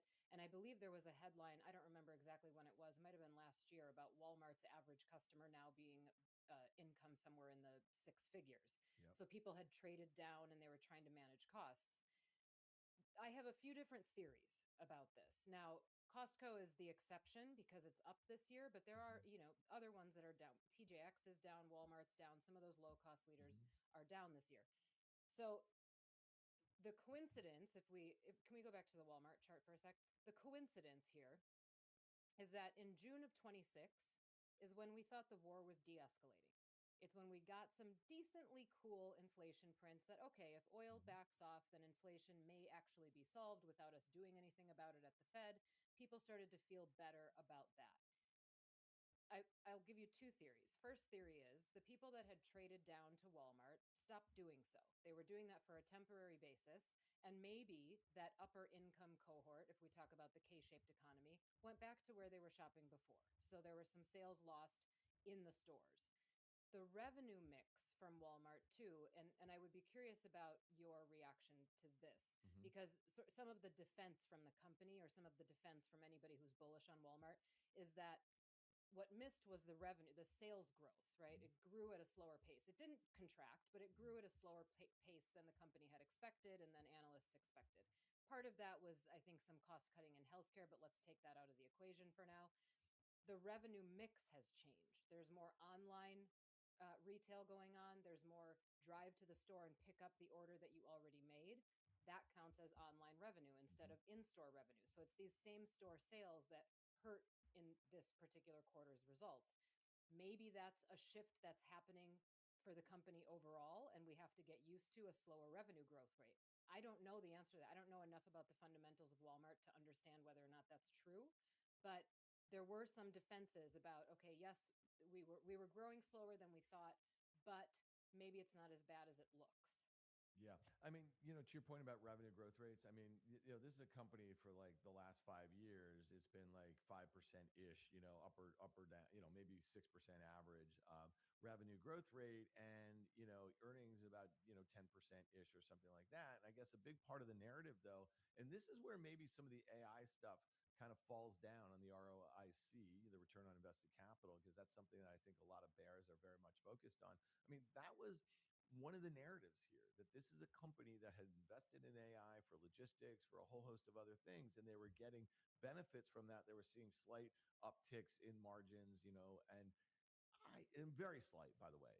And so it's interesting to me that on the way down, we're talking 135 to basically 100, and this is going in just the last three Yeah, and a it's a half big months or move. something like that. Mhm. And you don't hear, oh, well, this is a company that's going to continue to get benefits, you know what I mean, from their investments in AI. I never really bought that. And I think that's a really important takeaway from once we get by. And again, we're going to talk about some of the stuff that you wrote in your note, you know what I mean? All things being equal, let's just say price wars are great for buyers of compute, right? In general. Well, if this is what's going on here, is the market really wrong about this? Or is just Right. the AI story was never really that influential on the way up? Well, and now we're going to get super dorky about it, but like the AI story was really a margin story. The Yeah. stock is reacting today to a revenue story. Yeah. So I would suspect that there's probably a little recovery. Maybe this is an overreaction to that revenue story. I don't know. Who knows what's going to happen here? But I think they're two different. They're two different stories. They're two different bull cases or bear cases. If you're in the margin recovery camp because costs are going to come down and efficiencies are going to go up, that is Mhm. a longer term theme. Yeah. And that's where I am for things like healthcare. But that's not going to happen in the next 90 days. That's like 2 to 3 years out. I think healthcare really benefits from that. And maybe some of these retailers are in that same camp.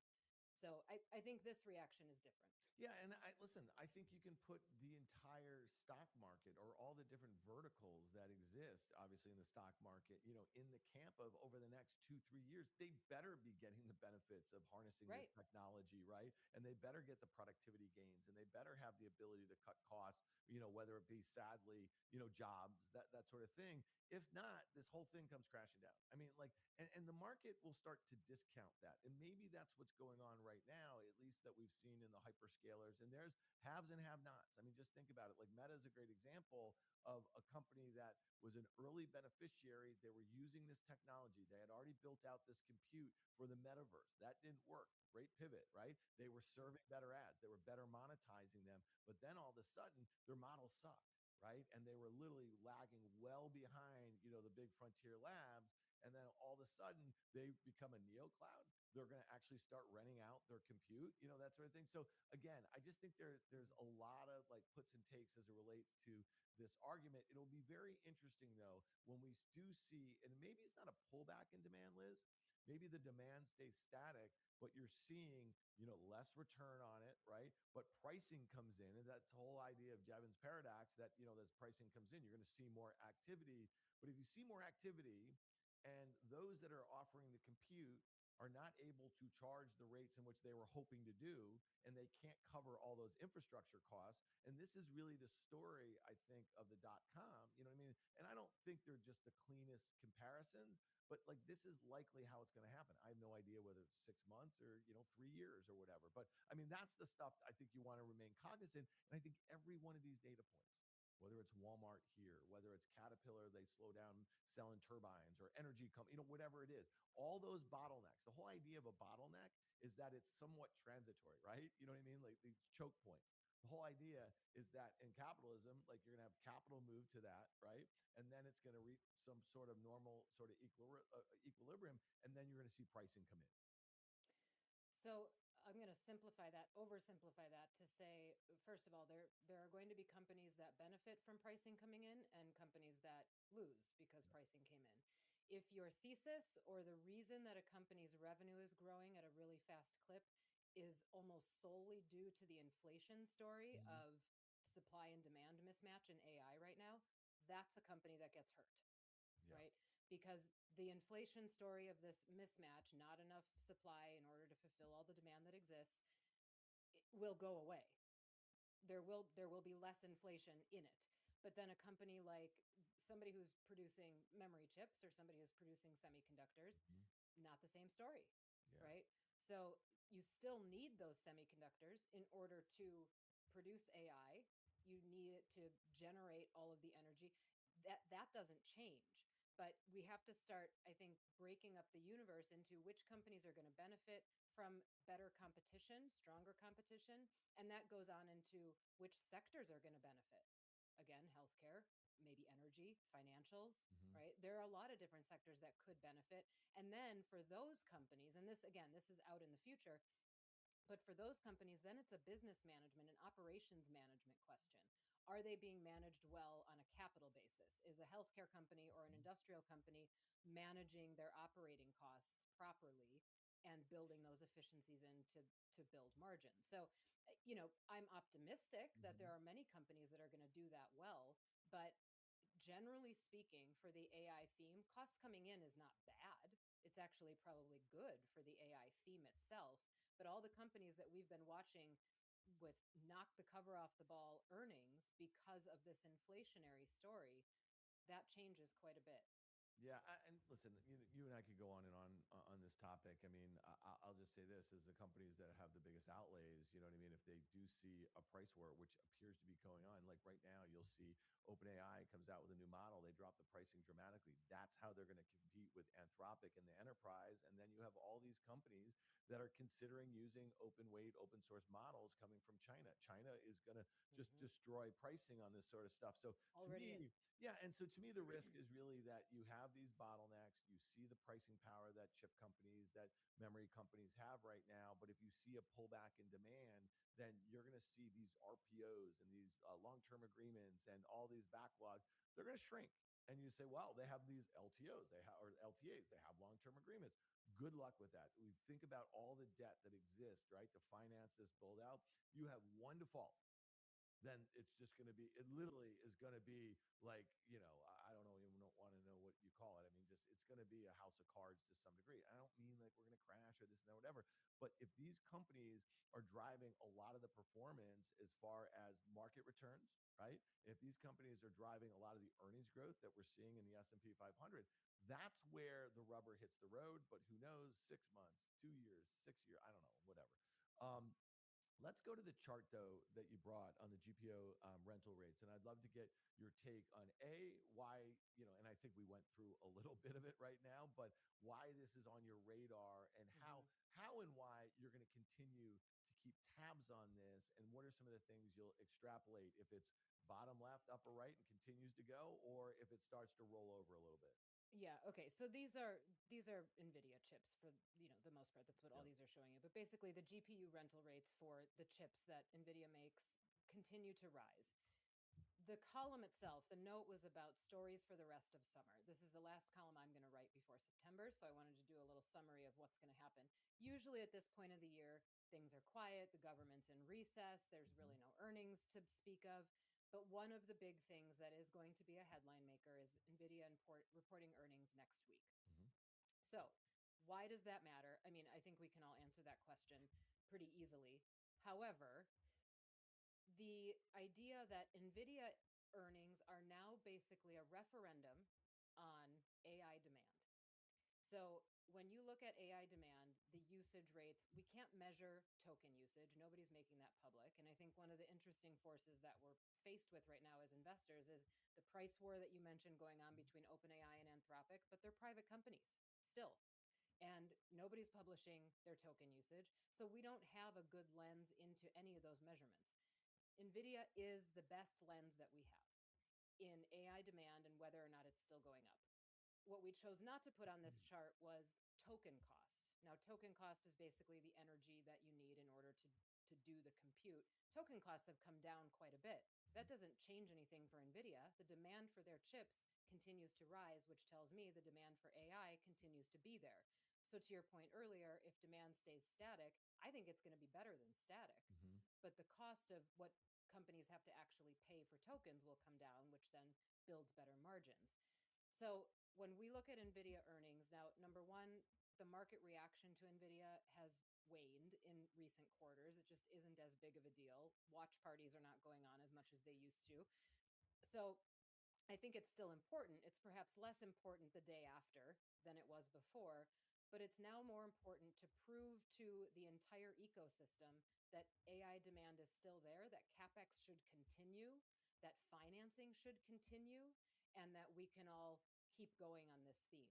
I don't expect there to be any surprises to the downside next week in NVIDIA earnings, but it is now that bellwether company. I mean, it has been for a while, but now it's that bellwether company telling us whether or not demand stays static. Yeah, and I just add to that. Okay, so Nvidia, yes, the reaction to the prints over the last 4 quarters have been somewhat muted. On average, though, Liz, it's moved 4%, and they've all been lower over the last 4. So if you just think, let's throw up an Nvidia chart for a second here. This is a chart where it's basically trading for all intents and purposes the same place it was trading in. Going back to last October. And so it's massively underperformed, the NASDAQ in general. And it's a huge part of the SMH, which I don't love that ETF. I just think the way, it's structured with Taiwan Semi and NVIDIA just disproportionately, but the SOX is a bit more equally weighted. I just think where the stock was, where are we, 190-ish, and here we are at 217. It traded as high as 227 or something like that, was not able to make a new new high versus those prior highs. If this company, it just sees greater deceleration than you think, more pricing pressure, those margins start making its way back towards 70%, then the story is really up for a while. And, it's not lost on me that, yesterday there was an announcement from Google working with Marvell to create custom chips. Google has, their own TPUs. They started selling them externally. We know that NVIDIA's had a lot of customer concentration with the major hyperscalers, OpenAI. I mean, OpenAI, they're investing $100 billion in. And, and again, that's the circular financing, all that bullshit. But the one thing, it really sticks out to me is that this announcement last week with Jensen Huang, with Larry Fink from BlackRock, and David Solomon of Goldman Sachs, and John Gray from Blackstone, and KKR, and I mean the list goes on. This new financing facility that NVIDIA is actually backstopping up to the tune of 25% of the money that's going out the door to support the ecosystem. And you could say to yourself, a lot of folks thought that is really bullish. I see it as bearish at this stage of the game. NVIDIA is literally faced with more competition than they ever have been. All their major customers are looking to build their own chips. So if you want to get the ecosystem buying your chips, well, give them money. You know what I mean? Because they're not going to take your money and go buy Radeons from AMD, or buy clusters from, Intel, or buy Trainium from Amazon. I mean, that's just not going to happen. So to me, I think they're willing to backstop their customers.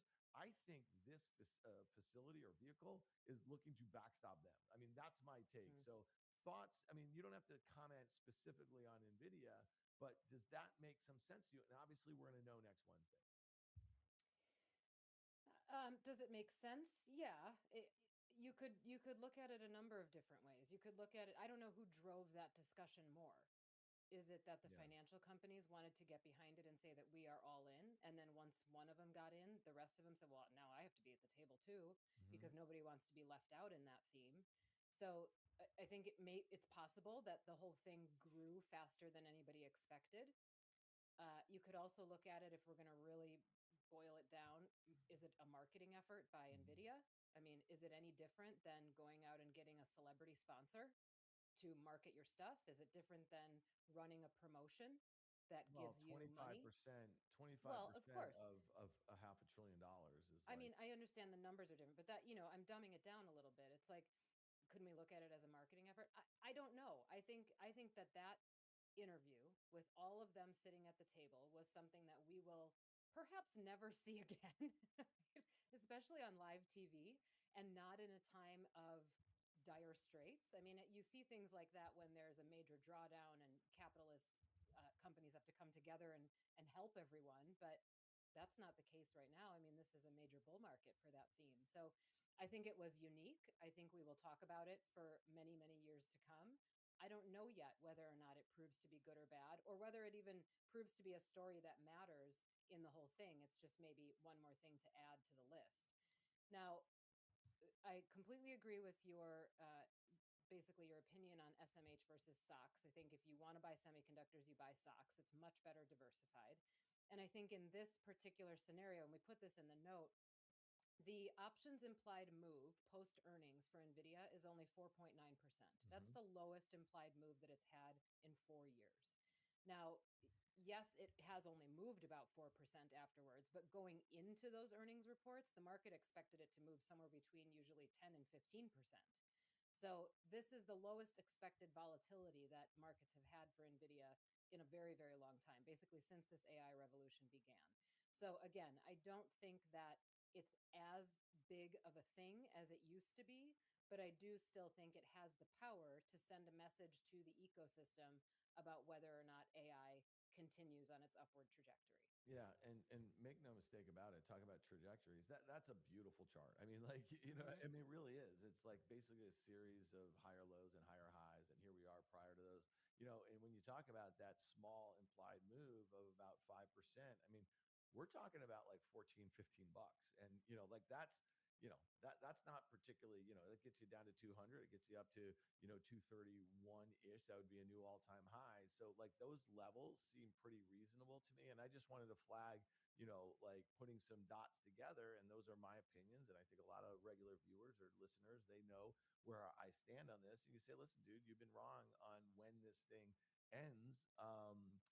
For a while. I'm not like out there shorting it. I don't have a eternal short. I'm not Michael Burry, certainly, you know what I mean, who's buying like deep out of the money puts and all these sorts of things. He has the wherewithal to do that sort of thing. But I do think it makes sense to sell rallies. And, the fact that the NASDAQ did not make a new high, confirming the new high in the S&P 500, the fact that the equal weight S&P is outperforming the market cap weight, I think that's kind of important.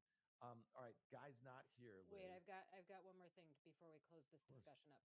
So first of all, I am long SOX, so disclosure there. I just initiated a position after the drawdown in semiconductors, and I'm sort of just playing around in there to see what happens. It's a hedge against basically the market completely ripping again, and the idea that maybe we haven't seen the most irrational exuberance yet. The thing about it that I think was really interesting yesterday, so when everything was going up because the Treasury announcement came out, semiconductors were down.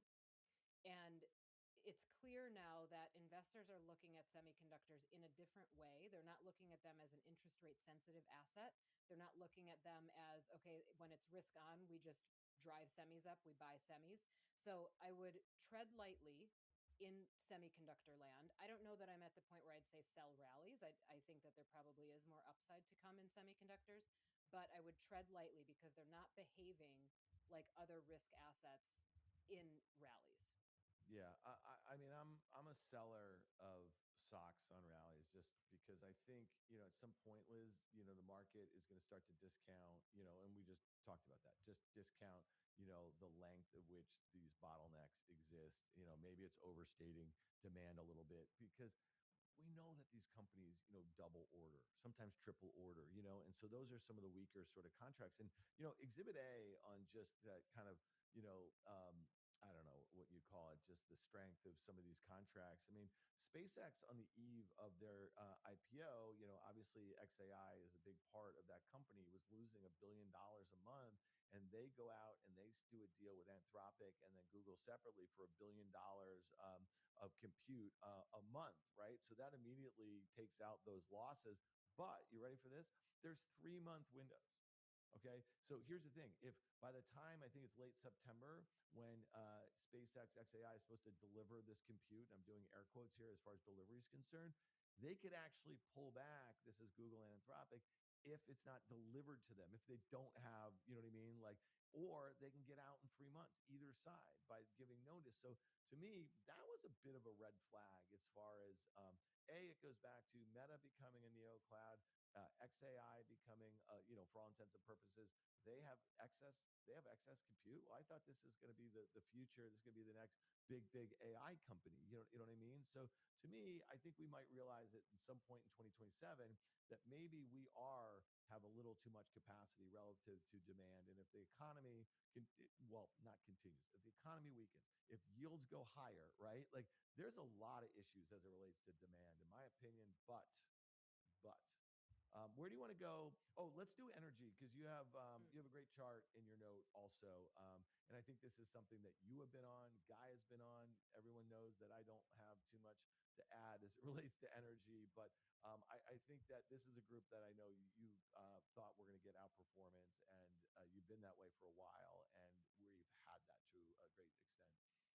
Yeah, I mean, it almost seemed like a lazy call for a while. Like, okay, oil prices are up, energy stocks are going to rise, but you got to stick with it long enough if you believe it for the long term. And I do believe it for the long term. I think not only in the short term, this war obviously gave energy stocks some opportunity, but for the long term, I think it changes the industry. I think there were fragilities exposed in this, that countries are going to update the way that they not only use energy, but the different production means, the different types of energy, and where they get it from. And going forward, I think there's a lot more profit to be had for energy companies. I want to be clear though, there have been a lot of gains this year. Energy is the top performing sector in the S&P by like 20 percentage points. That's a humongous spread, and the next best performer is technology. So energy outperforming tech is a big deal, and Mm-hmm. it's unlikely to see 2 years in a row like that. So I don't want people to buy it and imagine that we're going to get another 40% from here. This is now a long-term play for me. It's up quite a bit in the last few days because of re-escalation in the war and a lot of jawboning. I would wait for a little bit of a dip. If oil prices come down, you're going to get a dip in something like XLE, and I would buy on dips. Yeah. Well, that's something that I think Guy has also been in that camp. All right. Where can one find Liz's weekly note where this exists, where you can have it in your email box? You can go to SoFi.com/Liz. It's on the money. Liz, who do you have on the important part podcast that you do? Your fine podcast, which Guy has Yes, never been invited to be on. that's true. Nor have you. Yeah. I'm fine. I do enough Someday. podcasts. You know what I mean? Just Someday. so you know, Liz, I Oh, already. you don't want to be invited. Okay, so No, I should just have Guy by Amanda himself. knows this, and this is not me bitching and moaning about it. I did a TV show at 9:30. This is I the heard. first of 4 podcasts I'm going to do. Then I'm going to do another TV show at 5 o'clock, which is CNBC's Fast Money, which you have been invited on, but you've never choose. You just don't choose to join it. You're so popular. Yeah. We'd love that. We'd have so much fun, but it would create some, some feathers would get ruffled. Let's just say that. And Okay. I don't like to ruffle feathers. No, let's not ruffle any Yeah. feathers. Who was on your last couple podcasts other than Guy? Brian Belsky Love was Belsky. on Cumulus. Humulus. That's his new Humulus. firm. I Yes, love. You it's. introduced me to Belsky, by the way, and I Oh, love did it. I? Yeah, you did. I Yeah, mean, I've we're known him good on friends. CNBC. I know you are. I love that guy. He's the best. Yeah, he's a Minnesota boy, so Yeah, we're fellow Midwesterners. yeah, you are. His episode is doing really really well. He shared some. He was very candid. Yeah, So everybody should go watch or listen. awesome. Just dropped yesterday. Awesome. All right. Well, we will certainly do that. Let's finish up. I don't know what your heart out is. We've been doing this for 35 minutes. Let's just talk a little bit about the macro and where we are, because you mentioned that just the back and forth as far as what's going on with the war. Nothing's changing on this thing. Even if you have Brent go back to 85 and you have WTI go back to I don't know 79 or something like that. Nothing's changing over the next few months. It's just take it to the bank, because look at the way we're going back and forth. There's no cohesive message. I think we're really painted into a corner here. And so when you think about what's going on, and listen, what the Treasury did, I mean, make no Yep. mistake about it. I mean, the Treasury is a political entity, right? Yep. The Fed is meant to be quite different. Fed Chair Warsh next week is going to be at this confab, and given his stated position on, just kind of giving guidance, I would expect not a whole heck of a lot out there. But what the Treasury did yesterday, really kind of forces him to kind of take a step back to some degree, despite the fact that we're likely to see inflation readings, CPI, PPI over the next few weeks. And I guess that's like, mid-September prior to the next meeting. They're only going high, right? So like, give me like your thought process here as we get into the dog days of summer. Labor Day is late this year, right? We get back, I think, on Tuesday, the 8th. And then in the next week, we're going to have all of those inflation readings. We're going to have the jobs report. And then we're going to have the Fed meeting. I think it's on the 16th of September. It is on the 16th of September. Market right now not expecting a hike. Mm-hmm. I don't expect a hike in September or October. The earliest is December, and frankly, I don't think they should hike at all. Mm-hmm. I'm sort of alone on that, and I said that on Squawk Box very emphatically earlier this week, and I got a lot of very emphatic feedback. Mm-hmm. So thank you everybody for that. But to your point about the economy is doing fine. Okay, it's not running hot. I don't know where all this stuff about running hot comes from. We're at 1.5 to 2% GDP. That's like long run GDP. Mm-hmm. Yes, we've got a tight labor market, much of which is due to a shrinking labor force. Mm-hmm. Okay, not because suddenly there's a ton of jobs being added. And inflation is warm. I don't think it's hot. I think it's warm. And we saw what happened in June. If oil prices come down, inflation comes down, not to target, but it reacts in a downward fashion. So I think hiking rates at this point would lead the market to believe that they're going to engage in a hiking cycle, given Warsh's commitment to 2%. It's like, well, if you're going to start hiking rates, you're not going to stop until we get to 2. Mm-hmm. I don't think the economy can withstand that. So I do not think they should hike rates. I think we should wait for inflation to come down on its own, perhaps not to 2%, but so far we've done just fine with it running in that 3-ish% range. So I am. Oh, what do we have here? What do we have here? Ooh, breaking out of the high one now. Don't make a rate move. I'm concerned about the hawkish comments. And I said on Halftime Report yesterday, which also. Yeah, thanks. That. Anton? Yes, the Treasury made this announcement, but if Kevin Warsh comes in and says something hawkish, then you've got a tug of war in yields between the Treasury and the Fed. And that's going to be a very interesting situation if it happens. Nobody thinks that's going to happen, but I think it's more possible than not. So we'll see what happens at Jackson Hole. That was another section of my note this week about something that is going to be market moving. Frankly, I think Jackson Hole has the power to be more market moving than NVIDIA earnings. That's going to happen next Friday, so everybody should watch very closely to that. Other than that, I mean, like I said, the economy's doing fine. As far as we can tell, AI is still all systems go, and earnings are supporting this level of valuation. So it's hard to be too negative on the market here, even if it's uncomfortable from a valuation perspective. Yeah. You take out those non-operating gains in earnings, and you get to a multiple, a growth rate versus the multiple that's kind of in line a little bit. And I was not in the camp, and again, I'm not an economist, I'm not a strategist, but 2 weeks ago, there was an article in the Wall Street Journal talking about how frequently of late Trump had been talking to Warsh. Okay, and that was probably when that article came out. The CME Fed Funds tracker was probably at its highs for rate hike in September, and it came down. There's also been a lot of reporting that Warsh and Bessent talk a lot, and I think what they did yesterday basically put the nail in the coffin for rate hikes, and again, for a whole host of political reasons. When you think about what they did with these facilities going from 2 billion, and there was going to be 2 or 3 more or something, after this one before the election, going to 4 billion.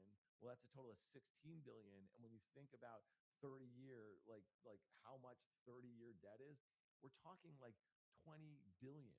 Okay, so you're basically taking a pop gun versus you know what I mean, like the Great Wall of China or something, and hoping you're bringing it down or something like that. It's a joke. It really is about messaging, and the fact that it goes through November 4th says a whole heck of a lot of where this coordination is coming from. Listen, it is what it is. Like, administrations help try to orchestrate this sort of stuff. I think if Trump had to deal with 2 rate hikes before the midterm elections, yeah, like that. And listen, it shouldn't happen, for a whole host of people. I don't think it should happen, but that's not political. Yeah, but you I'm said not saying that the politically. economy is running fine, long run It's growth. fine. It's not super hot. It's horrible for a huge cohort of their base. Just make no mistake about that, okay? And they're losing different cohorts that flipped over in 24. So, like, it is horrible for them.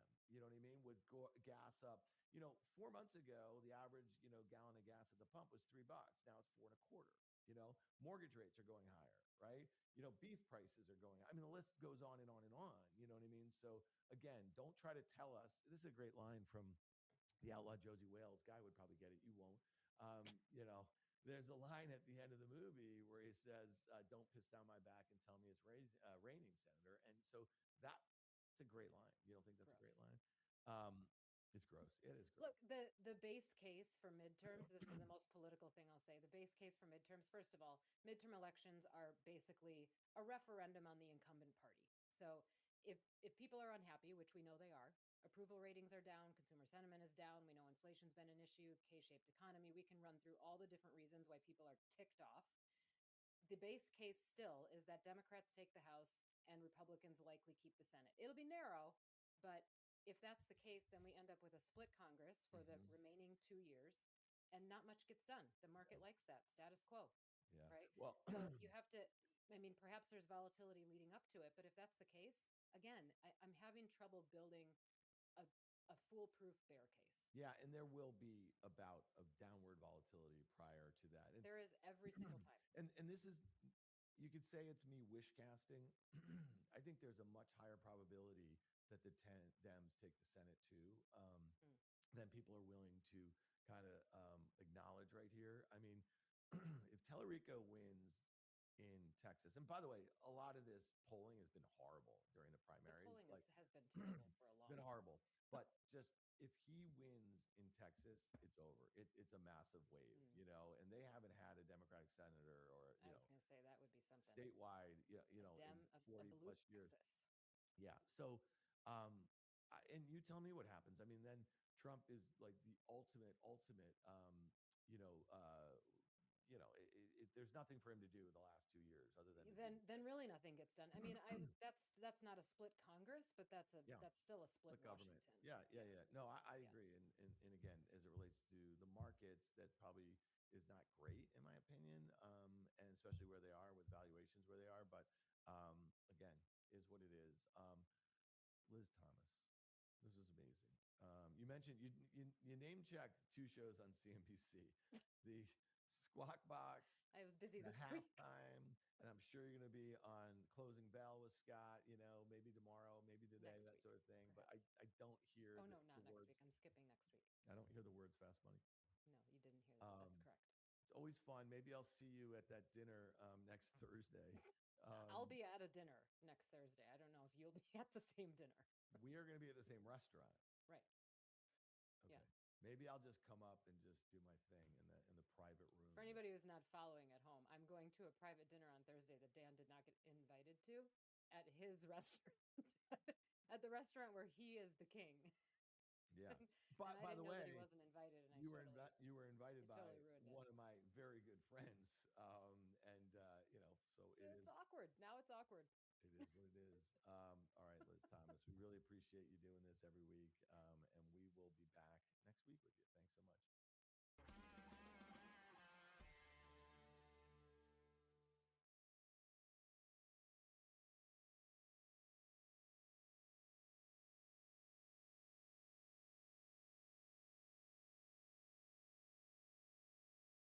Today's market call is presented by Fidelity Investments and their all-new advanced trading platform, Fidelity Trader Plus. With Fidelity Trader Plus, you can customize your preferred tools and charts and tap into crucial data across all your devices. So I can save an order on my desktop at home, get a mobile alert here at the studio, and complete the trade in the Fidelity app without starting over. Try it for yourself at fidelity.com/traderplus.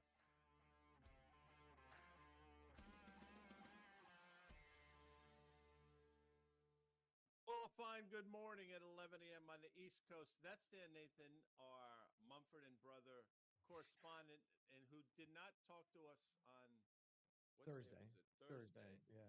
But we'll talk about that. It's 8 a.m. out there on the West Coast. This is Market Call.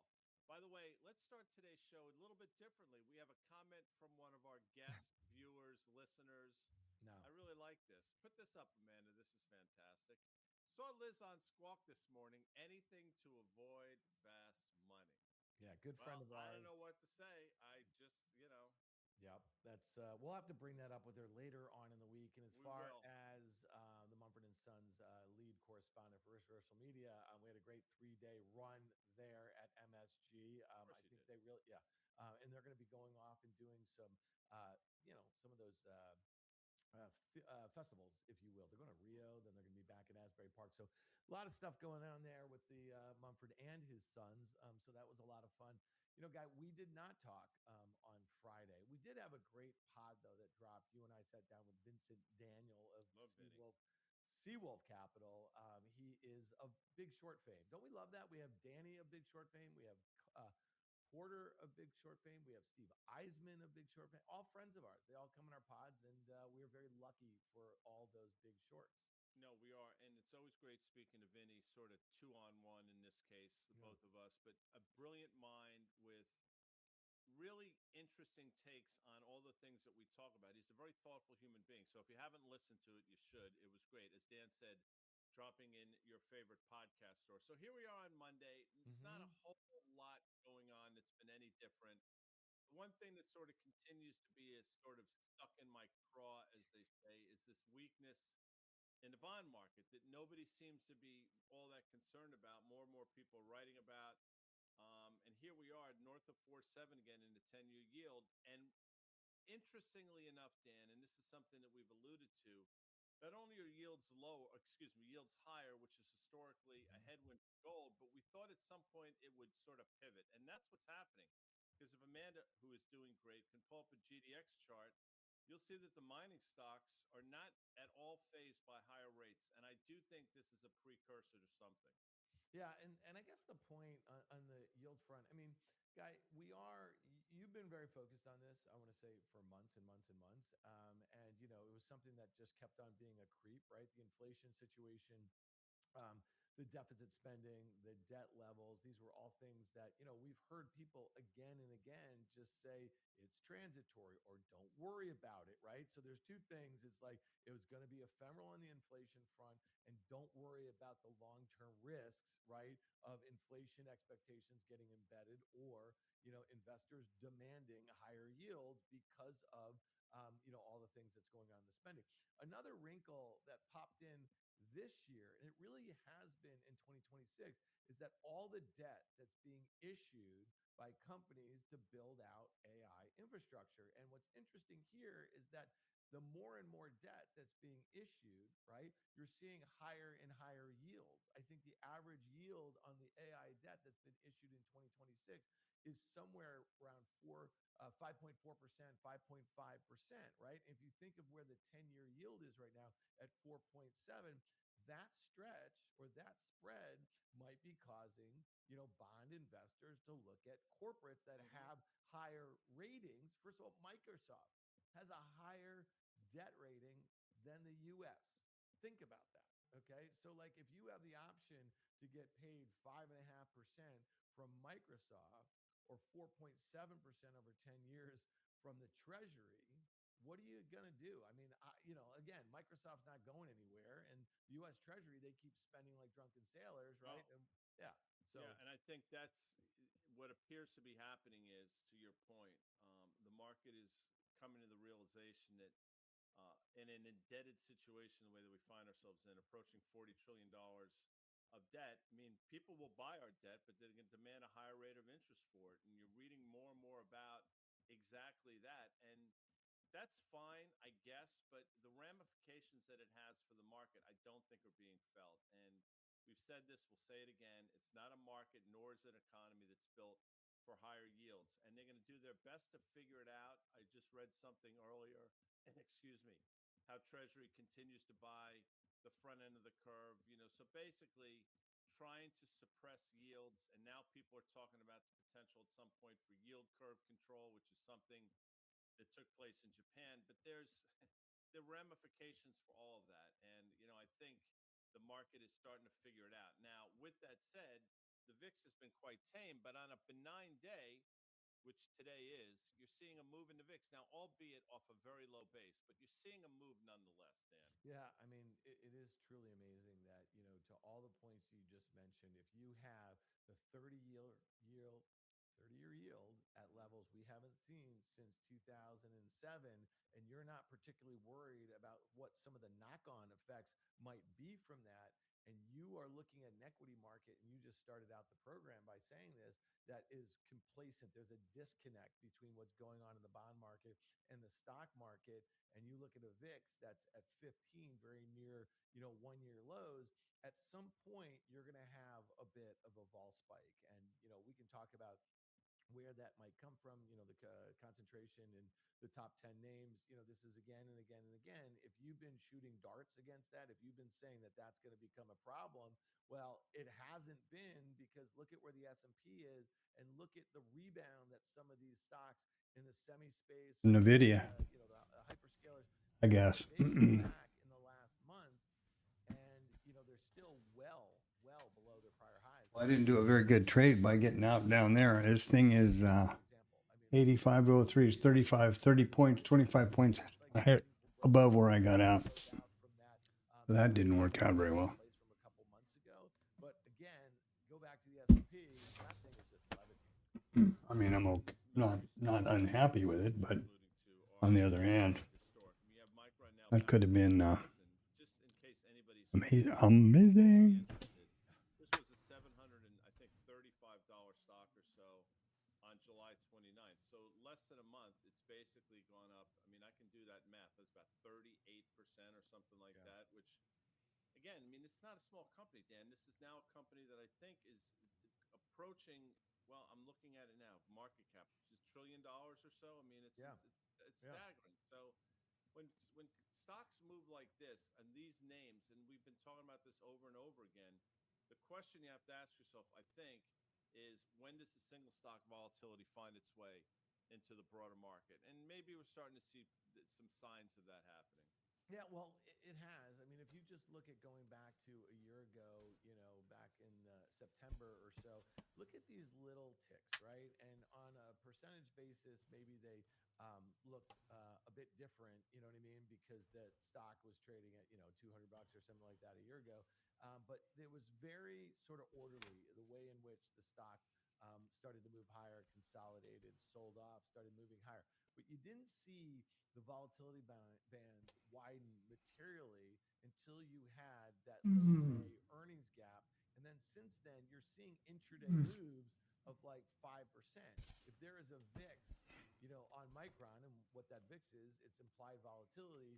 Maybe Amanda can pull that up, because you're seeing that increase dramatically, right? And so, let's just call that a VIX on a single stock for all intents and purposes. And that's really the story. And when you say the volatility that we're seeing, now that obviously came in pretty hard as it was rallying. It's not going to take much in a sell-off to get implied vol. And by the way, implied volatility in the high 60s is still pretty epic when you think about it. So, it's come in a lot. It's got cut in half, but it's not going to take much from a price standpoint if it were to come in to get vols kind of moving higher. All that being said, guys, if you were long the stock and you were worried about, like buying protection, and you're worried, like, this is probably as good a shot as you're going to get after a 35% move off those recent. I think to your point, if you go back even to September of last, so basically now approaching a year, you've seen these dramatic moves, and these moves lower in vol correspond with moves higher in the stock, which, makes sense. But to your point, is it going to be a continued straight line higher? I don't think so. And since June or so, although the pattern seems to have broken a bit recently, you still have these dramatic moves both higher and lower. So to your point, I think you take advantage. By the way, CC just sent something in the text, which it just sort of illustrates the point you were making about corporates versus treasuries. Bond funds have trimmed their treasury exposure this year and added to corporate bonds. And to your point, there's a reason why they're doing it. And that obviously just continues to put pressure on the bond market, on the United States Treasury market. And I think that trend, in my opinion, is going to continue. And you're looking at a TLT now quickly, if Amanda wants to throw it up. I mean, below 82, I mean, you're talking about levels that we saw 3.5 so years ago. And at a certain point, it's going to be levels we haven't seen in decades. So you tell me. I mean, that's not particularly encouraging, in my opinion. Yeah, no doubt. And just the backdrop also is that we just highlighted a few things that could be headwinds to equities, but there's a lot of strategists. Doug Cass, our friend over at Seabreeze, sent out a note this morning talking about how basically the strategist set are just unusually bullish right here after such a dramatic move in the S&P 500. And so if you take everything that we just talked about, these potential headwinds, the stock market and with the VIX at 15 is not pricing anything. And so, Guy, I think the AI CapEx thing and the debt is a good segue. Our good friend Mike Tracy over at Apex FinTech Solutions, in his market minute note that he sends out weekly, he had a couple great charts. This is stuff that we've been talking about for a while, and I've been highlighting the fact, and this is just something when you look at this chart and you see all of the financing that you're seeing from NVIDIA. So make no mistake about it, all those touch points, when it's a line and an arrow going out, this is NVIDIA spraying billions of dollars around, so all of those companies can basically come back and buy their GPUs.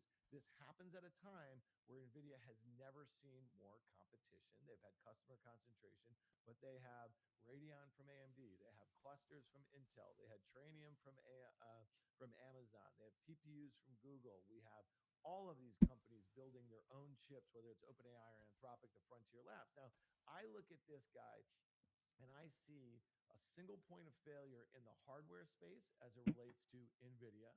And then I see basically a single point of failure on the Frontier Lab front, which is OpenAI, right? Any hiccups in one is going to reverberate across the entire ecosystem, right? And so this is something that, again, I think Bloomberg updates this chart, every week or two, and you'll see it moving around. And the problem with this guy is that you see new bubbles show up. You see older bubbles get bigger. You see more lines going from OpenAI and NVIDIA, and that is part of this contribution narrative or concentration narrative. And if you do have just one of these areas just start to get weak because of there's no shortage of things, and it could be as easy as yields going higher, Guy. We talked about this deal that NVIDIA did with Blackstone and BlackRock and Goldman Sachs, and I'm probably missing another black something. You know what I mean? Like it was, KKR was in there. At some point, there's going to be a situation where there's going to be some sort of deal that goes bad that's backed by debt. NVIDIA has to come in and backstop the GPUs, which are used as collateral. And you're going to just start seeing like a snowballing effect. I mean, at least that's the way I see it. I think it's reasonable to come to that conclusion. And you look at this chart and you say, well, obviously, given the size of the company, the real problem may lay with NVIDIA in terms of $5 trillion against it. Let's just call it $1 trillion for OpenAI. But I think that's sort of looking at it maybe correctly, but maybe incorrectly, because OpenAI, as much as NVIDIA is the epicenter of this, so is OpenAI, as you pointed out. And if you start to see valuations continue to decrease, there's a reason why the IPO is not going to happen this year. And if the market starts taking a real close examination of the math behind it, and this valuation goes from 850 to 650, let's just say, that doesn't seem like a big move. In terms of the linkage between all these things, it's a really significant move, especially when you take in consideration the leverage. And as Doug pointed out, I think last week or 2 weeks ago, the earnings associated with markups. Well, I'm pretty disappointed about that, but what are you going to do? Yeah, and over the weekend, I think it was the FT, maybe it was Friday afternoon. I mean, they're reporting that Anthropic is eyeing a $2 trillion market cap. Now, think of that. We had SpaceX come due, and XAI is obviously part of SpaceX. I mean, SpaceX is a lot of money. Anthropic, by some metrics, they're saying that they are profitable on most tokens that are. So this is a school run day, so I've got to close the stream off exactly at 1500 and skedaddle. There's reports saying that they could have by the end of 2026. I don't think there's anybody, I don't know, if there's some lurkers out there, drop something in the chat and say hi. $10 billion in revenue. If you think about SpaceX, which at one point had a $2 trillion market capitalization. And if not, well, okay, and don't. $18 billion in revenue last year, going to do maybe 40 plus this year, and it had a $2 trillion market cap. So by the end of this year, when this company is going public, if they are really doing $120 billion in revenue, this on a comparative basis might look cheap, especially if they're guiding towards some sort of road to profitability sooner than later. So that's like one of the mindsets here, and that's likely to keep valuations, even in the public markets, bid a little bit there. So again, this is something that OpenAI is in a very different situation. I mean, Anthropic is running away with the enterprise. Seems So to be. Yeah, and OpenAI is still very levered to consumers. And just to finish off here, before we get to the off-balance sheet commitments by a lot of these companies, I mean, there's a price war going on. And we got done with this token maxing situation. You have Chinese open source and open weight models. They're putting a lot of pressure, right, on our model makers here and what they're selling for, and it just doesn't add up at this moment. I don't think so. And your point about competition, there is going to be the arms race leads to price wars, and price wars lead to lower margins. And I don't know what that means inevitably to this whole AI semiconductor trade. And obviously, you throw DRAM in there, memory in there as well. And I think you know what you're looking at down the road. But what's interesting about this, and you mentioned it earlier, all roads lead to banks. Obviously so, because you need a conduit to get these things done. And say what you want, and I've been wrong about this now for a while, and we have a question about JP Morgan from Chris in Minnesota, but banks trade pretty well.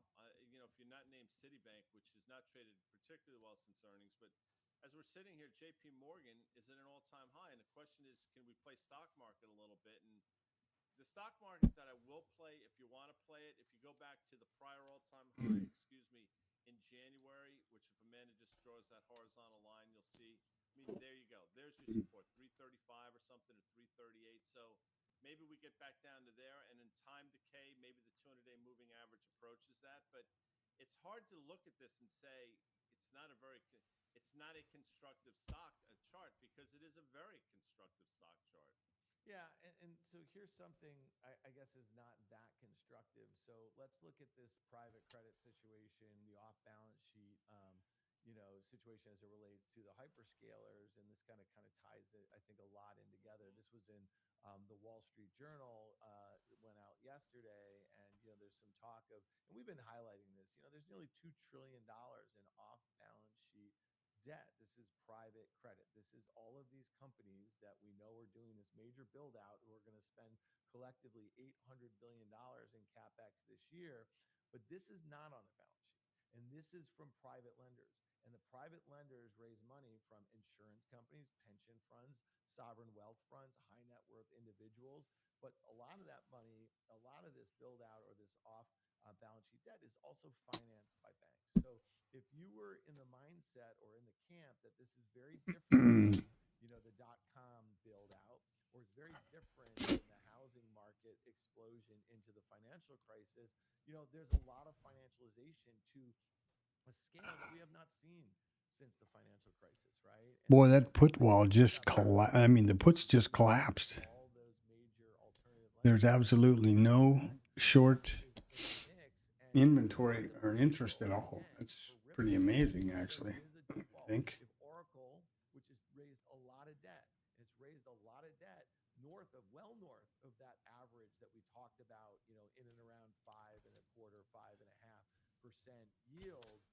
If something goes wrong there, something goes wrong in the neoclouds, then you're going to see a sort of, you're going to see this, extrapolated to the potential for these other companies to realize these deals, and then they can, have a difficult time maybe paying off the debt level. So again, this is an important chart, and I actually go to the Wall Street Journal article if you have access to it, and it's really interactive. It's actually pretty cool.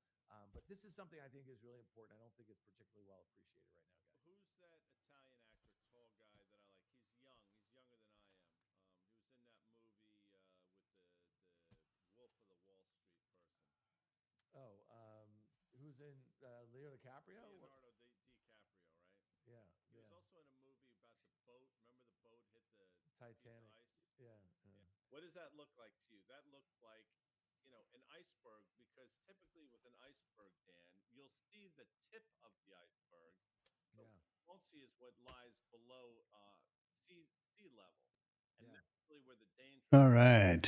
You're gonna see Well, it's the killed by the tip of the market iceberg. recap time. What's below the surface that sort of cracked its hole and slit open its side. The point is, it's not what It's crazy. that's going to be Yeah, what a day. In this case, Hmm. the off-balance Well, that sheet was interesting for me. enormous. My point of view. Rates going higher. I mean, it might There is, derail this entire thing, but it's certainly not helping this entire thing. here's the entire session. The idea here is the blue boy over here is the a vertical line I put on the first print of every session. And this is the current market. So there we are. Basically rotational, about a 30-point range. They're getting up here for everybody's banking on a call for a long for NVIDIA earnings, which are out at 315 or something like that. And here's the GEX state so far. I took this trade right here and got out right there, and boy, did I miss the boat going clear over here. So it just goes to show you to take them off and leave a runner on until you come back to the session. This is IRT. Again, yesterday's RTH, today's. Basically overlapping value and a little bit of a push to the upside. This is the MNQ, I'm sorry. And here's our trade so far. This is the micro composite. This is today. Each one of these is an RTH session. And there we are. Market profile. And here we go. And a very light day, only 762 MES contracts traded. 762,000. Usually that's about 1,300,000. Let's see what this says. 81% and 3.75. ATR for a 5-minute bar.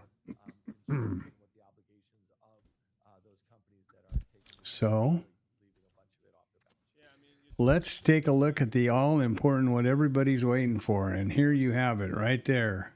320, NVIDIA earnings report. There's the call. I mean, there you go, and there's the call. And nobody cares about the Jackson Hole Symposium much today.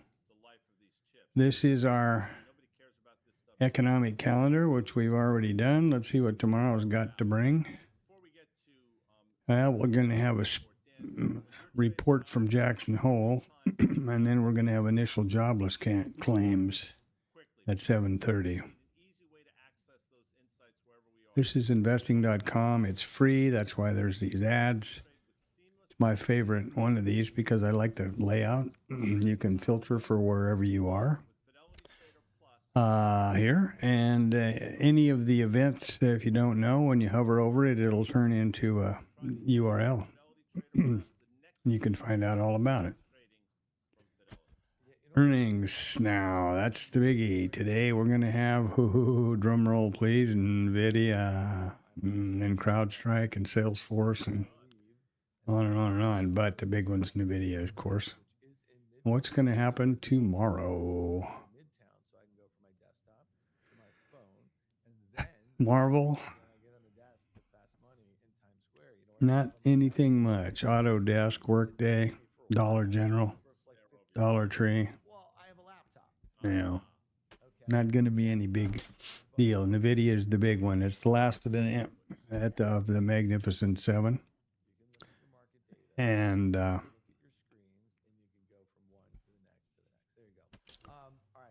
yeah. So that's what we're going to have today, and I'm going to be in the car when that happens. So we'll take it into the close here. This is Financial Juice, which is the other one I normally look at. Similar idea with a calendar and with a. There are a bunch of names this week that are relevant. The one that sticks out to me, and I'm going to be fascinated. Wow, that's amazing. And I say that because it can't be true. There seems to be a bit of a okay, that's better. There wasn't any time since the market on open. Hadn't been updated since the market on open. That was the opening of the market at 8:30 this morning. So here we have a squawk box, kind of. Nobody's been really flapping their mouth. Sure, that's been tough for some to do. This is one where I think sentiment got so bad. Make it a 5-year for a second, and we had Walmart going one way, and you've had Target going the other, and you've laid out. And this is where we'll have the market on close and balance at 1450. Execution that Target had. About 14 minutes from now. So all the eyes are on the NVIDIA thing, and I've been using this new GEX bot for these trades today, which has worked out pretty well. This is Target. Might this thing get to that kind of 180 level? And yeah, that's about it. Actually, I'm had a pretty good day all in all. Only 58 ticks over here, but better than none. And when you look at this, it's pretty pathetic. When you look at the second target right there, this is the entry in T1, T2. Okay, great. But then we had this, and I wasn't here, right in here to watch that breakout. But that would have been one to do, I think. So there we are. Standing by for NVIDIA, I guess, basically. I was just, it is, the puts have gone away. The puts have gone away to hide. Pretty surprising, actually, when I walked back in here in town. Now I'm a little bit disappointed that I didn't do the, cross the zero line over here and stay with it, because that would have been a pretty substantial move to the upside. And I'm not showing you the right window, but there you go. Some pretty dramatic 900 positive. That's pretty dramatic. Interestingly enough, these are all negatives, all sells over here. Well, they're just turning a little green now, but yeah, pretty crazy. Now we're crossing under that max. This is where this max has been flipping back and forth between 99 and 04, just like that right there. Pretty for the last 10, 15 minutes. This is all NVIDIA earnings are out, I don't know, 15 minutes or some damn thing after the close or the 15:20. So yeah.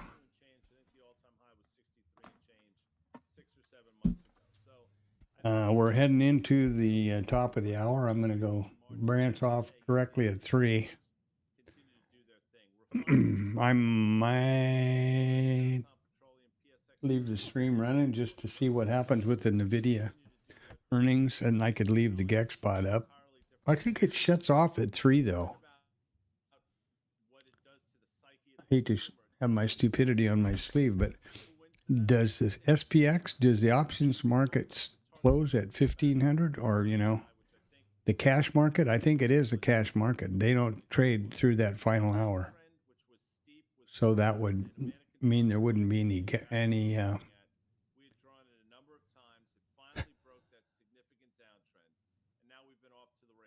action over here.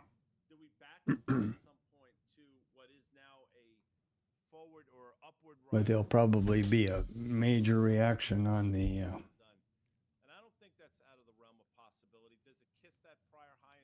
regular futures.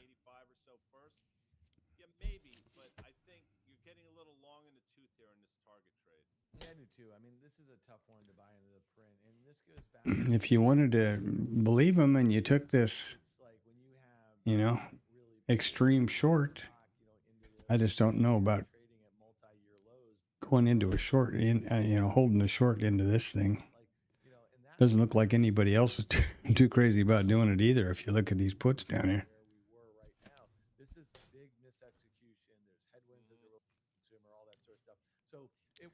It's pretty amazing. going back towards that 200-day moving average. Oh, what do we got here? We got I want to bring up our newsletter. Did you know that we have a Substack newsletter? Here, go to the 331,000. Is that right, or is that million? I can't tell. It's moving so fast. and he incorporates a lot of the stuff that we're doing on the content front. But let's scroll. 297 million. Or 297,000. It's pretty great. And the largest what we've got down here is 9. Up here, but let's look at Wow. 5 moves. Here. Let's look at Home Depot. This reports tomorrow, and this is one where I think it's really interesting. I thought we had the 5 move there. Yeah. I saw it. Expected to move 4.2% in either direction. Now let's go. Well, I listened while I was taking, This is one with yield. well, I was laying down here after I put the stuff in my eyes. I was listening to the Freddie guy and the GEX classic thing that he was talking, because it just happened to be on my phone still. And he's talking about taking these trades off of the zero gamma, that's essentially the POC, and that's absolutely where you should never trade, because that's where everybody agrees is a good price to trade, just like trading the POC, diddling in the middle or whatever. That's what he was just saying when I was, it was notable to me because we had just had that conversation earlier. I have no idea.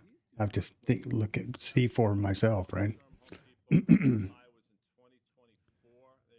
But if you look at this, if you look at where it was, which is what that line is, Albeit with some bounces along the way, but yeah, in my opinion, I think one of the biggest headwinds here pretty, is the rise in interest rates, and specifically especially this one. really longer term. If you took that, you're still in it. Since 07, and I don't think it's coincidence that Mexico has not been particularly trading well in the aftermath of that. And today's one day, Say to sort of assuage the concerns of investors or traders, But I think on balance, it's probably a helpful tool. At least it seems to, as we've discussed many times, it has a logic behind it that makes sense rather than just will make it out to be. I obviously have a view on interest rates. a bunch of fuel, a bunch of retail stops resting somewhere. Let's just do 2 more things. I know we got to get out of here.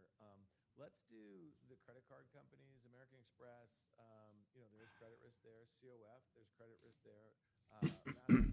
I'm still not clear on the concept of, because he talks about, well, when we bump up here on the max positive, you short it, which would have been great right here, and vice versa on the max negative. But from what I have understood before, as I think I said earlier, when my understanding was when it flips to gamma negative regime, the hedging and the dealers are selling them into, in other words, they're increasing the downward movement, not, that it hits an extreme and reverts back, even though it seems that that's exactly what it's done. And that's exactly what it did here. And it seems pretty much like it's exactly what it did up here. Remarkable that we've seen in both of these names. So the concerns that seemingly were warranted in early summer. Another thing that he did mention in that, They've gone away. And American Express, real quick. or somewhere in that video, is that, these are 0 DTEs. So these guys have about 15 minutes left before this thing's over with. These levels don't necessarily mean the same thing. And he says every now and then he looks over here at this one, which is tomorrow. This is 1 day out. So this is the hedging and the action going on today, 1 day out, which is something I had never looked at, but yeah, okay. There's something to think about. There is something to think about. 5 minutes till MOCs. If I just had to look at this on the whole day so far, short, long. No, I don't mean that. I don't mean here. Short or long, and still long. You got short up here when it banged off of this down to here. If I'd have just stayed long and left that runner going and kept milking it, I'd still be in the damn thing. You know, that's they're talking about doing maybe the idea. so that's a $500 billion, about 45 billion, $50 billion a gigawatt. A gigawatt can like power, a decent sized city. You know what I mean? For whatever, a year or something like that. So you look at NVIDIA here; it's had this big run. Yeah. Fine, okay. Every time they fund or at least backstop and don't. Well, there's a whole bunch of stuff over here. Yeah, exactly on IRT, our bookmap, which is basically IRT. The way they trade. Let's look at Microsoft. There's, you know, That is down nearly 3%. POC and the high of the day, and Tesla. this is a ooh, what was that? I got to remember what that was. That was a previous RTH high. There's something else living behind over here too. I don't know what. Okay, that's up 2.5%, and then the DRAM it just is up nearly 8%. So when you think about what goes into this the open is an open over there, and a previous high, and a bunch of other stuff. So hard to kind of get your arms around. I don't know what that is. Yes, this is intuitive, but to the extent IB Orb, okay. you got to get your arms. Carried away. No, look, I agree with you. I mean, you throw IGV software in the mix as well, which is down maybe 1% or so today. I mean, that's been the rotations have been more. There's a big level of liquidity sitting up there at the 20s. It looks like. That hasn't happened yet. Real quick. I guess those are guys waiting for the big pop off NVIDIA that are gonna I don't see this make all that money. companies of this size. First of all, there are not a lot of companies of this size. But look at the gaps that have been created. There's still that one gap. Yeah, I've got to do that, obviously, in every one of the trades. But usually I'm so tickled to get two trades and so used to just letting both brackets run and be short time in the market. But that's really not a winning thing. Not a good philosophy for sure. It blew right through that. But if Amanda wants to draw that horizontal line across that, you'll see what I'm talking about, that high in June. That's your first right. Magic seems to be good at that. I'm sure you are. Broke through. 468 close below 465 probably gets you down to the 200-day moving average. So be on the lookout for that. Well, it's also one of those situations where I think it's better to trade like 3 contracts or 5 or something where you have, you got a payday and then a runner. which these companies are, recognizing revenue as it relates to. My original mentality of risk neutral trade is, Okay, where the first one pays for the second one or pays for the runner, and then you just have to manage it. the earnings look a bit better. So if it comes back in your face, you're back to zero. Later on in time. Yeah, I have a good one. Me too. Stock like Microsoft, which is like massively underperformed Thanks very much. Appreciate it. peers in the Nasdaq, and you I'm going to take off the top of the hour myself algos, doing and go get the that's how you get that huge gap. And then that parents here. follow through over the next few days. So I like your levels there. First stop 470, and then might you see something that looks down all the way down there at what 432 or something like that. If it is going back and challenging that gap level, then you're likely to see a Nasdaq that's a bit lower, from here. But on the flip side of that, you do have the IGV that bounced dramatically over the last, couple months, and then you have this DRAM situation and the semi situation. So again, maybe they're just counterbalancing. Maybe it is the sort of rotation thing that's pretty healthy at the moment. That's what it Oh, feels something was like. goofy here. Again, at some point, excuse me, the greater and greater these. I mean, we're seemingly going farther and farther out of the aperture, right? The aperture continues to widen out, and at some point you get this snapback. But that's just me. I think we have the great Carter Braxton Worth tomorrow joining us, if I'm not mistaken. We do, Guy, and that's going to be a lot of fun. We're going to have him go through. I'm going to let the stream run in order to just capture this NVIDIA Questions in there. Well, kerfluffle here. I wish I could On vacation. do both monitors at the same time, but I not going to get a lot of. guess I will leave it on the We thank our fine partners at Fidelity. on IRT supporting us. We thank or Bookmap. I'm sorry. FactSet, which is our official data provider of Riskversal Media, and we have to thank Gorilla Glue for keeping guys. I don't know. You had that My kind of- wounds, my your wounds. wound on your leg together. And that's Mike something- Tracy from Apex FinTech Solutions. Wow, zero Tracy and the GEX just dropped way back. stuff there. So thank you all for being here. We'll see you tomorrow at 11 a.m. With Carter Braxton Worth. Oh no, I guess it's right where it's pretty much been. This episode of Market Call is presented by Fidelity Investments and their all-new advanced trading platform,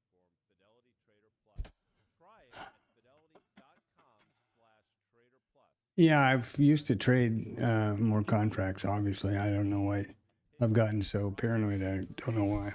Really, I guess just position position them in. I guess scared money doesn't trade very well, and there's no reason for me to feel that way. It's a damn lucid thing, Cost $50 or whatever. And that's Magic's whole plan, and I think it's a good one. Sounds good to me.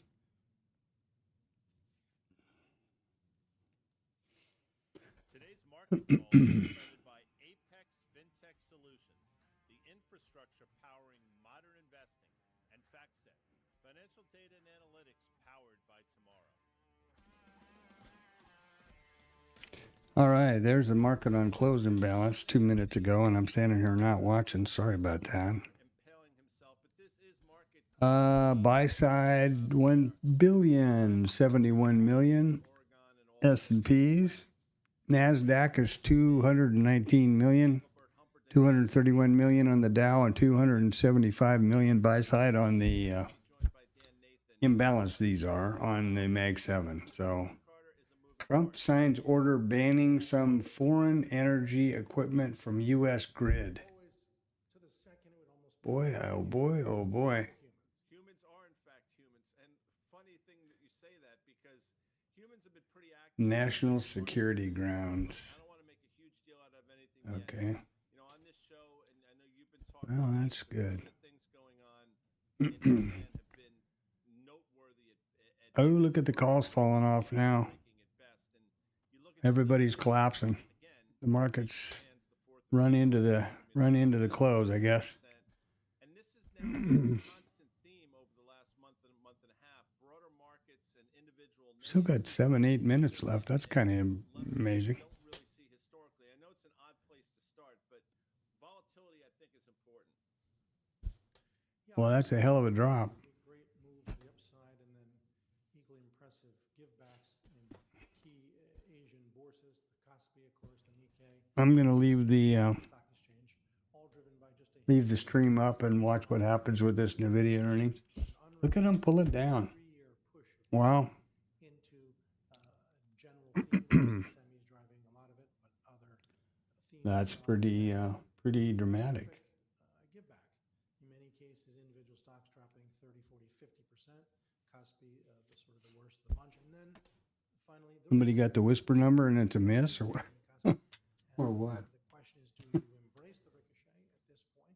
Some stocks are up 50%, having dropped 50%, or do you fade it? So I am gonna just step away at 3 o'clock. I'm not gonna This is that great interplay between close the stream down. I'll let it run until I get back and have this captured. I wish I could get back and forth between GEX and my hunch is that we are going to give more than just this one day.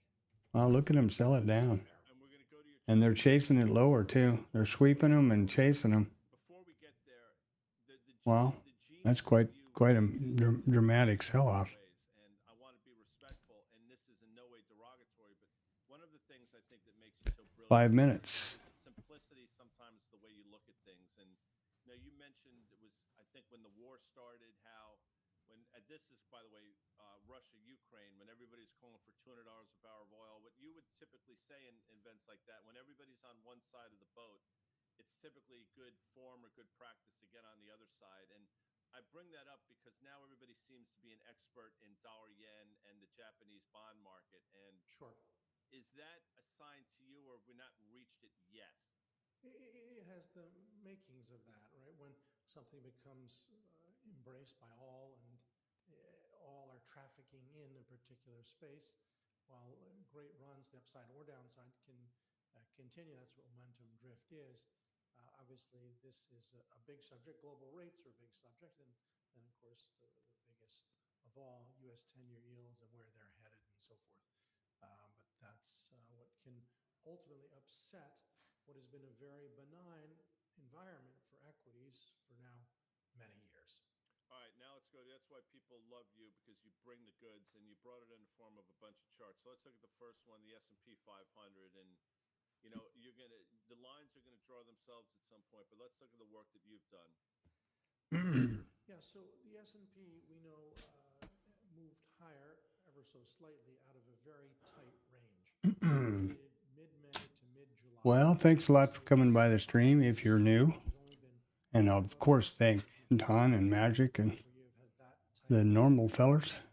60 days. I appreciate it a lot. A movement Makes the day go a lot better, and I'll learn a lot. the head fake is a bull trap. At minimum, one would think that we can check back. This is every trading day event starting at 8 o'clock in the morning, Central Standard Time. Do the pre-market, set up all the established what the statistics are going to be, and set up all the take a look at the overnight, the reports for the day, and pertinent information that you should do for a pre-market. Now that call has gone way back out again. That's amazing. They're buying them up. Mm. Do we give back more to the point where we fall below the range? Now, we might have another chart here, but those two lines meet at a level, right? The highs from which the breakout occurred, and then indeed the uptrend in effect of the past year and a half. For those who are skeptical or bearish or cautious here, that's a reasonable level to target, anticipate, play for. So 7,000 is a nice round number. Not that means Okay, we got about it's already a big lag. Look at this crap. the bulls would say this is nothing. Well, it's been over 100,000 contracts in the last 5 or 10 minutes, so I guess that's Together minor. It is minor. a lot, I guess. Do we need a more proper check back in line with some of the others of the past 2 years? Any trades over here? That's a reasonable bet. All right, let's take a look at visual. I can't even. Yeah, we took a trade down there. Charts over the same duration of the S&P. And 150-day moving average, which is doesn't look right, however. It is not. because my instincts It's not properly signaled anywhere. I don't know why that's there. That's bogus. Why this is simulated. Not good. I'll look into that when I get back. Okay, RT, you just, have a nice afternoon. I got to find an alternative. Wow, look at that. The collapse of the calls. The only thing living is that call wall at the at about 95. 7,000 is at 6,900. Those are all sort of incidental, and the Look at that. These just collapsed. And these had already collapsed before. I guess that's how the 0 days go, huh? Yep, I agree with you. As you know, we have a pretty robust team here at Risk Reversal Media. And Well, there she went. There they went. And the puts come out. The puts come out to play. Oh, shit. These just collapsed, and then the puts came out, and there, look at that.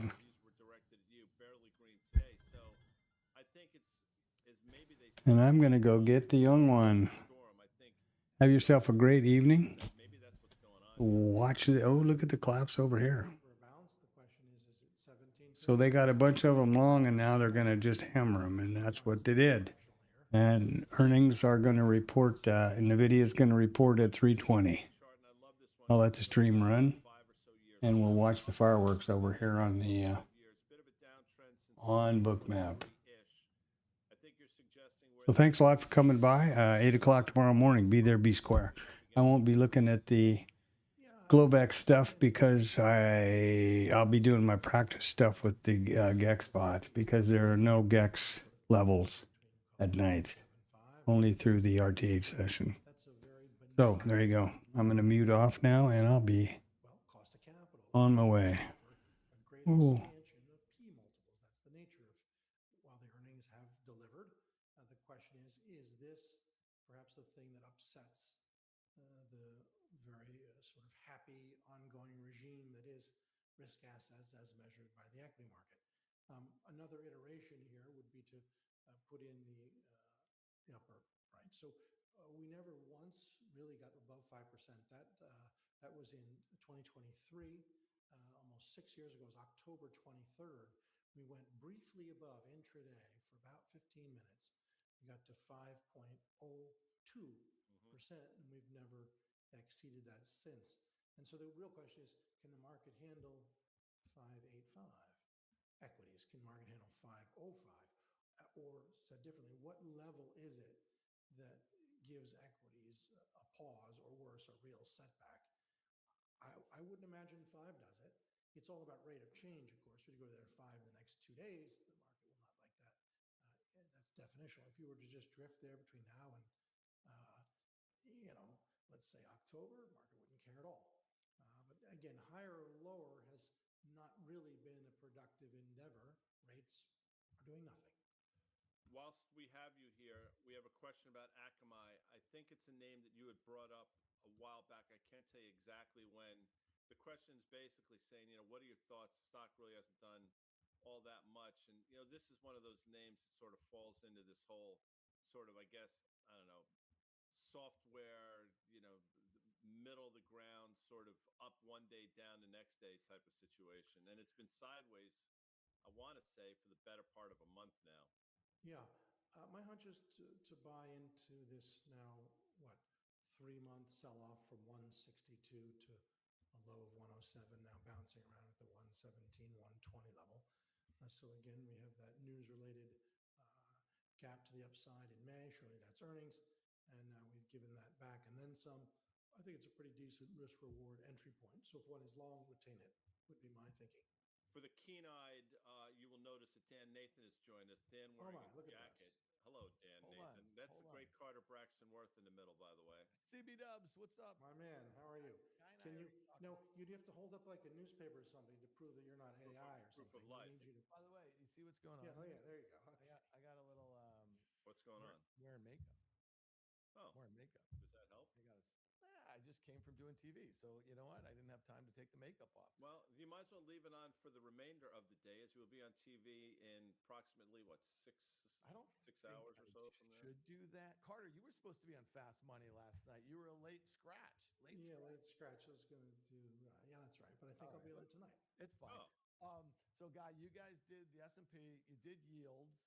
Carter, at what point, I just want to go back to that for a second, and we definitely, at what point do you, is there a measure, if we break out at 5, okay, in the 10-year, and, how would you determine whether it is a real breakout? Did you guys already do this? I feel bad. I mean, it's indeterminate, right? Undeterminable, meaning it's really rate of change when it comes to yields. Again, if you were to spike to 495, 498, 501 between now and Wednesday, Thursday next week, you would have a big problem, right? I mean, I think equities would take that very poorly.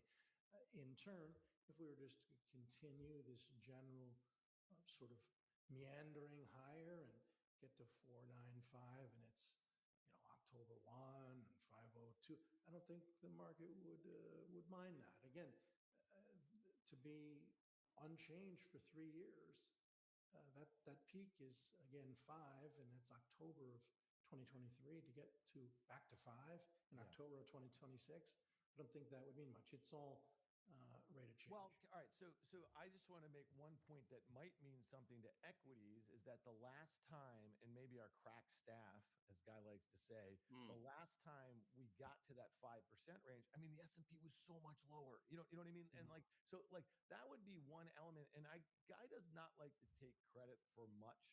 And it's not a lot to take credit for, as it turns out. Okay, Guy. But, at that 4% level in the 10-year, we know what was going on. The war had just started, right? You had a bit of a flight to quality as it relates to treasuries. But the slow grind in the 10-year, to me, is something you've been talking about for a while. You've been steadfast on the rate thing. And some of the reasons that you've been, that, I don't know, that adamant about it, they're all kind of playing out. So the question is, does it all happen at once? And to Carter's point, if you go from 475 to 5, that's a huge move, right? We can agree on that. That's a huge move. But it would be how steep and quick. For instance, the steepest moment of this chart, it's very clear, is 2022. And guess what that caused? the 2022 bear market. S&P dropped 27%, the Qs dropped 37%, because that rate of change is unnerving. Were you just to drift there up to 5 over the course of 60, 90 days, I don't think the market would care. But again, spiking, really accelerating rate of change would upset things. We're going to go to your note real quick, but before we do that, we have a question from Eric, BC1611. At what point do you buy treasuries? I'll take a stab at this and say Scott Besson's been pretty clear over the last couple of weeks, if you've been listening, watching, and reading, about his concern around the bond market, and obviously his concern around what's going on in Japan. And my instinct suggests that at a point where he really thinks the bond market's getting out of control here, Dan, that's when he's going to step in. So to answer your question, at what point do you buy treasuries?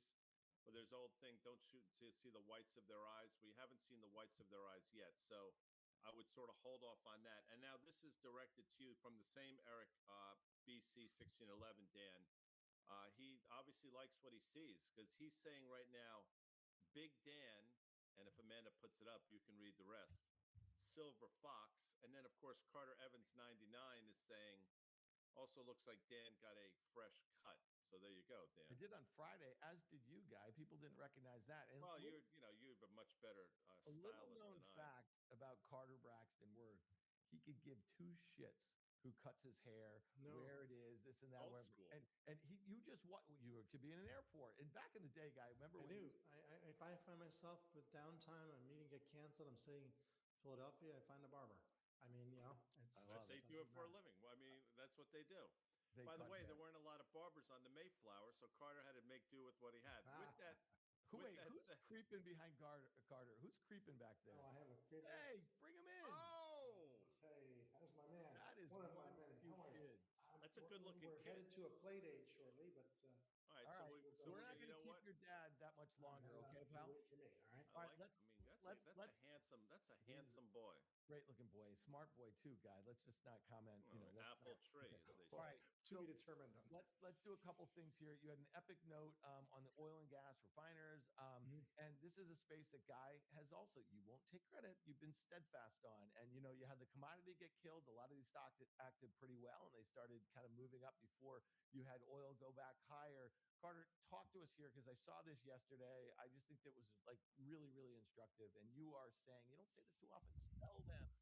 Well, it's a sub-industry group, only has 3 stocks. They're remarkably the same, all of them about 100 billion market cap. It's PSX, right? That's Phillips. It's Valero, VLO, and MPC, Marathon. But this sub-industry group is now so far above the 150-day moving average, 40+%. That's only happened 5 other prior times in the history of the data. And forward returns on a 6-month basis have been negative every time. Now, statistically, one could say 5 instances is irrelevant. But again, based on just classic charting, these are vulnerable extended. They're crowded. They never gave back when oil gave back. But we can look at the charts and try to sort of go forward. So these are the 5 other instances. And you see there in the first column, when we were more than 40% above the 150.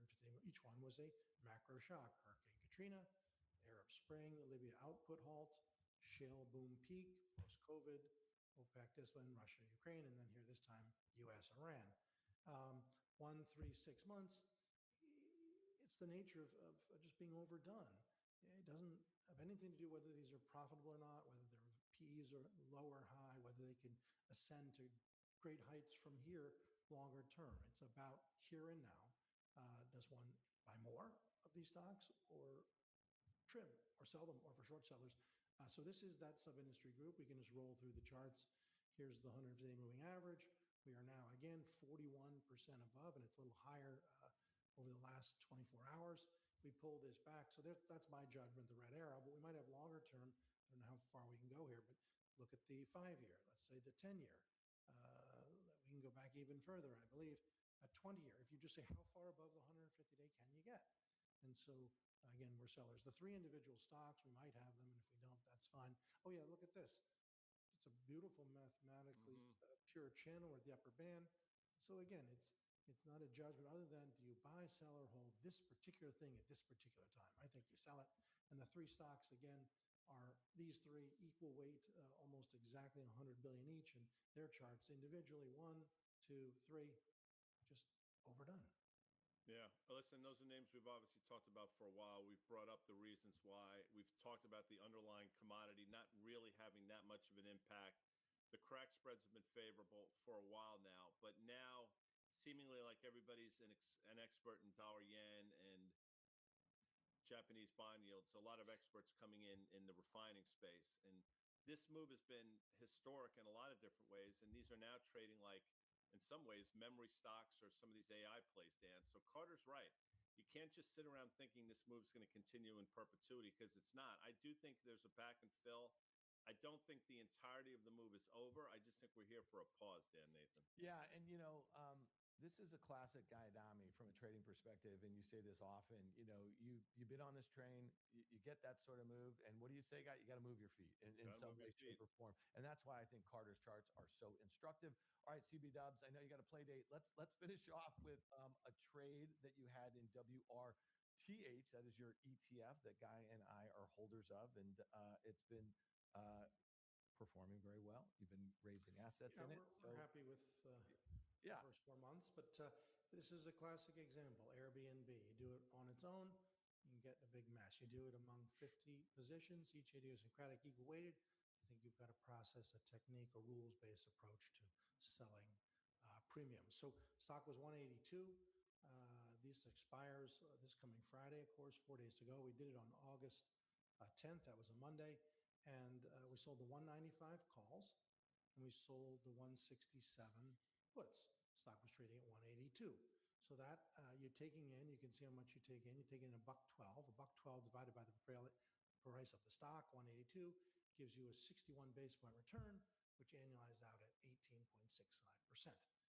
Let's look at the chart. We might have it. If we don't, so the stock gaps up on its earnings. Second day, a little momentum drift, and then we get in motion. And so between now and 4 days from now, let's do that before and after. Before, sell the strangle. Now, before, sell the strangle. What's been happening? It's dead flat. So which is happening? Decay. The premium is disappearing. This stock has to go up to those lines or down to the bottom line between now and Friday. Otherwise, we keep it all. And I think we will keep it all.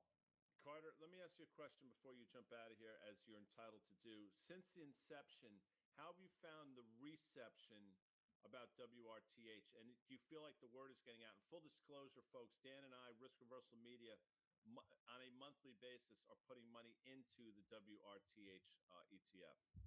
Well, we're in pursuit of low volatility income. And if you look at the Sharpe ratio, you look at the 30-day vol, you look at the max drawdown, we are delivering, I think, best-in-class risk-adjusted returns. Yeah, and I guess I'm just going to give the normal disclaimer about this, and Carter kind of mentioned it. He has 50 positions in here. This is a consistent strategy. It's actively risk managed. He uses his technical expertise to identify opportunities, not just in technicals, obviously, but also what's going on in the options market and the way in which the options market presents these sorts of opportunities. These are well screened. And we do not suggest, this is Guy and me, we don't suggest many things, but in general, we don't think it's a great strategy to do these on a one-off basis. What Carter is doing as part of a portfolio, he is identifying stocks that fit a whole bunch of criteria after a huge move. And I think this is one of the best examples. Maybe Amanda can just pull up a recent chart here from today. You have this huge move, but look, to Carter's point, it just moved within this range. And it's still banging around, but it's moving within a range below the short call strike and obviously well above the short put price. So put price again. So again, we love the strategy as part of a portfolio, and it's performing really well. And we keep highlighting one of these a week because I think your levels are very instructive for those who are looking at names for other reasons. Carter Braxton Worth, go enjoy that play date. We appreciate you, man, as always. Bye, guys. Thank you. Guy, when's the last time you had a play date? Well, I like to think every night at 5 o'clock, it's a bit of a play date. Yeah. If people watch the show, they probably would agree. Last night I told a story about Halloween and how I had a pair of the original Air Jordans. And Which I came up so interesting that you had a pair of Fly J's or something like that, or Fresh J's circa like 84. I want to try to be clear here. I've never said Fresh J's or rocking my kicks. Crushing And by the way, brewskis is not one crushing that- brewskis. And I'm going to say this to the audience. I'm going to say this to people, members of the risk reversal team, people that hear me in the background. If there's ever a time that you hear me say that, you have every right to beat the shit out of me with any Yeah. blunt instrument that you can find. I Yeah. give you that because I would deserve it. So who you looking at? Is that Bill Hockman? It's Gardner Heitzman, but Well, tell Gardner I say hi. So Um, so there you go. So no, I'm not rocking anything, but So we I did did have a have a play pair of date. Air Jordans, yeah. and I came home and our babysitter Adriana made a scarecrow or some sort of scarecrow out of a few of my clothing items and the aforementioned Air Jordans. All right, I want to hit a couple things, and again, not. Did you guys just do S&P yields? What else did you do before I jumped on? That's pretty good. We talked about Japan, and now everybody's seemingly an expert in Japan. It's something we've been talking about for a while. Now it's on everybody's radar screen. So there's a lot there. I will say this. People yesterday, Doug Cass put out a tweet, and I'm not looking to name drop anybody, but the people that are dismissing this move in interest rates, saying we've seen rates at these levels before, and obviously we've seen rates significantly higher than these levels. There are a number of differences from now until when they were at these levels 30 years ago or even longer than that, not least of which is the fact that debt to GDP is probably 125%, and $40 trillion of debt. I mean, you're talking about a time historically, instead of 120% debt to GDP, we're probably 30% of GDP. So to say that, the market has endured this before, it is factually true. Problem, of course, are the circumstances are entirely different. Well, Guy, one of the main circumstances as it relates to the things that we look at is the last time the 10-year U.S. Treasury yield kissed 5%. You know where the S&P 500 was? Significantly lower. Well, I just said that earlier. Yeah, Guy, I know. but I know you know that's that. why I knew the answer. Well, and you know what? I should have said not to tee you up because that's a Guy Adami-ism. 4,200. 4,200. Yeah. So there's all this stuff. Doug talks about the equity risk premium. You and I talked yesterday about the fact that Microsoft is a better credit than that of the U.S. government, and therefore you're seeing at times better demand for their investment grade debt than you are of treasuries. There's just some funky stuff going on there. This is more in your sandbox, but at the end of the day, I think you got to be cognizant of the fact is 4,200, okay, versus 7,700. 4,200 versus 7,700. And we know the relationship between yields and equity valuations. I think that's important. All right. So if Amanda can do this, I'm sure she's able to. Put that yield chart back up, and you're gonna. The logical question is, okay, you're right. Yields, the S&P was significantly lower than. What's changed? Well, put an NVIDIA chart up and overlay the yields with what happened in NVIDIA. So just as yields were topping out, that's when everybody decided, wait a second, this whole NVIDIA AI thing is real. And that's when it took off. So if you think about this, and I hate the but fors because you're going to make a joke and I will laugh. But you know what a but for is? Please enlighten me. To sit on. Yeah. Although as you know, I suffer from a really just tragic disease. It's called no acetol, which I'm by the way trying to combat. Anyhow, the reason why I bring up NVIDIA is I would submit that this whole AI trade came at the exact right time to sort of bail out the market, and yields are here. That AI trade took over, and that has been the overriding condition now for the last 3 years. So it doesn't mean that yields are not important. It doesn't mean that where we are now is not important. It's just everybody's been blinded by what's going on in these 10 to 15 names that we seemingly talk about on a daily basis. Right, let's talk about them. There's a couple things I want to do really quickly, okay, because this is just on my mind here. So let's talk about Meta. Let's talk about, we probably don't have, I just love to get a touch on semis and memory so we can look at the DRAM and the MAGs. We like those two ETFs. Retailers are raging, not raging, but they're having, they're trading pretty well. We're seeing, maybe we'll start here, guy. Klarna. So this is buy now, pay later, right? And we've talked a lot about K-shaped economy and a different sort of consumer and some of the credit, sort of, I guess headwinds. The other point about yields is that we're seeing higher yields on debt, on consumer debt. And so look at Klarna. You would think that this is a company that spreads out payments for large purchases and small purchases, by the way. Look at how that stock traded. Look at what the commentary was. Their CFO is stepping down. I mean, this is a huge move. I'm not saying this is a really important stock, but this is one of those things. If you're trying to make a little bit of a pastiche of everything's great up here, right? But you got to look below the hood, that sort of thing. This is something that should get people's antennas up a little bit. I agree with you. And then the people will say, you know what, you're cherry picking. MasterCard's up, what, 2.5% or 2% today. Yeah. So, I get it. Home Depot is having a bit of a day for the first time in a while. I didn't think there was anything particularly remarkable. Maybe get a bit of a relief rally here. I don't think that to say that, I know you're not saying this, that the retailers are some observation about the health of the consumer. I don't think that's what's going on either. But to your point, I mean, there are things that nobody talks about that are out there that should raise some eyebrows. And, again, higher, I'll say it for the 1,000th time. I think Doug would agree with this. This is not a market, nor is it an economy that's capable of withstanding the rates that we're currently seeing. And that rates, by the way, that I think are going to continue to go higher, respectful of what Carter put out on those charts. I just think we continue to do this grind.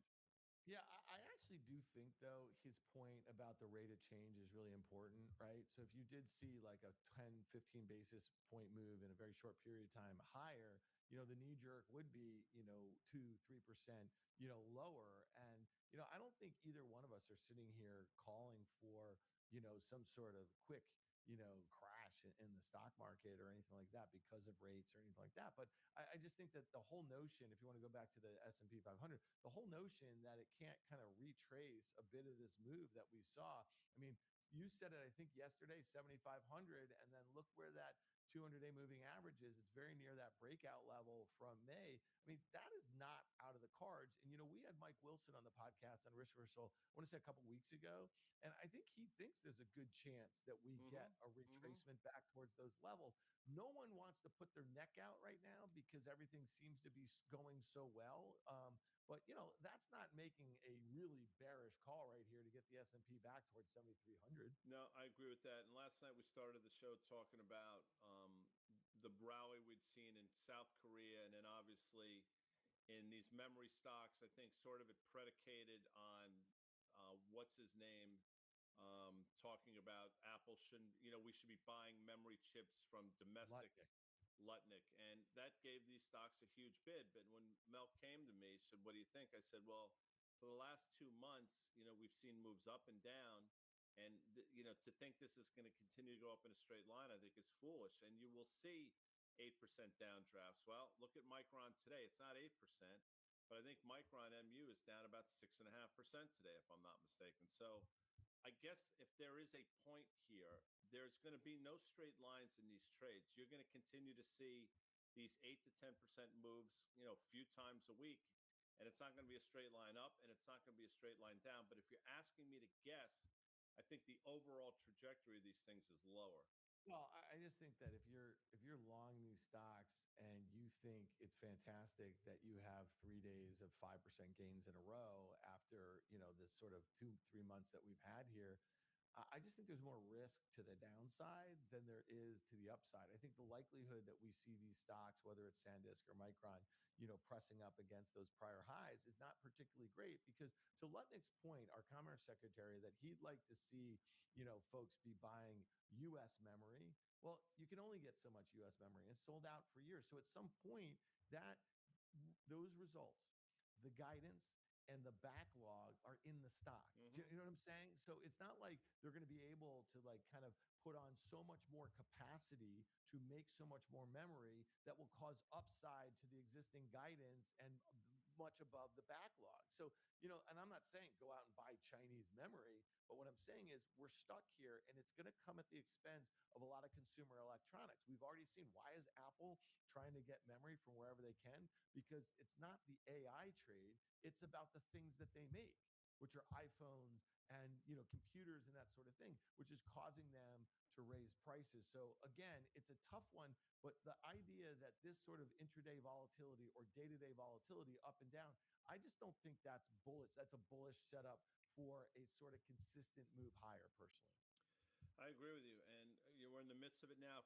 Real quick, first of all, Apple obviously plays by a different set of rules as everybody else. So I think one of the reasons they sort of floated that thing out there was to sort of ruffle some feathers and to try to get things, set themselves up in a favorable position. Now that's got nothing to do with the stock, but I think they're smart enough to understand the buttons they need to push to get things to sort of work their way, both politically and internationally. With that said, throw up that Micron chart real quick, because what you've seen over the last couple of days, I mean, look at that little mini island reversal that was created by that last spike higher. So we gapped higher open, we gapped higher lower, and now we've created that little island again. I think it's reasonable to think if Amanda wants to draw an uptrend line from April and then do it off sort of the next point with the August low, there's going to be a third point here that we're going to trade down to. And that third point is going to come in, got to look and see, probably in the low 800s. Yeah, there you go. And I think that's where we're going, Dan. Yeah, well, that would be the sort of like a big test there, because that 200-day hasn't sniffed it in over a year, right? So, over a year. Yeah, well over a year. All right, well, it's just one of those ones, guy, where you mentioned about cherry picking with Klarna. I think it'll be interesting if we Friday are looking back after that consumer confidence number that we had on Friday, if we see some of these kind of, pay now, buy now, pay later sort of names, and then we see some retailers, like you said, Home Depot. Like, I'm not that impressed with Home Depot. No, nor was I. Yeah, I'm not saying you were, guy. Yeah. I mean, geez. But like, if that thing pretty much got rejected at that 200-day, if that finds its way back towards like 325 or so, and it kind of breaks that little technical uptrend, I mean, I know the technicals really don't matter that much, but when we get into a market where there's some confusion about just the macro, and then there's some confusion about some of these companies are exposed to, whether it be consumer or whether it be AI or whether it be energy or whether it be, like a bunch of this stuff. And we haven't mentioned this, by the way, is that, there's been a lot of talk about, and I think David Rosenberg was talking about this, our friend Ben Emmons has been writing about this, like a lot of this kind of earnings tailwind is coming from either the tariff refunds or the expectations of them also. And so there's just a lot of funky stuff in the data right now. 100%. And then Doug's been writing about some of that as well, just the markups or the mark-to-markets of investments a lot of these companies have made. So, yeah, there's a lot of non-traditional things, I guess, that are going on that make things look great now. And the question is the question is the long-term viability of these things. And that's what the market is not looking at. So the long-term viability of what's going on in my head, I think, is strong to very strong. And I just want to make one point here. Please. That my hair in this room with this lighting looks very gray. I get it, people. But then go look tonight on Fast Money at 5 o'clock. Okay, my hair doesn't look nearly this gray. I just want to be really clear about that. So in our podcasting studio, it has a different look. I was just on MS Now, has a different look. So this is it for the most part. Do I favor some of those rooms where maybe it looks a little bit darker? Yeah, sure. But what do you say all the time as you age, guy? What are you going to do about your look? What do you do with it? You're going to what? You dance with the girl you brought to the prom. Yeah. And what that means is, what am I gonna do here? I mean, this is it. No, none of that Botox shit or dye or No. You want to see, because we had Carter here, and I swear this is it. He doesn't do Botox. Pull up. Somebody just asked me, do you do Botox? I'm like, no, look at these creases and everything. Look at the chart of Baidu. Do they make Botox? IDU. This is, guy, a textbook head and shoulders top. Like, look at this thing. If Amanda can bring this up. She's comes out. Look at this thing and make it go a little further back here. Measured move. So you're going to get down to, I see what you're looking at. Yeah. You're going to get down to the April low probably, which if I had to guess is like 75 or something like that. Yeah. I just think that's interesting for whatever it's worth. I just, doing all my charts here, guy. All my charts. Yeah, you are. Yeah. This was fun. It was fun. I'm glad you guys let me come in. You It's know your what I show. mean? No, it's our show. So if it's your time and it's my Wouldn't that time, make it our time? Spicoli. How bad did that pizza look? I mean, it was like all floppy and stuff like that. You know what I mean? That he Yeah, but brought in. if you're in high school, in the middle of a class, and somebody Yeah. brings a pizza, I don't care what it looks like. I mean, that's going to be good. What's the name of the teacher again? What was his name? Mr. Hand. Mr. Hand. Right? That's You know, there was a Spicoli. guy that used to work at CNBC, Robert Hand. Amanda remembers Robert Hand. Odd sort, and I would say that if he were on this show, because he knows he's an odd sort. Well, you know who's not an odd. There was also and still there a guy named Dan Money. Dan Money. That's a great name. Are you a fan of Eddie Money, the performer? No, the performer. He's barely that. Some of those I songs think were he some of the passed most. away, by the way. Well, sorry, Let's I don't mean to speak. talk bad of the dead. That song, like, what was that annoying freaking song? One Take of the most me home tonight. that, and there's another one, like something where he's doing that sort of Yeah. thing. Annoys It- you. I think there could have been a couple of his two-hit wonders. Couple of the two-hit wonders. See what he did there? Are probably two of the most annoying rock songs of the freaking Last 80s. night on CNBC's Fast Money, we were listening to some Jefferson Starship songs. Dude, your playlist is just it's gotten to this point where it's literally oppressive. Where like we got through all the Led Zeppelin and a lot of the classic Well, rock. no. The It's not Who, like you the get Stones. through anything. It's on, what do they call that thing when it's on random? Call it shuffle. Yeah, or random. Shuffle. Yeah. It's I don't so shuffle it. I mean, it shuffles. It's like in No, Las no, but Vegas, there- they used to have people that shuffle the cards. The dealers used to shuffle. Now they have machines that Oh, shuffle. all right. It's called You a ready? shuffler. Yeah. 2 Tickets to Paradise. Yeah. Horrible song. Horrible song. I agree with this. Take Me Home Tonight. Horrible. Horrible song. You Yeah. ready for the worst song? It might be one of the worst songs of the 80s. Please. Shaken Love without it. a G. No, you Yeah. don't. No, you don't. Shaken. It's so bad. You know? Just in Sorry. case folks were wondering, there is no John Butters this week. God only knows where he is. He's in Michigan. hiding. He's probably got like a hat on and sunglasses so people don't realize it's him. It I happens. mean, it doesn't happen.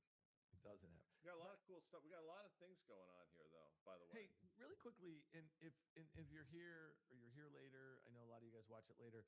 So check out a new pod that we're producing, and it's a friend of mine, Dick Friend of mine, Costello. a friend of ours. Are you friends with Dick? I don't know. Like, do you know Dick? You obviously missed the. Oh. Where are you Well, going? forget with it. that? It's Where are you not going with that? important. Friend of ours has a different meaning than a friend of mine. Okay, so Dick Costello is a friend of ours who. Well, I don't know if is he. He's gonna be. Just because he's Italian, you're saying that? He's the former CEO of Twitter. He was a CEO when the company went public. And great dude. And he is a VC, and he's a VC with a good friend of mine, Adam Bain. You know Adam. Adam was the COO at Is he a Twitter. friend of ours? He's a friend of ours. So he and a guy named Paul Kadosky is the Dick and Paul Show. It's on the YouTube. Go follow it. Paul is a genius investor. He's been on CNBC a bunch over the years. And Dick is just a great tech mind. He's also, by the way, he was a writer on the HBO show Silicon Valley for one season. He's super funny. He's super witty. And Paul's just a genius investor, but also works with a lot of folks in the public market. So the Dick and Paul Show, go follow it in your favorite podcast store. Go follow it on YouTube. We are going to be putting it on the backside of our Risk Reversal podcast on Friday. I'm going to have a discussion with Dick before that. And so we just want to promote our friends, Dick and Yeah, Paul. they really had a whiteboard the name for that show, huh? I think Amanda came up with it, by the way. I mean, all right. So That's pretty funny, admit it. well, you know what the show used to be? Paul and Dick? The Nick. That's funny. The Nick, Dick, and Paul Show, because Nick Bilton was their third. Nick Bilton left their podcast after about a few months because he went on to be the editor-in-chief of 60 Minutes. I would have gone the Nick, Dick, and Slick show, because if Paul is as smart as you say, you could say he could be slick. What would you do rather than the Dick and Paul Show? I haven't thought about it. Well, we're still workshopping stuff, so if you Well, want to apparently not. I mean, it's the same. We seem to be sort of. I'm sure we have graphics made as well. It wouldn't be so hard to change the name and everything like that. Well, all right? So, all right, what's this? What's this Paul dude's last name? Kedrowski. So Kedrosky. Kedrowski and Costello, right? You could do the Abbott and Costello thing. Kedrowski and Costello. I honestly think you're onto something, but I think you're aging yourself a little bit. I think a lot of the folks out there have no idea who Abbott and Costello are. But Abbott and Lou Costello, genius. Not really. I mean, it hasn't aged particularly well. Come on, stop. The Who's on First thing. The Who's on First. Brilliant. Oh, I've been meaning to ask you this. Please. And people get ready. Who's sponsoring today? It's Apex. Oh, Apex. They got a great sense of humor. Okay, so it's our friend Mike, and it's Bill Capuzzi. Well, of course, Bill Capuzzi. What did you think? Major League game at the Field of Dreams in Iowa. The players walk out of the cornfield. Loved it. Really? It's fantastic. Seriously? I mean, it is the beauty of baseball. If you think about it, a summer night walking out of the cornfields. I mean, it's beautiful. Like, okay, they could have stopped it right there. I mean, that's why baseball, regardless of all you football machismo, macho wacho people, which includes you, by the way. There's a beauty to baseball. There's a simplicity to it. There's a cadence to it. Okay. There's something unique to the sport. And when you see these players walk out amongst themselves, when you see the Hall of Famers come out of the cornfields, I mean, you should just, if you could freeze frame, there's just a beauty of that. Jay Giles Band. All right. But my son is coming down, by the way. Hello, Amanda. Bobo. Will you put in the chat, and I swear we'll get out of here so you and Boom Boom can hang out. I would have thought.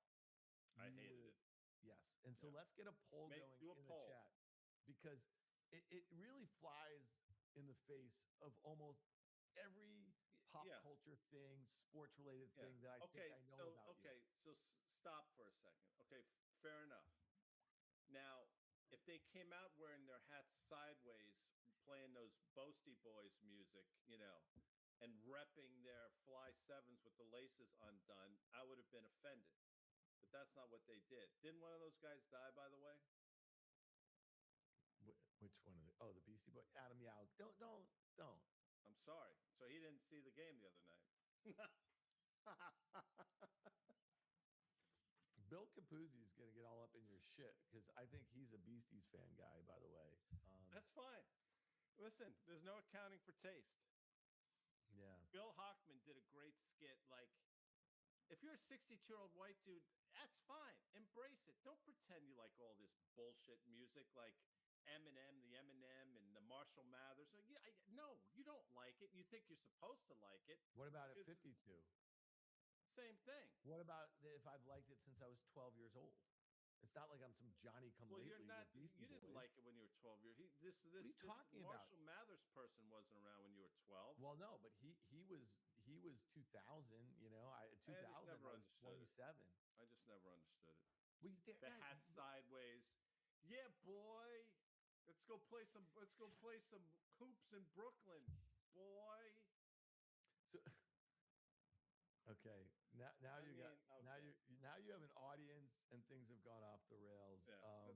No, there's nobody here. Okay. Well, we do have an audience. Okay. So we appreciate y'all being here. Tomorrow we're going to be back. It's just you and me, baby. Thursday, Liz Thomas of SoFi. Friday, we have that Dick and Paul pod that's going to be in our feed, and I'm going to have hopefully will still be named Dick and Paul. I love just Dick. Amanda wanted to call it the Dick Pod. That's a pretty good name, the Dick Pod. I'm just saying. I mean, like, and you know what? He's pretty bored, I think, of dick jokes at this point. You know of course. I mean, thank you. Yes, I would imagine he would be. But we have not gotten bored of them.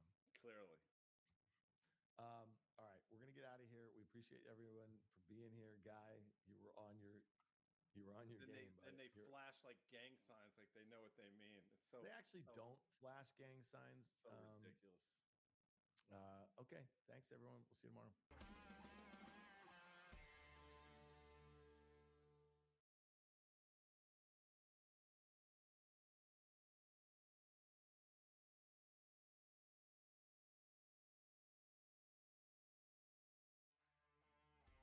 Today's market call is presented by FactSet, financial data and analytics powered by Tomorrow, and SoFi. Get your money right, all in one app.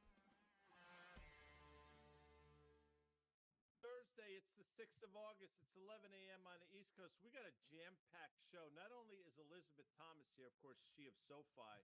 Dan, if it's Thursday, yes, in fact, it's Butters Bitch. We did his show yesterday, Elizabeth. And by the way, around 11:25 or so, the Revivalists will be joining us. They're going to play a set here on the market call, Dan. But they're not. Thanks I've for never that. heard of these This Revivalist band, people. they actually, Liz, you might recall this. I know it sounds like you've seen them live. They played at Stevens Talkhouse last night Amagansett, by the way. And so they came to fame. They had this really funky video. Maybe Jacob remembers it. Maybe we can get some eyes on it. They were like playing one of their songs and they were on treadmills, all of them. Do you remember that? It was like goes back. Oh, that must be so much fun. The Revivalists, maybe 20 years or It's a something. good band. It's a good band. I saw them live at the Fillmore in San West, Francisco, by the way. and I hadn't ever heard any of their music, and I had a great time at that concert. Jacob said that's OK Go, the treadmill video. All right, so maybe I had that wrong. Liz, wait a second. Is OK Go the name of a band? Yeah, I think so. I don't know. I don't know why I thought it was the rock. Well, not whatever. Should we get to it, Guy? There's a lot going on here. I mean, yeah. Yes, Elizabeth. Please. She wants to move on. Yeah. By the way, there have been a number of times recently that Elizabeth and I have appeared, just the two of us, which is always fun. Yeah, and she doesn't seem to mind that I'm not here. No. She said, first off, she says, "I'm sorry that Dan's not here." I'm not going to make the fast money call that we do at 12:30, and I have something. And so you want to hear the notes that I had, Liz? I'm going to speak to you, okay? Okay. It's remarkable to me that semis came back so quickly, despite the fact that Western Digital at one point was down like 15%. SanDisk was down about 13%, 12, 13%. Now they've both cut like half those losses, but look at how quickly money came back into the complex. It's all green. Yeah. Now, the flip side of that, in software, we had disasters in Figma, HubSpot, Klaviyo, and there was one other that's down a whole heck of a lot. Oh, App11 is down like 20%, and they can't come back. And so I just think that's an interesting juxtaposition. And then on the other side of that, when semis were getting hit before they turned green, we saw money flowing into the Mag 7. Liz, help us make some sense out of, and listen, when you look at semis and memory, they got destroyed and they really haven't come back that hard. Software had that huge rally. Mag 7 had that huge rally. It's becoming a bit more complicated in tech, I would say. Yeah, I mean, it got complicated in July, and I think there was two sides of the extreme. There were people saying, oh, this is just letting some air out of the balloon, and then the other side saying this is the beginning of the end. So there was this huge washout in momentum in July, which we all watched, and semis were down almost 30% from the end of June through that July period. Whenever you have that big momentum washout, there's likely to be a decent bounce on the other side. And frankly, I believe this was the swiftest rebound ever in history, the most sharp and swift rebound ever. Now, it might be running out of steam already, but as we know, the market overshoots on the upside and the downside. So this, in my opinion, was just a bounce off of those lows. Now, we have to remember what the investor is looking for right now. The investor is looking for bargains because nothing seems at a bargain. So even when semis were drawing down, that's part of why I think we saw the rest of the market doing well, because there were parts of the market that were left for dead, and suddenly people had opportunities to buy things at a lower PE than they were finding in tech. To your point about the Mag 7 doing well, this is something that starting about mid-year, when I get asked about what's going to happen in the second half, we were talking about the Mag 7 as the lag 7. And I said, I think that volatility is going to stay here for a while. We're going to have volatility in that momentum factor. And what have investors done every single time in this cycle when there's volatility? They rotate back into their tried and true names, which in this case is Meg 7 hyperscalers, whatever group you want to call them. In a recent piece, we called them the Big 11 and just included everybody. But they do rotate back into those names. So I don't think we should be surprised that in periods of volatility, we still see appetite for tech, but we see it in those large cap tech names. And I think that is a force that can continue through the rest of the year. Elizabeth, we've talked about this, but Dan's with us today. We have a VIX today that is below, I believe, 16. As a matter of fact, 15 and a half. Yet, as Dan pointed out at the top of the show, the moves that we're seeing in these individual stocks, I mean, this is now going on the better part of 2 months where we have 9, 10, 11% moves both up and down in at least 15 or 20 large securities stocks. Is it surprising to you that it hasn't made its way into the broader market, or is this just sort of an inevitability? Well, I think it has made its way into the broader market. It's just not in the VIX. So we have to also keep in mind when you have these big swings like you're talking about, there was a day recently where it was like a third of the technology sector was either up or down 6% or more. I mean, those are humongous swings, and those are large cap names that are swinging that much. That's just not regular. That's not what we would call an orderly market. So when things are disorderly like this, you have to expect more disorder to come.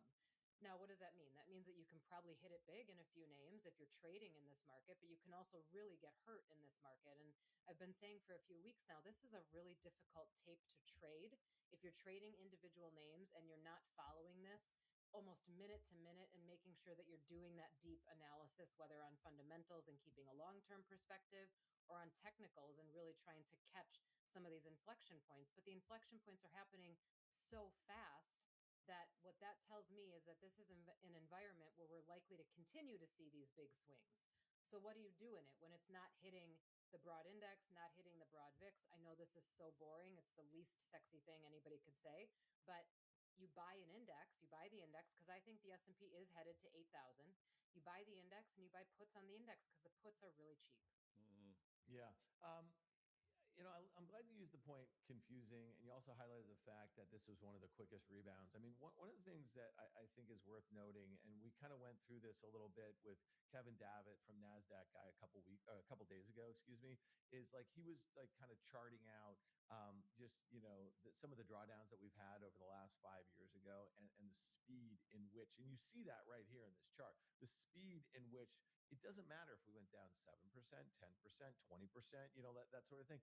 They have been bought back so quickly. Now, obviously, 2022 was the exception of that, but it was an orderly sell-off. It wasn't panic like some of the ones that we've seen around, the tariff rollout or the start of the war, that sort of thing. And it just kind of speaks to the fact that there's just this endless appetite. Now, Guy, you spent some time talking about it. And by the way, and I'm not, kind of pulling your leg here, I got such great feedback from your conversation with Peter Bookvar, from multiple people, how you guys really went through what has been going on with the yen. You've been talking about it for a while. It seemed to be that things kind of, and Liz, you and Guy talked about it last week. It seemed to be like things really came to a head and things could have gotten really kind of ugly, just a week ago or so. But there is risk right now, if you think about it, to a continued, we didn't have the unwind of the carry trade, but it doesn't mean that we won't. And that could be the next disorderly sort of thing. And maybe that gets bought back up too. And I'm not rooting for it. I'm not saying it's going to happen. But like if you're just looking at S&P 500 earnings, which have been astounding, right? There's no doubt about that. Then you might be missing what is the thing that lies beneath, if you will. In my opinion, the yen thing, although important, it's not big enough to take this whole thing down. I think if it does happen, if we do have a carry trade unwind, and Guy and I have made this point before, we did have a carry trade unwind in 2024. Mm-hmm. And I think a lot of the positioning that was really extreme got removed at that point. So the risk isn't quite as large now as it was then. So that carry trade unwind sort of buffers us from what could happen now. If we do have another upsetting period because of this yen debacle, I think it just piles on to other things that are going on in the market. And it could end up being just a culmination of events. But I don't think the Japan thing is big enough to bring it all down. Let us go to your note because, as I've said countless times now over the years, the work that you and Mario do is exceptional. Of course, SoFi.com/Liz. What is the title? Because sometimes I don't like see to the be title. surprised. No, yeah, but Elizabeth has it.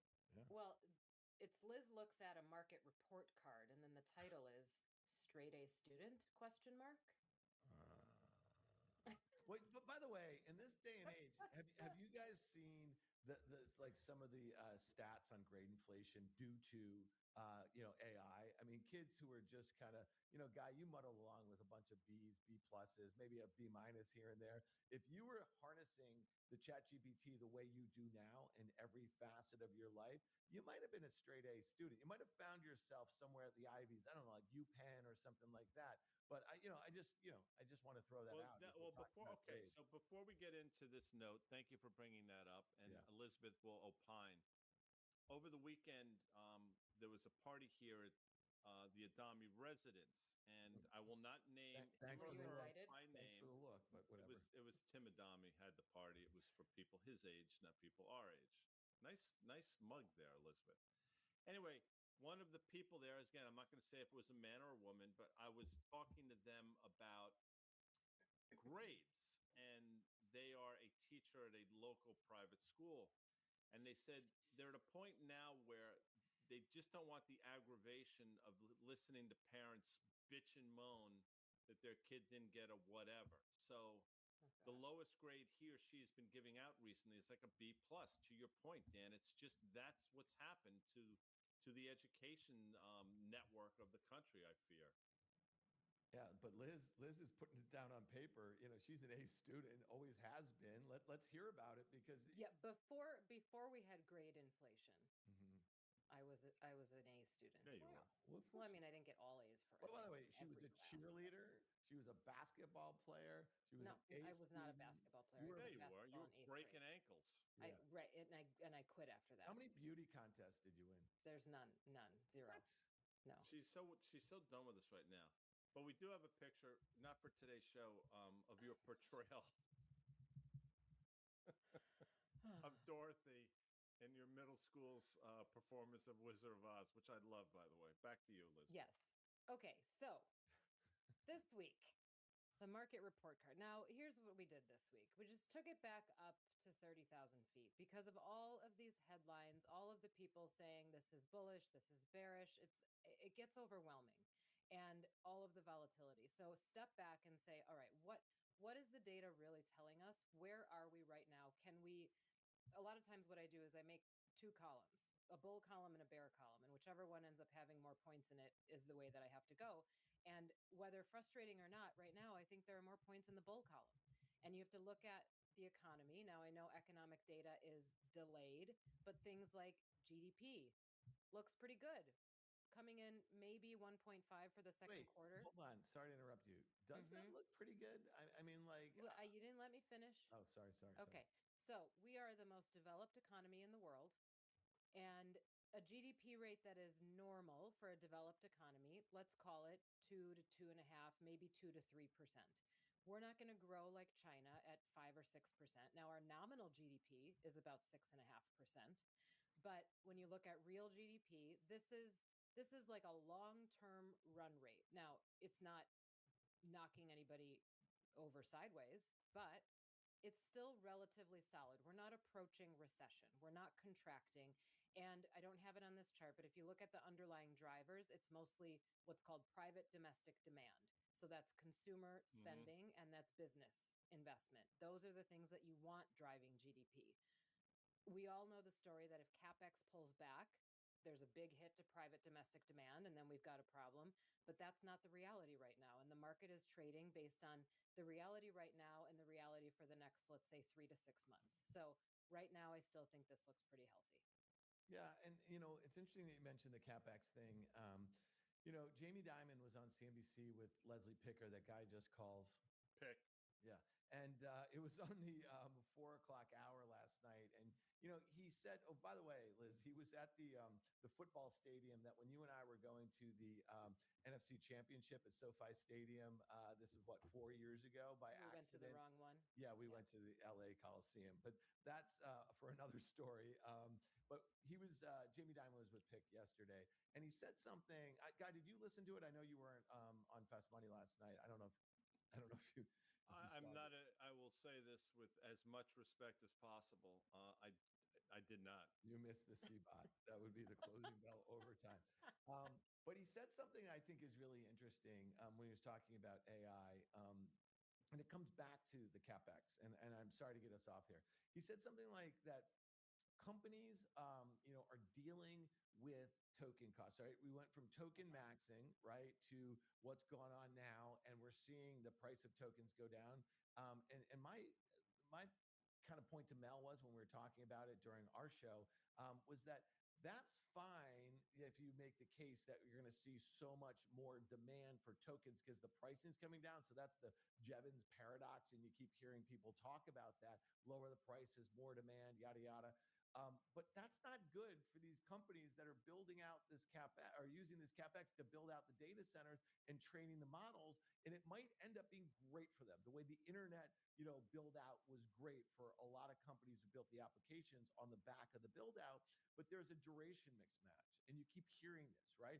So if these companies are going to spend, and OpenAI and Anthropic are top of the list, if they're going to spend trillions of dollars, and then the hyperscalers who build out the cloud businesses are going to spend trillions of dollars, and tokens are going down so cheaply, to such a, that's not a good scenario for growth going forward. Like, to me, this guy, and I know this is not stuff that you are in the weeds when it comes to the technology and token maxing and minimizing, but isn't that just a really simple way to think about it? Because all of these companies are going to deal with this depreciation asset. It takes years to build these things out. Also, they've already committed the hundreds of billions of dollars, maybe trillions, to do it. I just think that's, Liz, one area where it really has the potential to trip things up in a major way. Yes, and I do get into the weeds on some of that. So let's talk about it for a second. You're right that there is a certain set of companies who would suffer from that. The ones whose profit margin depends on the inflating costs of tokens and the inflating costs because of this supply demand problem that we have right now, where demand is way outstripping supply for chips. So the companies that are solely depending on that would suffer as chip costs come down. The demand likely doesn't grow quite as quickly as it's been growing lately. And then we've also got corporate America realizing, like, we're spending a lot more on tokens than we thought. We're going to have to start tamping down on our employees too. So you've got spend coming down from corporate America. You've got probably the cost of chips over time coming down, and that will hurt some of those. But I think the most important thing about what you just said is that there's a duration mismatch. For the time being, those companies that are benefiting from these higher costs are still going to do pretty well. They're going to show good demand. They're going to show good revenue. They're going to show good margins, so on and so forth. The duration mismatch is when we look out, let's say 2 to 3 years after chip costs have come down, maybe those companies aren't doing so well, but investors have to then transition into who does benefit from chip costs coming down. All the companies that can use AI and that don't have cash flow, that they're just piling up. So then you shift into other sectors. This is one of the themes that I've been talking about. Healthcare, one of those sectors, even financials, one of those sectors, maybe industrials, right? That can benefit from that productivity down the road, but you have to position yourself for it now. That is a very difficult thing to do as an investor because it's not the hot dot right now. It's not the hot topic. It's not what's blowing earnings out of the park. We've got 50% earnings growth on the S&P, not because healthcare is doing incredibly well, because all these tech companies are still doing incredibly well. Here's the other risk that is important to talk about. And this report card that I wrote, this is for right now. This is for the momentum that's in the market. This is for the investor risk appetite that is still healthy. Doesn't matter if it's rational or not, it's still there. The risk that Mario and I talked about yesterday, which does get into the weeds, is that there are a number of companies, large tech companies, that have investment stakes in things like Anthropic, OpenAI, so on and so forth. Their investment stakes or the gains on those investments are reported through earnings. So they're skewing earnings a little bit. Now, the valuations of those companies that are private as we know, private companies don't get marked to market every day. We don't really know what the valuation of that is. And if and when they do go public, we'll know a lot more about it. Then you might see earnings get hit almost inadvertently or as a second order effect because of the valuations of OpenAI and Anthropic and so on coming down. So it does get very weedy. That's one of those things that after a while, we get a news report or a headline that says, here's what actually happened. And people are like, oh, I see. But it's not something that we're trading on today. And I'm glad you brought that up. Dan's brought that up a number of times, evaluations around sort of the epicenter of this AI trade. And this is something else that we have talked about. And this is a question from Captain Mara with too many A's, which is annoying. But if you put it up on the screen, Amanda, by the way, Amanda continues to do great. The off-balance liabilities of the Mag 7, the tune of $3 trillion. And Sarah talked about it yesterday. I mean, I know this is something you watch as well. Look, the market doesn't care. Although if you look at CDS, these credit default swaps suggest that maybe there is an element of the market that does. So just thoughts on this quickly. Well, okay, but the reality, even off-balance sheet financing, I mean, it's not necessarily reported in the financial ratios, but these companies are healthy enough that I don't think it's concerning right now. It's not enough to scare investors out of it. And because the revenue stream is still so strong, the demand dynamics are still so strong, and because most of these companies have multiple different revenue streams, this isn't something that's going to get investors to run away right now. So I do think it's important. We talked about this, I think, last week. CDS is important to watch, and perhaps it's ringing a little bit of a bell right now, but it's still not at a level that's compared to crisis times. I mean, this is much like the credit card debt, right? We've talked about credit card debt rising. This is a signal the consumer is under a lot of pressure. Well, guess what? All it does is keep rising and nothing is happening. So I don't want to get too wrapped up in some of these little warning signs that I still don't think are big enough to turn the entire market over. Yeah, and I agree with that right now. I'm just telling Yes. you, and I don't mean to sound like Dr. Doom, this is going to be a freaking disaster. I'm just telling you. I don't disagree with No, that. but like I think it's going to be a mashup of what happened and the popping of the internet bubble and then the financial crisis. Because if you look at what Guy just said, there is supposedly it's going to be $2 trillion of off-balance sheet debt. And you said it yourself. A lot of this stuff is not particularly transparent. Okay, that's A. B, when you think about the companies now that are still private who are taking out a lot of debt, okay? So we don't see where those valuations are marked. So they're using fugazi marks in the private markets. They're raising debt, okay? And then when you think about obviously the cash flow and everything like that, it literally, the financialization of all this stuff is going to be a disaster. So I'm not telling you when it's going to happen, but like if you think the stock market could sell off on tariffs, or you can think in stock, whatever the hell, whatever this last thing was, the war, this is going to make all that stuff look like a cakewalk. I'm just telling you. So, by the way, Elizabeth, fugazi is a term used in the movie Donnie Brasco, if you recall, great Which Johnny I've Depp. never seen. How is that? I mean, is that's that like possible? so far off the reservation for me. Sorry. That's not even on the list of like I should go see this. yeah. So okay, here's one thing that I'll leave you with, a nugget for Dr. Doom, is that what we always want as investors is we'd love to be able to see the future. What are the things that could happen that, oh, that's going to be the thing. If you build a chart, I'm not sure if you guys can do this with the FactSet machine, but if you build a chart from, let's say, 1992 through 2002 and show the upper bounds of the Fed funds rate, you can see where the Fed started hiking rates again in the late 90s. And you overlay on that chart what happened in the S&P 500 when the recession began, all of this. You could overlay the NASDAQ. That might even be a better tell. This would be about the most Dr. Doom thing that I could say. If the Fed starts hiking rates and they start a hiking cycle, I think that is the beginning of the end. Because what it will do, first of all, it's in response to a geopolitical event. It's not in response, in my opinion, to an economy that's overheating. It's in response to a geopolitical event that is making inflation a problem. I do think inflation is a problem for our economy, and I do think it's important that it get under control.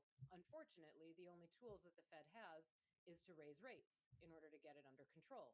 So if if they start doing that, just pull up that chart. If you think this is going to track the late 90s, when they started hiking rates, I don't remember exactly when it started, but you can see this sort of stair step up and then very quickly everything falls.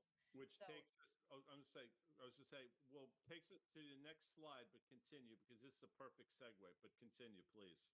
so if there's a predictable thing that you can watch for as investors, this is why I keep saying they probably will hike rates this year. It's looking more and more like that's the case. They're under a lot of pressure to do so, but I don't think they should. Now, I don't think they can justify not doing it. I think they're in it's a tough position to be in. But I feel like in hindsight, it's going to look like a mistake, especially if they start hiking and keep hiking, because it's going to hurt demand. We all saw that GDP chart that I just put up and heard Dan's pushback. Is it really all that healthy? Hiking rates when GDP is only 1.5% to 2% is probably not going to go well. We don't want it to get much lower, but you can't hike rates in isolation and say, well, we're going to hike rates and all we want it to affect is inflation. It's going to affect everything. So we don't have enough buffer in the economy right now to withstand a hiking cycle. And I think over time it does take it down, if that's the case. Of course, there are many other things that could happen. So speak to this chart because look, I'm always going to look at the things that I think can go wrong. And this is a great chart, but I look at the purple, well, the deep purple line, the super core PCE. And what I'm seeing is a reacceleration higher. Now you're going to be like, okay, you're seeing that. And you're not seeing what's going on in headline CPI and you're not seeing what's going on in core CPI. But to me, I look at the super core and say, there might be a bit of a problem here for the Fed, as you just sort of said. I mean, every single one of these metrics is a problem for the Fed, because especially after Kevin Warsh has now for 2 meetings reiterated his commitment to 2% and 2% on the dot, not like roughly 2%, not a little bit above, just 2%. So everything is above 2%, no matter which measure you want to use. If you look at the trim mean measures, those are above 2% as well. So if that's the case, if that's what they're committed to, this is telling us they're going to have to hike rates. The super core PCE measure is core services X shelter. So the reason you're seeing that tick up, especially over that last month reading, when the other ones are ticking down, is because energy fell. So the headline numbers are going to tick down, but that's not included in super core PCE. Super core is what the Fed is trying to get at with what's underlying inflation. What are the non-volatile components of inflation? And that's what we should be looking at. And unfortunately, that metric is almost higher than all of the other ones. So when they're looking at even their preferred measures, they still have a problem. And rate hikes are likely coming. I don't know why. I'm in the mood to take the other side of the rate hikes thing. And I think September, there was an article in the Journal this morning that, Trump has been calling Warsh a bunch, like asking him for the impact of the war on the economy and this and that or whatever. And I just feel like over the last week or two, there was an article this morning that, Trump is all pissed off at Hegseth because they're not keeping him up with supplies of interceptors and all this stuff as it relates to the war. And he's obviously pissed off at Janine Pirro after this, the vandalization, the horrible vandalization. I mean, what's going on there in that reflecting pool is horrible. But she is, persona non grata right now. They threw those cases out. I feel like there's a lot of folks who are going to be really careful into the midterms in the administration of what they do or don't do. So for whatever that's worth, I just think that is kind of interesting. Tomorrow morning, the all important July jobs report, Liz. You have something to say there on as far as the labor market is concerned? Yeah, we can go to the next chart, the labor market chart. I mean, this is another thing. So when you're looking at, well, how are things actually going here? How can I convince myself to get more cautious? The labor market also looks pretty healthy. Now, if you look at the blue bars, it looks pretty bouncy, right? And it doesn't look all that steady, but that's going back pretty far. If you look at what's happened year to date, 2026, things have gotten more stable. The 3-month average of jobs added is 111,000. That's above the rate where the Fed needs it to stay stable. And you've got an unemployment rate still at 4.2%. So if you're the market looking at what the data says that the labor market is still okay. I know that there are parts of it that are skewing the data. I know that there are measurement problems. We're never going to be able to eliminate all of that. These are not perfect data points, but there's nothing here that's screaming we have an issue. And even the high frequency data, initial jobless claims, all still looking stable as well. Let's go to your final one because you have to explain this one. The S&P 500, it's a two lines. I don't know what LHS or RHS is. Left-hand side, right-hand side. Oh, okay, fair enough. Two different By the axles. way, Guy, I was trying to decipher that, decode that too. It was so easy as it turns out. Well, please explain. So this chart we actually stole from Butters. So thank you, Butters, for this. He puts this in his earnings insight report every week. It's just later. It's much later in the report. So if you read the whole thing, you will find this chart later on. But this is a long-term look at what we talked about earlier in the column, that the market does, over long-term periods, follow earnings. And you have to believe that if you're a fundamental investor. I think that is important to believe.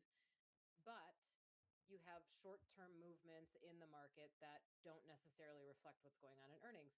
Regardless, if you're trying to poke holes in the story, you're not going to find any here either. We've got earnings better than they've ever been, continuing to rise, continuing to beat expectations, numbers that we didn't expect.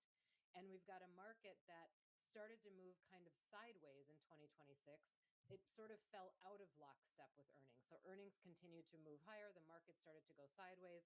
So then the question is, what does it do from here? Because as we know, the market sniffs things out before you might see the reflection of it in earnings. I think that the market continues to go higher from here, and it gets out of this sideways range, at least for a while, before there's some kind of rollover. Certainly feels that way. And for the record, you've been saying this for a while. This is not in a vacuum. You've been saying this for a while. Who was on the important part recently?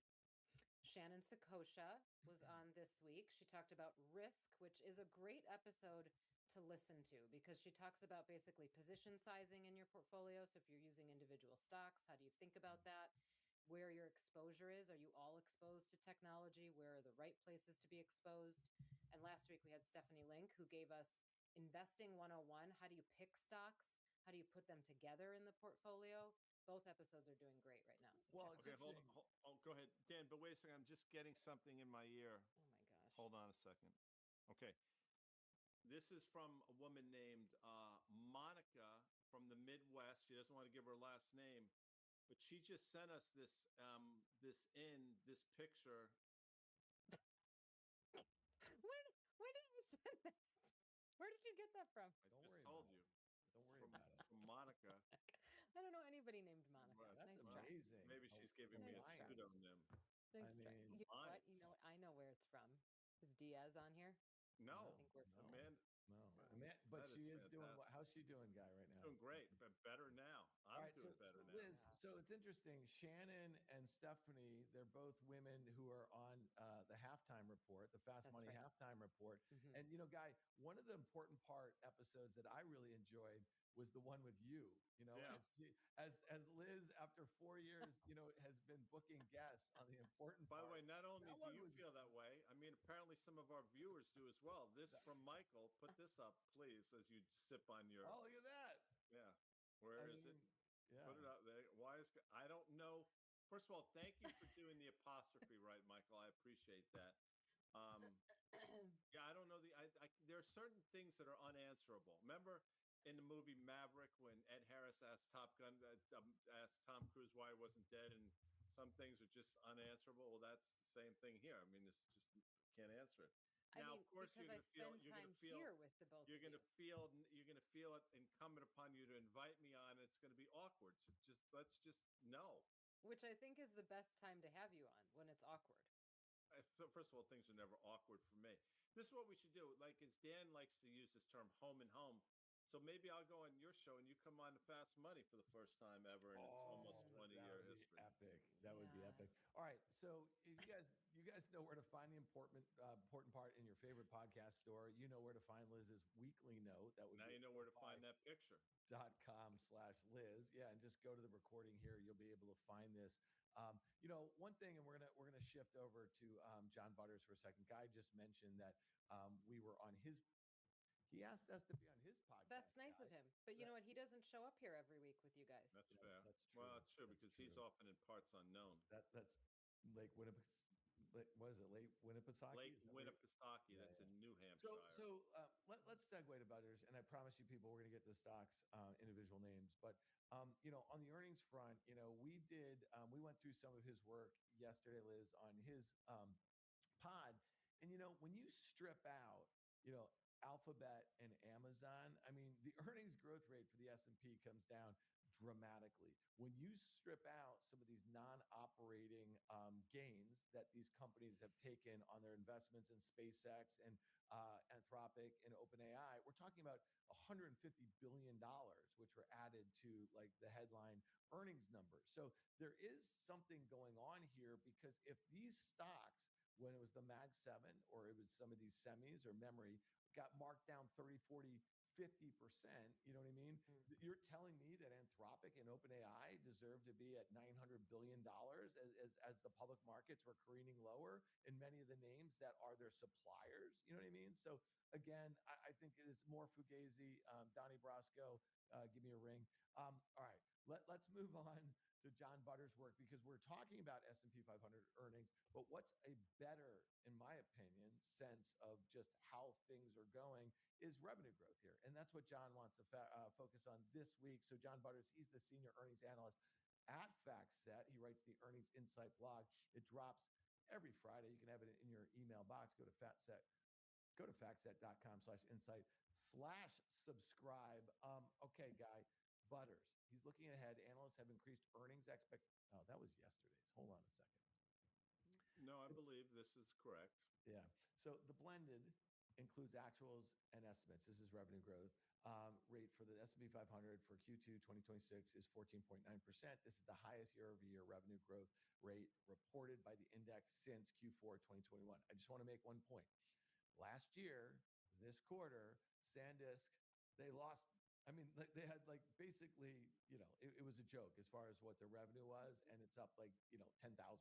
They just booked a quarter of like $6.9 billion or something like that. So we're seeing some of these companies that literally had negative gross margins 3 years ago. They're growing revenues all of a sudden at massive growth rates. So again, Guy, help me think about this, because is this a sort of one-off situation? Because you see that far right bar, it's getting back to Q4 2021.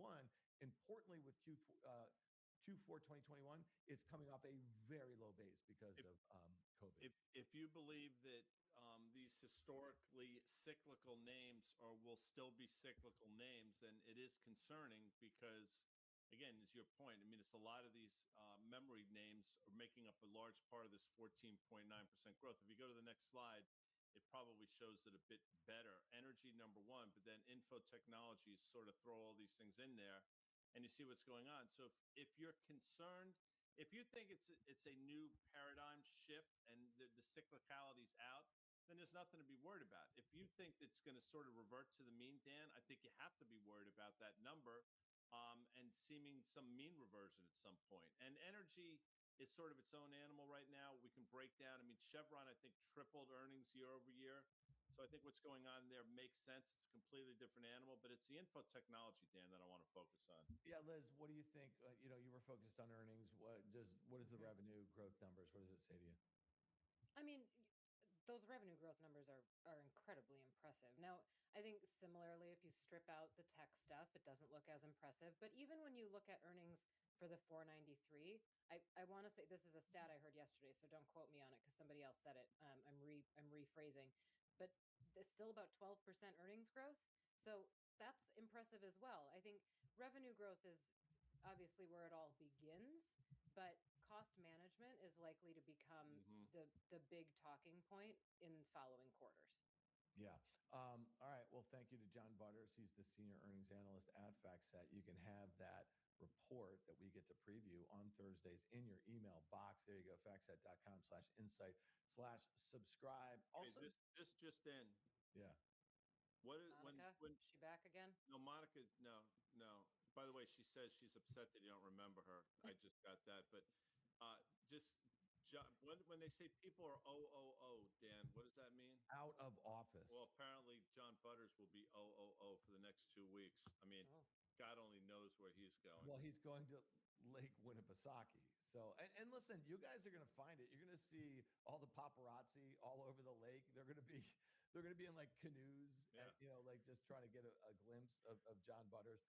Guys, go check out the FactSet Insight blog.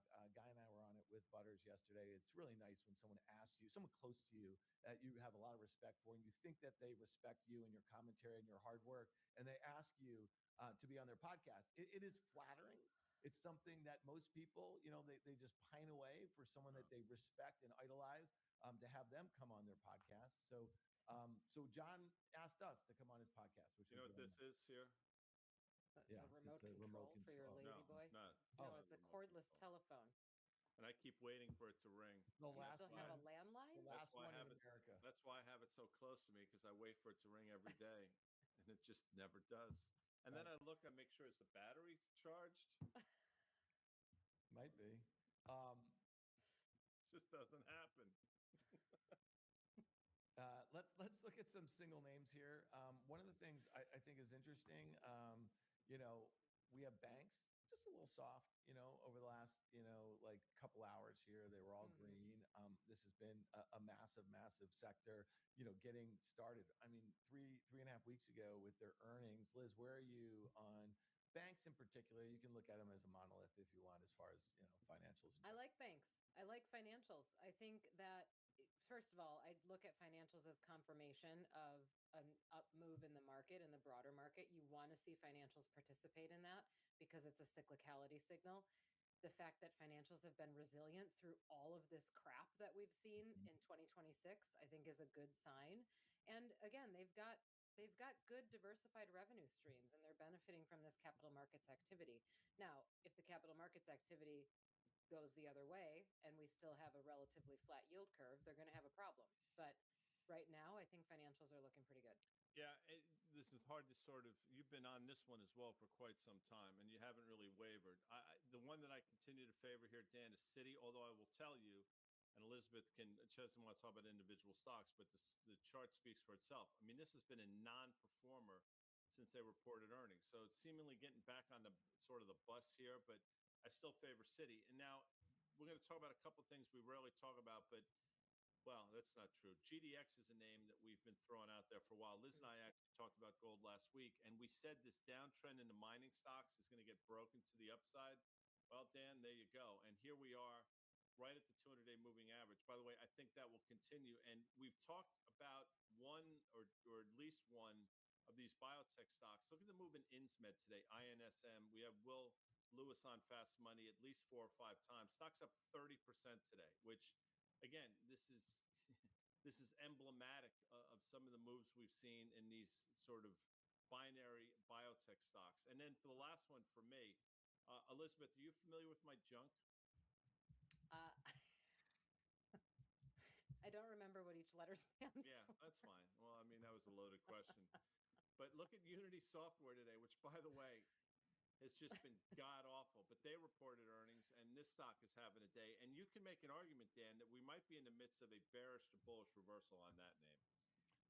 Yeah, look at that, man. You kind of nailed that with your Not you. really. I mean, the you and your junk. We highlighted some names that were getting killed earlier. You just highlighted 2 names that are ripping. Here's another one. This is Chime, and this might be interesting to you, Liz. I know you're not going to talk about single names or your stock. Or our competitors. Well, but listen, I think there's a way to think of this as like Chime's gains are not SoFi's losses. I mean, it's not like that, and they serve, I think, a very different sort of customer than you guys do. What I'm highlighting the fact is that fintech has been out of favor. Like, just to be really, really clear. And when you see investors piling in to a name like this, it also speaks to the potential for trends that might be getting better, at least across the industry. They might be benefiting from a consumer that is weaker and looking for certain types of fintech solutions, that sort of thing. But this is a company that doesn't have huge short interest or anything like that. I just think that I'm looking at a name like this and saying to myself, I think there's probably some unusual values in the fintech space. I think they got probably unfairly killed. And then when you see activists moving into names like PayPal and going to push for, I guess there was a bid there. I just think it's worth paying attention to. That's why I just wanted to highlight that. Yeah, I mean, you always have to look at financials as a sector and what is actually moving. And when I at the financials that I watch, the top two in that sector today are Upstart and PayPal. So that, and then you've got at the bottom, some of the private equity names, Guy, you mentioned Citi, Wells, so this to me says that there is a risk appetite change in financials today, that some of these companies that are driven by investors getting excited, like you said, about certain things that are going to serve a different customer base within financials, that are driven by a different customer base. I think some of those are perhaps short-lived moves when it goes up, when the rest of the sector isn't going up. But I do think fintech also is waiting for something like the Clarity Act, more clarity on the Clarity Act, and if and when that might pass. So there's a lot of different forces here, but appreciate you throwing a bone to the fintech industry group that they've been unfairly punished. I obviously have a vested interest in SoFi, and I think that we're a great company. I'm very proud to work here. Guy Dami, I see you in the front row. What was the last stock that Dan brought up? Chime. Okay. Are you familiar with the movie The Pitch Perfect, Elizabeth? I'm sure Yes. you are. I love that movie, by the way. Yes. It's so good. I mean, it really is so good. I could watch that over and over again. Why are you mentioning Pitch Perfect? I don't Because know. in 1946, a Georgetown University created something called the Chimes, which is an a cappella group of male singers. And John Ossoff, the senator from Georgia, not the University of Georgia, from the state of Georgia, was a chime. Oh, yeah? So next time you're in Georgetown, Elizabeth, then maybe you go to the Tombs and you might catch a performance of the aforementioned chimes. Back to you, Dan. I love Ossoff. And when I hear chime, I think of a song called Chimes of Freedom, which is a Bob Dylan song that Bruce Springsteen covered in the 80s. It's a great song. All right, Liz, you've been so generous with your time. She can't wait to get out of here. The important part is in your favorite podcast store. It's got a lot of women from the halftime report, but there's no men from. Which is a category that you two do not fit in. Correct. Funny you say that, but I have feelings too. Number one, and as you know, like my ability to notice different hairstyles, to notice different outfits, to be able to match things. I mean, I'll stack that shit up with anybody you put on that show. I think that is a fair self-congratulatory note. All right, Liz Thomas, we love you. This is my favorite part. Okay, I want the folks to understand what happens here. So we're going to say goodbye. I'm going to say thanks, Liz. And then you see the three of us, and then it goes to the little screen. And then when we come back, no Liz. She gets that like this. Watch, she'll do it right now. It has to upload. Do it. I have to get out of it in order for it to upload. I'm doing you a favor. Bye, everybody.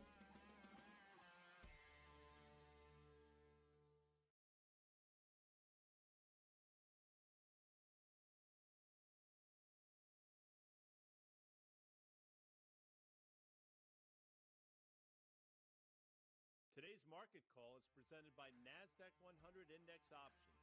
Position for what's next. Trade NDX and FactSet, financial data and analytics powered by tomorrow.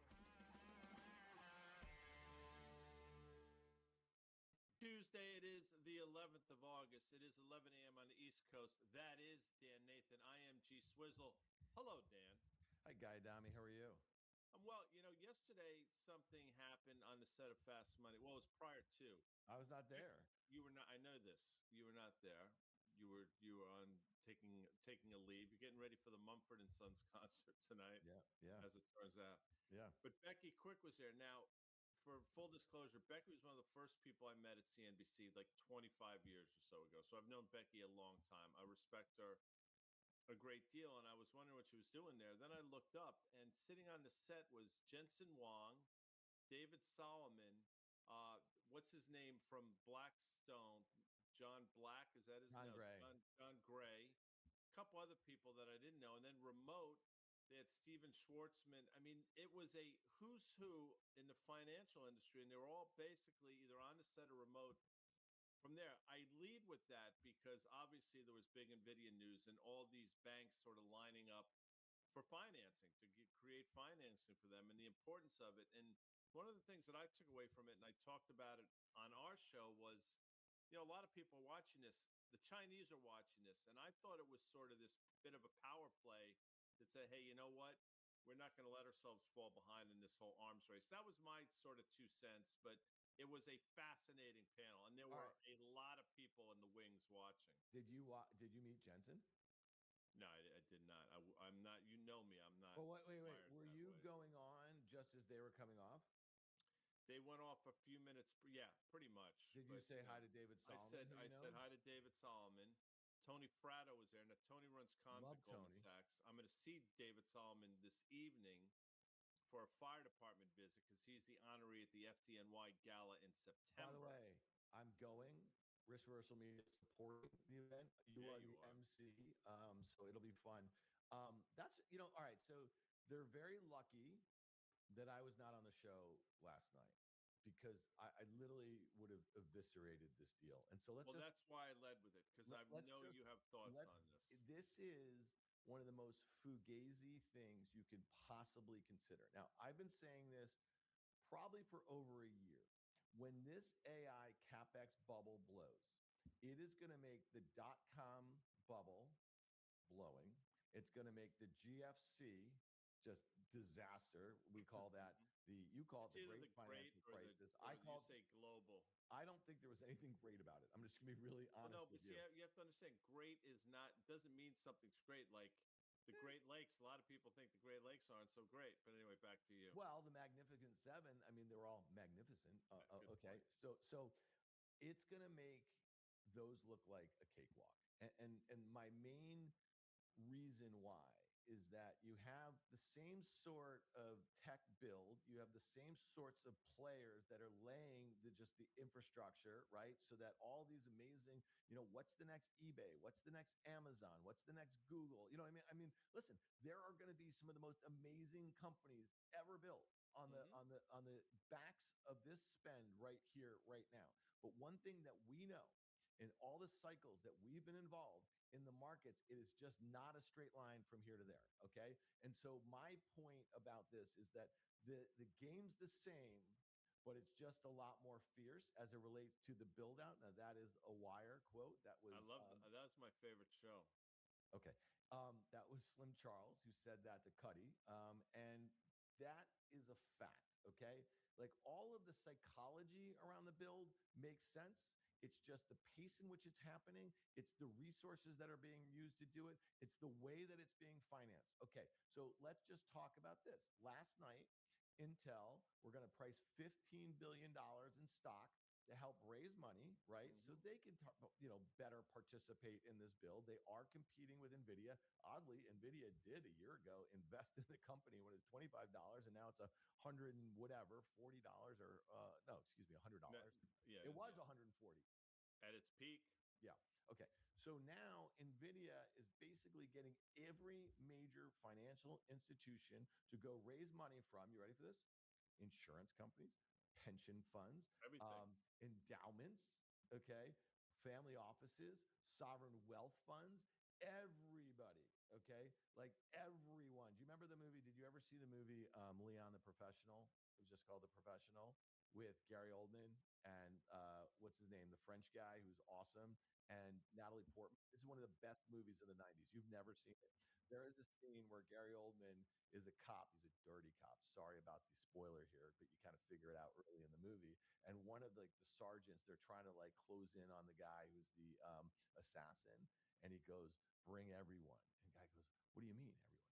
He goes, everyone. And maybe we can get eyes on that. And I'm going to shut up. Jacob can do that. Okay. Every major financial institution on the planet. I thought there was going to be a lot bigger pop than that. Okay. Well, never mind. I'm going to shut her off. See you tomorrow morning. Yeah.